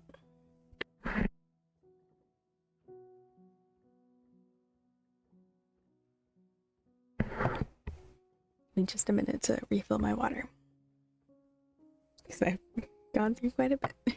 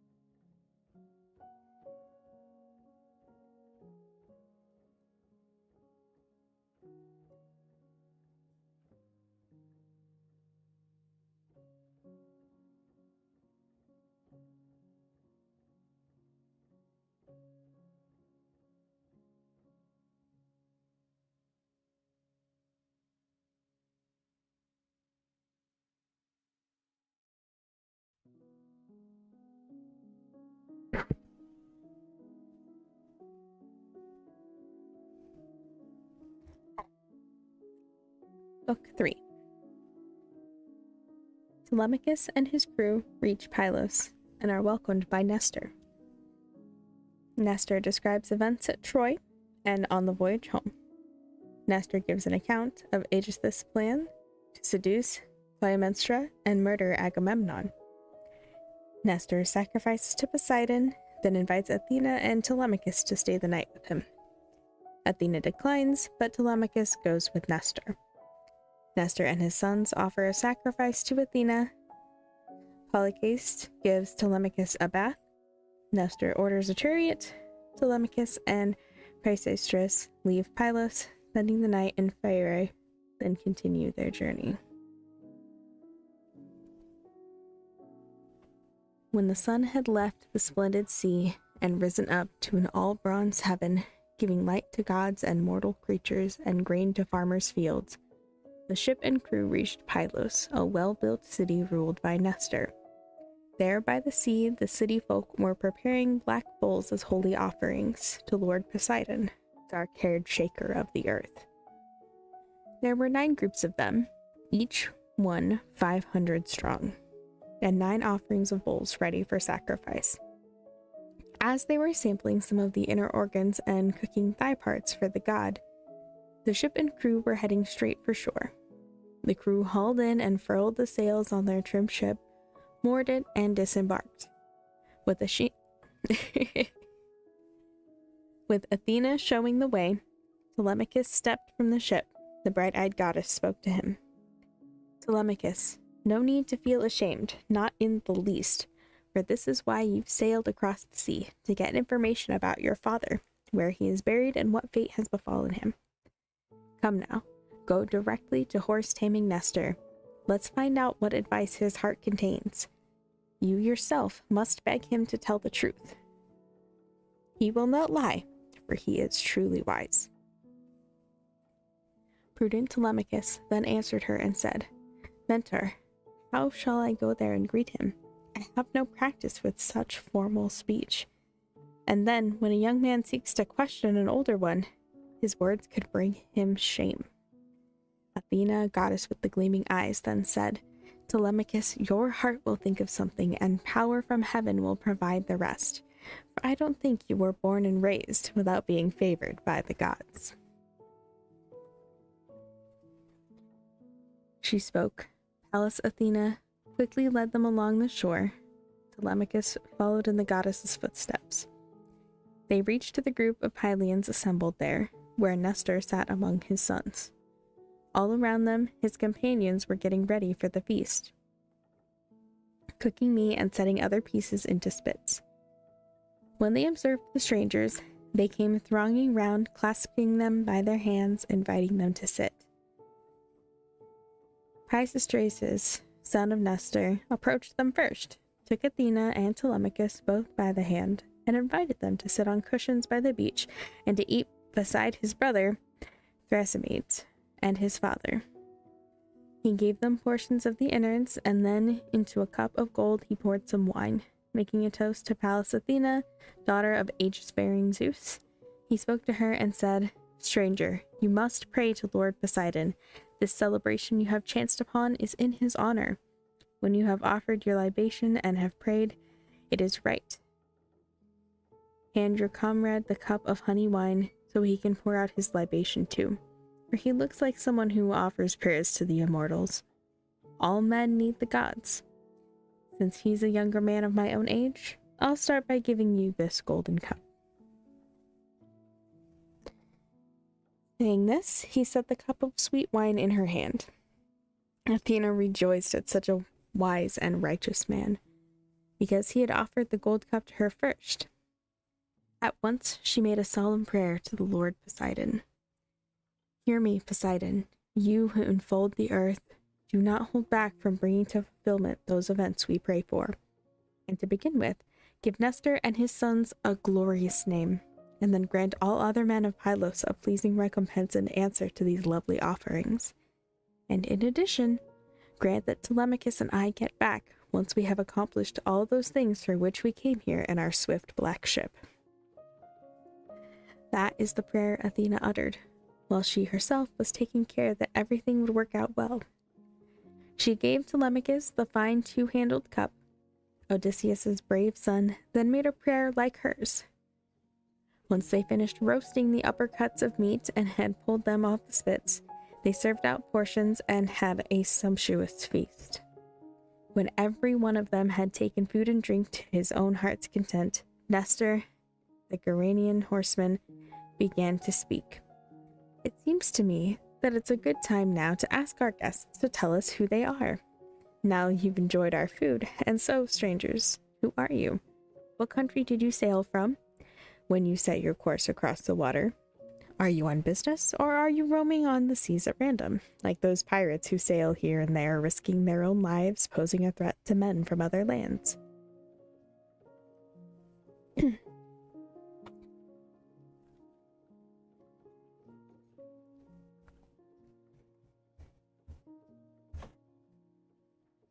Then prudent Telemachus spoke up in a reply, and boldly too, for Athena herself had put fresh courage in his heart, so he might talk about his absent father and acquire for himself a noble reputation.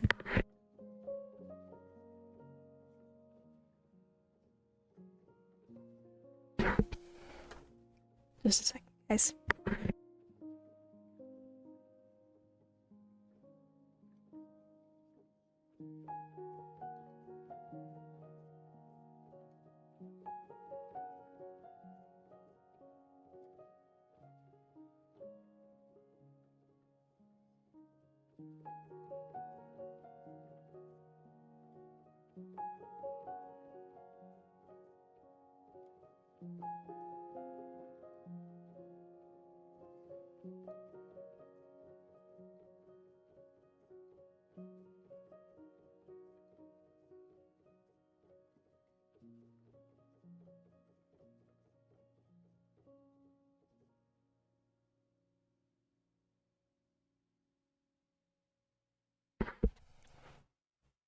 Okay, there we go.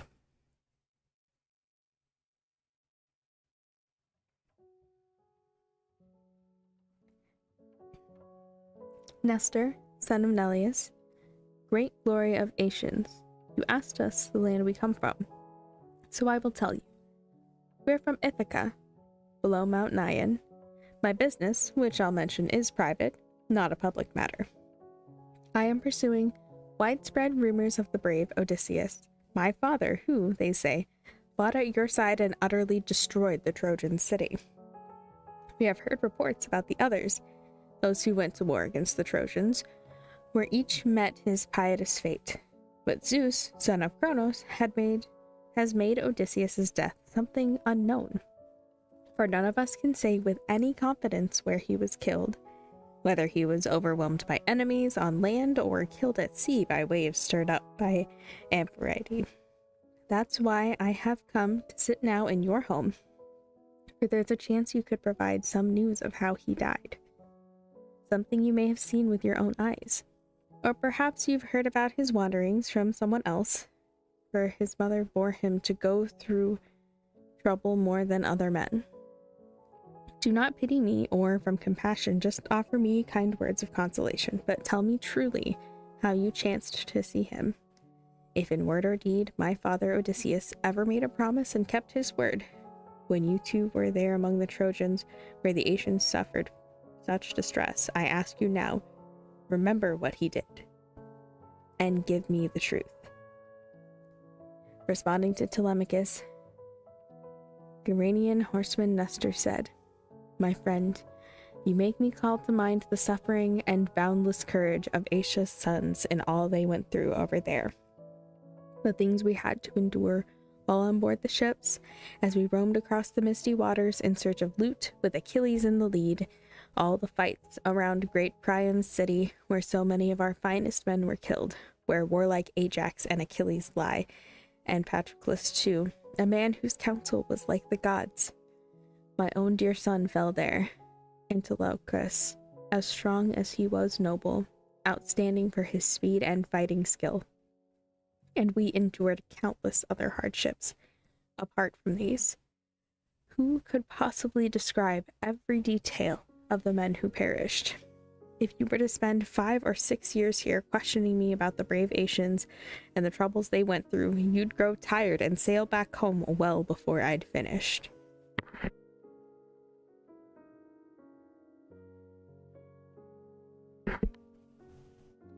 "9 years we spent scheming to bring them down with every sort of trick, but Cronos' son made all our plans so hard to carry out. Over there, no one ever tried to claim he could match Odysseus' shrewd advice. In devising every kind of devious scheme, he was easily the best. Your father, if indeed you are his son. Looking at you, I'm astonished, for you truly speak the way he did. No one would ever think a younger man could talk so much like him. All that time back then, never once did I and Lord Odysseus in council or assembly disagree. We spoke with a single heart and gave the Argives wise and useful views about how those events would best turn out. But when Priam's lofty city was destroyed and our ships set off, the Asian fleet was scattered by some god, and even so, Zeus planned in his heart to give Asians a sorrowful return. They had not been wise or righteous, so many met a nasty fate, thanks to the mortal anger of Athena, bright-eyed goddess with a mighty father. She incited both sons of Atreus to quarrel with each other. The two men had quickly called Asians to assembly, not in the usual way, but at sunset. Asia's sons arrived, all flushed with wine. Both kings delivered speeches. They explained why they had called their meeting. Menelaus told Asians to plan on going home on the broad back of the sea. What he said did not please Agamemnon in the least, because he wished to keep the army there, so they could all offer sacrifices to appease Athena's dreadful anger. The fool! He didn't know there was no chance that she was going to hear what he would say, for the minds of gods who live forever are not altered quickly. So these two men stood there, trading hard words with each other. The armed Asians jumped up on their feet, making a huge din.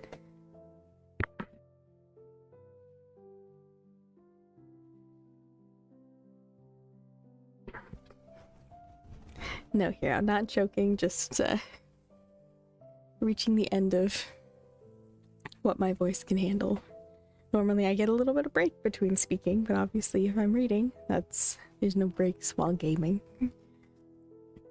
Like, while gaming. I may not make it all the way through chapter 3, we'll see.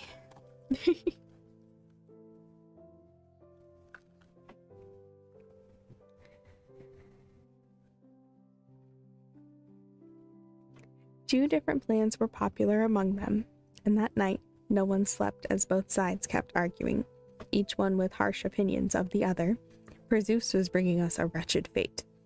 In the morning, some of us dragged our ships down to the sparkling sea, put goods on board, our women too, who wore their girdles low, but half the soldiers stayed, remaining there with Agamemnon, son of Atreus, shepherd of his army. So half of us embarked and rowed away. Our ships moved fast. Some god had made the yawning sea grow calm. We came to Tenedos and sacrificed to all the gods, still keen to get back home. But even then Zeus had not decided to let us all return, a stubborn god. He stirred up a second vicious quarrel.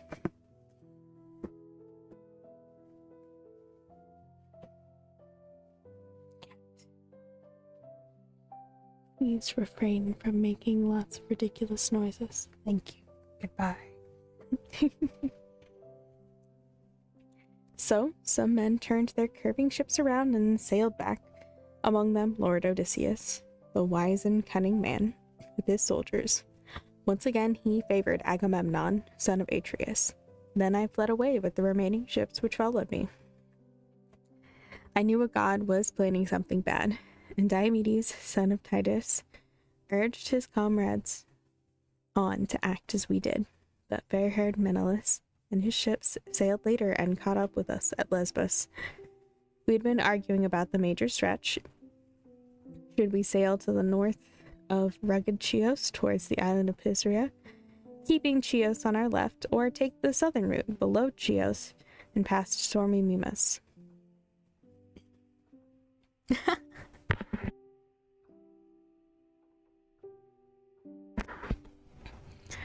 Unfortunately, it is Dia who is not a chatty one around other people. Though she's quite fond of yelling at me when it's just me and her.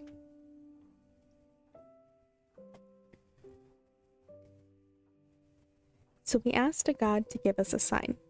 He did, and ordered us to carve our way across the great sea straight to Euboea, for that way we would escape from trouble as quickly as we could. A blustery wind began to blow, and so our ships moved fast across the fish-filled sea. That very night we landed at Geratus, where we offered many bulls' thighs to Poseidon, our thanks for crossing the great sea. On the fourth day, crews of Diomedes, son of Titus, tamer of horses, berthed their well-built ships in Argos, but I sailed on to Pylos. Once a god sent that wind to blow us home, it never once let up. And so, my lad, I made it back. But of the Asians, the ones who died and those who got back home, I didn't learn a thing. I just don't know. But what I have found out, as I've sat here in my own home, you'll hear. You have that right. I'll not conceal it from you. People say spear-fighting Myrmidons reached home safely, led by the brilliant son of brave Achilles, as did the noble son of Poeas too. Philoctetes and Idomeneus got all his comrades back to Crete, the ones who'd made it through the war. Not one of them was lost at sea. As for Agamemnon, although you live a long way off, you've heard of his return.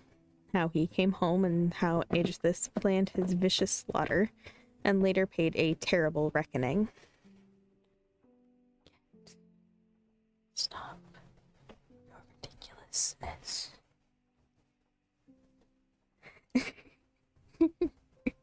Cat, do not. That is a microphone. It is not a toy. Thank you.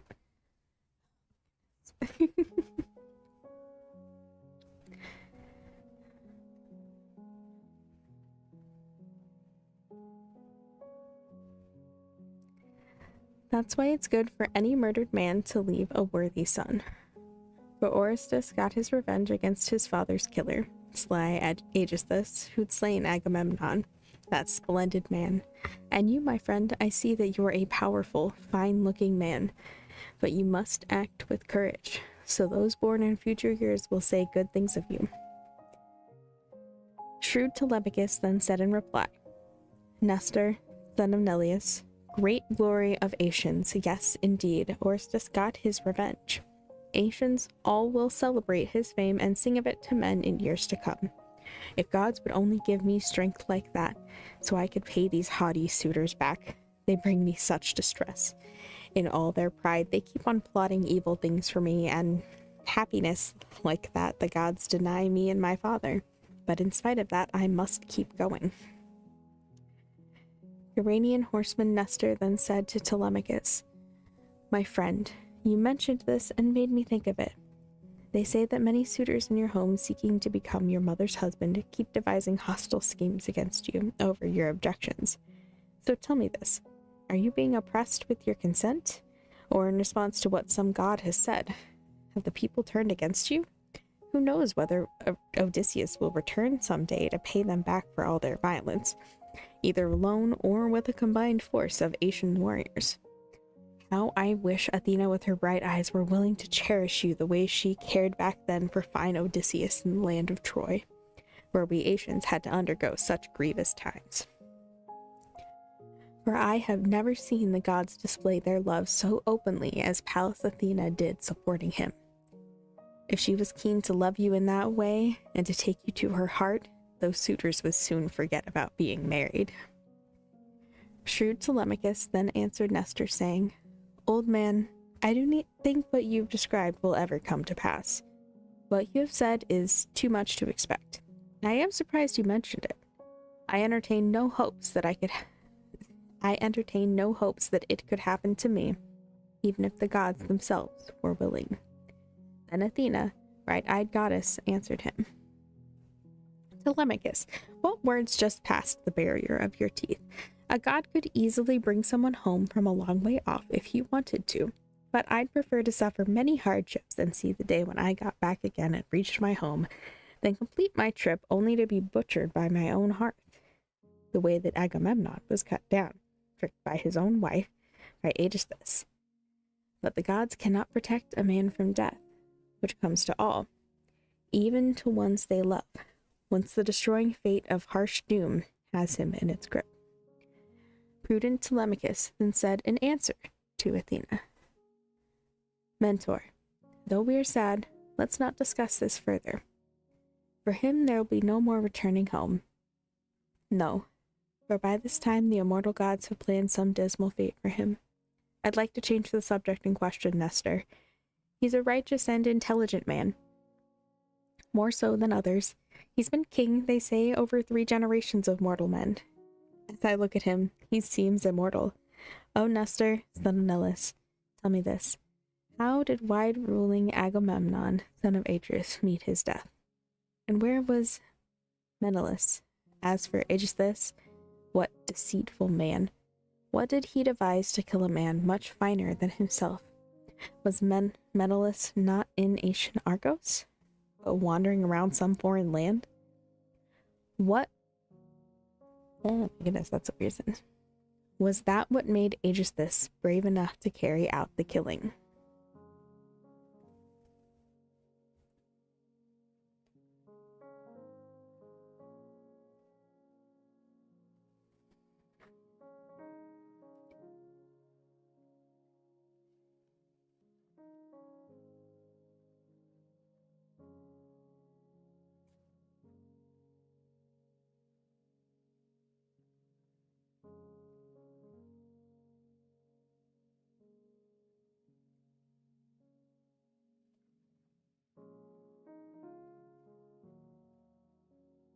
I was looking to see how much we have left.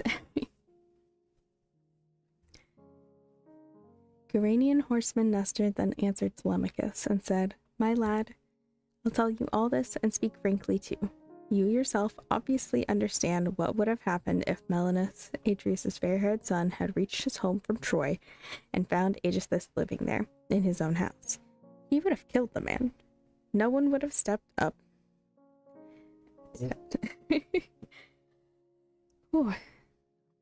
No one would have heaped up a tomb for him. He'd have been eaten by the dogs and birds as he laid on the plain outside the town. And not one of the Asian women would have lamented him, the one who planned the monstrous act. While we were in Troy, fighting hard in battle after battle, he was enjoying himself, tucked away in horse-breeding Argos, seeking to seduce the wife of Agamemnon with his talk." Lady Clytemnestra at first turned down such a repulsive crime, for she possessed a noble heart. Besides, she had with her a singer, whom the son of Atreus had firmly charged to watch out for his wife when he'd embarked for Troy. But then, when fate sent from the gods caught her, and she succumbed, Aegisthus took that singer far away to a lonely island and abandoned him, a trophy for the birds to prey upon. And when he wished to take her to his home, she agreed to go.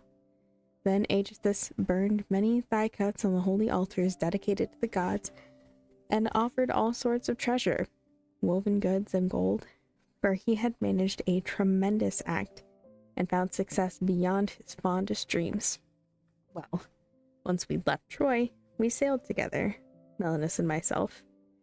At the time, our relationship was friendly, but when we came to Holy Sunium and Athenian headland, Phoebus Apollo with his gentle arrow struck down and killed the helmsman on Menelaus' ship, Pherontis, Onotor's son, as he gripped the steering oar on the swift-moving ship. He was a man preeminent among the tribes of men in piloting a ship through stormy winds. Now, though Menelaus was still very keen to keep going on his trip, he stayed there to bury his companion and provide the funeral rites. But when he relaunched his hollow ship upon the wine-dark sea and quickly reached the steep crag of Malea, far-seeing Lord Zeus carried out a scheme to make his voyage dreadful. He sent down blasting winds and immense waves like mountains. Once he'd split Menelaus' fleet in two, Zeus pushed some to Crete, where Sindians live beside the banks of the river Larndus. There's a steep cliff there, rock facing the sea, right in the misty surf on Gorton's borders, where southwest wind forces gigantic waves against the promontory on the left. Bifastus. A small rock in that spot holds back the mighty waves. Some of the ships came there. After making desperate efforts, the men escaped destruction, but on that very rock the ships were smashed to pieces by the waves. The wind then drove 5 other dark-nosed ships over the waves, taking them to Egypt, where Menelaus and his ships then sailed among some folk who spoke a foreign tongue and gathered plentiful supplies and gold, while at home Aegisthus planned the murder. After he killed the son of Atreus, Aegisthus ruled Mycenae 7 years. Under his kingship, people were oppressed, but in the 8th year, brave Orestes came back from Athens. Bad news for Aegisthus. Orestes slew his father's murderer, Sly aged this because he had cut down his famous father. Once he'd killed the man, he held a funeral feast for all of Argives in remembrance of his hateful mother and cowardly Aegisthus. That same day, Melanus, so good at battle shouts, arrived, bringing large amounts of treasure, as much as his remaining ships could hold. So now, my friend, you must not wander off and stay away from home too long, leaving your possessions there, with such shameless men in your own house, in case they take away all your wealth or eat it up. That would make your voyage here quite useless. I'd urge you, and this I strongly recommend, to go to Menelaus, for he's just come home from foreign places very recently, when no one in his heart had any hope he might be returning from those people. For stormy winds had driven him off course, at first into a sea so large that birds take a year or more to fly back from there. That's how huge and terrifying it is. But you and your companions should leave now in your ship. If you'd like to go by land, I have chariots and horses for you. My sons will help as well and be your guides to fair-haired Menelaus, where he lives, in noble Sparta. Make sure you ask him to speak to you, and be quite candid. He will not lie, for he is far too wise. 5 million words left. I actually don't know how long it is, other than long. As Nestor finished talking, the sun was setting, and dark night coming on. At that point, Athena, the bright-eyed goddess, said to them, "Old man, what you've just said is true and relevant, but now you should slice out the victim's tongues and mix the wines so we can make libations to Lord Poseidon and to other gods, and think of rest. It's that time of day. Now that the light has slid below the darkness, it's not right for us to linger here at feasting for the gods. We must get back." Zeus's daughter spoke, and they heard what she had said. Heralds poured out water for them to wash their hands, and young boys filled up wine bowls to the brim with drink, and served them all, pouring wine into the cups, the first drops, for libations. They threw the bulls' tongues on the fire and, standing up, made their offerings. That tribute done, they drank wine to their hearts' content. Then both Athena and godlike Telemachus wished to get back to their hollow ship. But Nestor, wanting them to stay there, appealed to them and said, "Zeus and other eternal gods forbid that you should leave my home for your fast ship, as if you were departing from a man who has no clothes or riches, some pauper, whose home lacks a store of cloaks or blankets to give him and his guests a gentle sleep. My house has coverlets and lovely rugs. Surely the dear son of brave Odysseus would not lie down to sleep on a ship's deck, not while I'm alive and still have children left in my own halls to welcome strangers, whoever visits me in my own home." Athena, bright-eyed goddess, then answered Nestor, "No doubt what you have said, old friend, is wise, and Telemachus should follow your advice. It would be better if he did. But now, when he goes back with you to get some sleep in your own home, I'll go back to our black ship to rally the morale of our companions and tell them everything. Among our group, I'm the only one who can make the claim that I'm an older man. The rest are young, all the same age as brave Telemachus. They follow us because they are our friends. I'll lay down on the hollow ship tonight, and in the morning go to Chalcidice, where they owe me a still outstanding debt, not a small amount. Since Telemachus has visited your home, give him horses, the strongest and fastest ones you have. Send him off in a chariot with your son." Glittery-eyed Athena said these words and left, taking the form of a sea eagle. Amazement overwhelmed Aeschines watching, and old Nestor was filled with wonder as his eyes took in the sight. He grabbed Telemachus' hand and said to him, "My friend, I don't think you'll turn out to be a bad or feeble man if gods follow you to be your guide when you're so very young.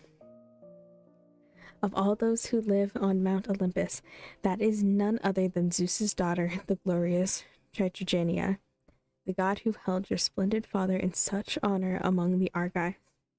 But now, dear goddess, be gracious and give me a noble fame, me, my children, and the wife I cherish, and in return I'll sacrifice to you a broad-faced heifer as yet unbroken. No man has put that beast beneath the yoke. I'll offer her to you with gold-wrapped horns.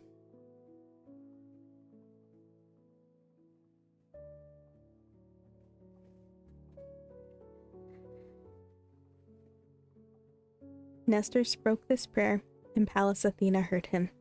Then Geranian horseman Nestor led them away, with his sons and sons-in-law, to his lovely home.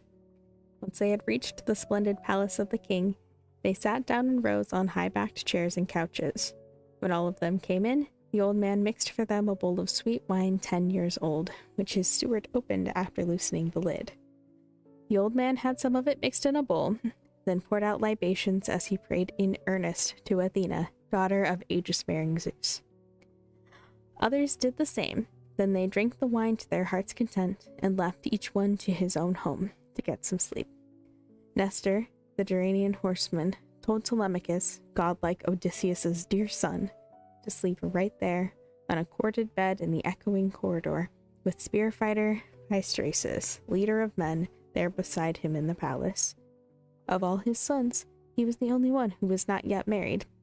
Nestor himself slept in an inner chamber inside the high-roofed house with his noble wife, who had prepared the bed, lying down beside him.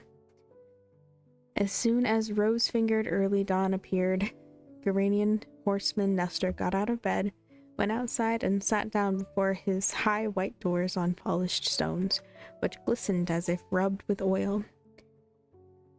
Neleus, in earlier times, used to sit on them, a man whose wise advice was equal to the gods. But fate had overtaken him now. He'd gone to Hades, so now Geranian horseman Nestor, the protector of Asians, sat on those stones, a scepter in his hand. His sons came from their rooms and gathered round him in his throng. Echephron, Stratus, Perseus, Aratus, and Thrasymedes. Then the sixth son joined them, the warrior Hystraces. They brought in godlike Telemachus, asking him to sit among them. Geranian horseman Nestor then began to speak to them. My dear children, you must act on my desires and quickly, so I can propitiate Athena before the other gods. She came to me in manifest form at Poseidon's feast. So come, one of you must fetch a heifer out there in the plain, and to guarantee the beast gets here as quickly as it can, have the cattle herder drive it to me. Then someone must set off for the black ship of brave Telemachus and bring back here all his companions, leaving only 2, and tell the goldsmith Laerces to come, so he can wrap the heifer's horns with gold. All the rest of you stay here together. You must tell the inside household servants to prepare a fine banquet in the house, with chairs and logs set all around. Make sure they bring fresh water.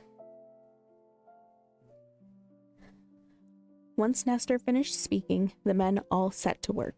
The heifer from the plain was driven in, and brave Telemachus's comrades arrived with their fine ship. The goldsmith came as well, carrying the bronze tools he needed for his trade, an anvil, hammer, and well-crafted tongs, the things he used to work the gold. Athena also came, ready to receive the sacrifice. Then Nestor, the old chariot fighter, produced the gold. The smith crafted it to a rich design and wrapped it around the heifer's horns, so that the goddess, when she saw the offering, would rejoice. Stratius and Echephron led in the heifer by the horns, as Artius entered from a room inside the house, bringing water in a basin etched with flowers for them to wash their hands. In his other hand, he carried in a basket filled with barley grains. Steadfast Thrasymedes stood holding a sharp axe to cut down the heifer, and Perseus held a bowl to catch the victim's blood. Then old man Nestor, the chariot fighter, began the ritual washing and sprinkled barley grains, intoning many prayers offered to Athena. As the initial gift from the heifer's head, he cut off a single hair and threw it on the fire. Once they made their prayers and scattered grains of barley, then Thrasymedes, Nestor's courageous son, approached the animal and struck it. The axe sliced through the sinews on its neck, and the spirit of the beast ebbed out. The women, Nestor's daughters, his son's wives, and his cherished wife, Eurydice, eldest daughter of Clymenus, raised the sacred cry, as the men then lifted up the animal's head above the much-traveled earth. Hystris, leader of men, slit the beast's throat and its black blood flowed out. The spirit left its bones. They carved the body quickly, cutting thigh bones out, all in proper order, then covered them up in double folds of fat and set raw meat on top. Next, the old man burned those offerings on split wood and over them poured out gleaming wine. Beside Nestor stood young men with 5-pronged forks in hand. Once the thighs had been completely burned and they had sampled innards, they sliced up the remaining meat, placed it on spits, and held the pointed skewers out above the fire. Then beautiful Polycaste, youngest daughter of old Nestor, son of Neleus, bathed Telemachus. When the bath was finished, she rubbed him with rich oil and offered him a tunic and a fine cloak to wear. As he came from his bath, he looked just like a god. He went and sat by Nestor, the people's shepherd. After they had roasted the upper cuts of meat and pulled the pieces off the spits, they sat and ate. Their servers were distinguished men, who poured the wine in goblets made of gold. Once they had eaten their fill of food and drink, the radiant horseman Nestor was the first to speak. Sacrifice, sacrifice, sacrifice.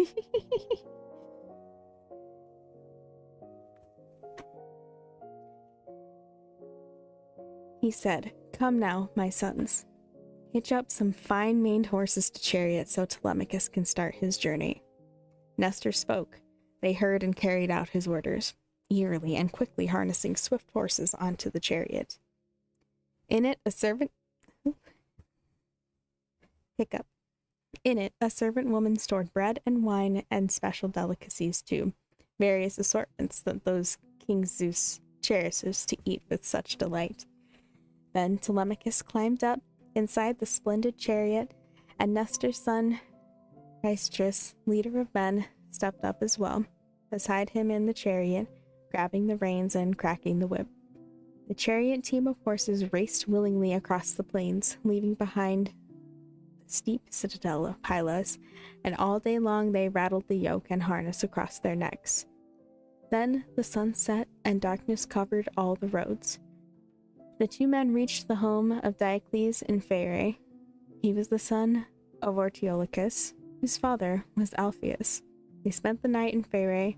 Diocles offered them hospitality he owed to strangers who visited him as guests. Then, as soon as rose-fingered early dawn appeared, they hitched their horses, climbed in the splendid chariot, and set off from the echoing portico and gate.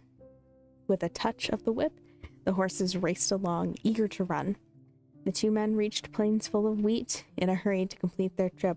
So quickly did that pair of speeding horses pull them onward, and then the sun went down, and all the roads grew dark. And that is where we will leave off. We will pick up book 4 the next time, and continue the story of the Odyssey.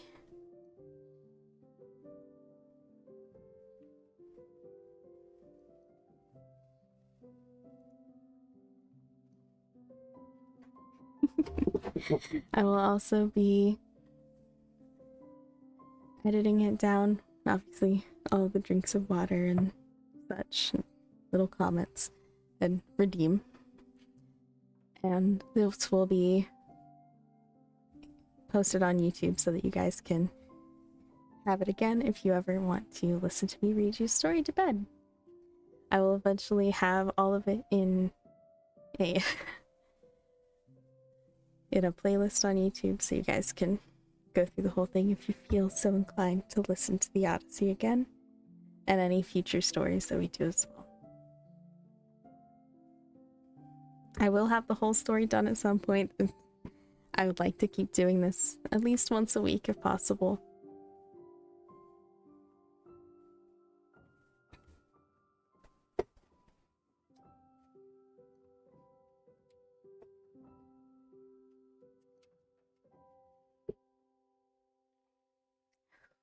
Alright, well, original Odyssey is about 6 weeks long. That's really cool.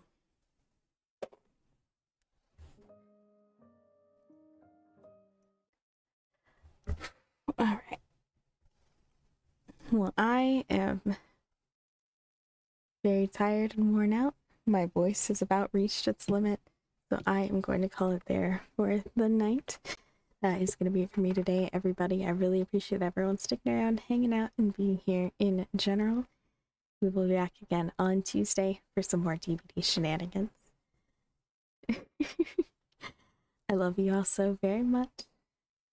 Thank you so much, everybody, for being here, for the raid, for the gifted sub, and for everyone just existing and participating with me. Have a great night, everyone. Get some good sleep. And if you need some background noise to help you fall asleep, last hour and a half of today's VOD, and hopefully I will have the video for all of that posted within a few days. Have a good night, everyone.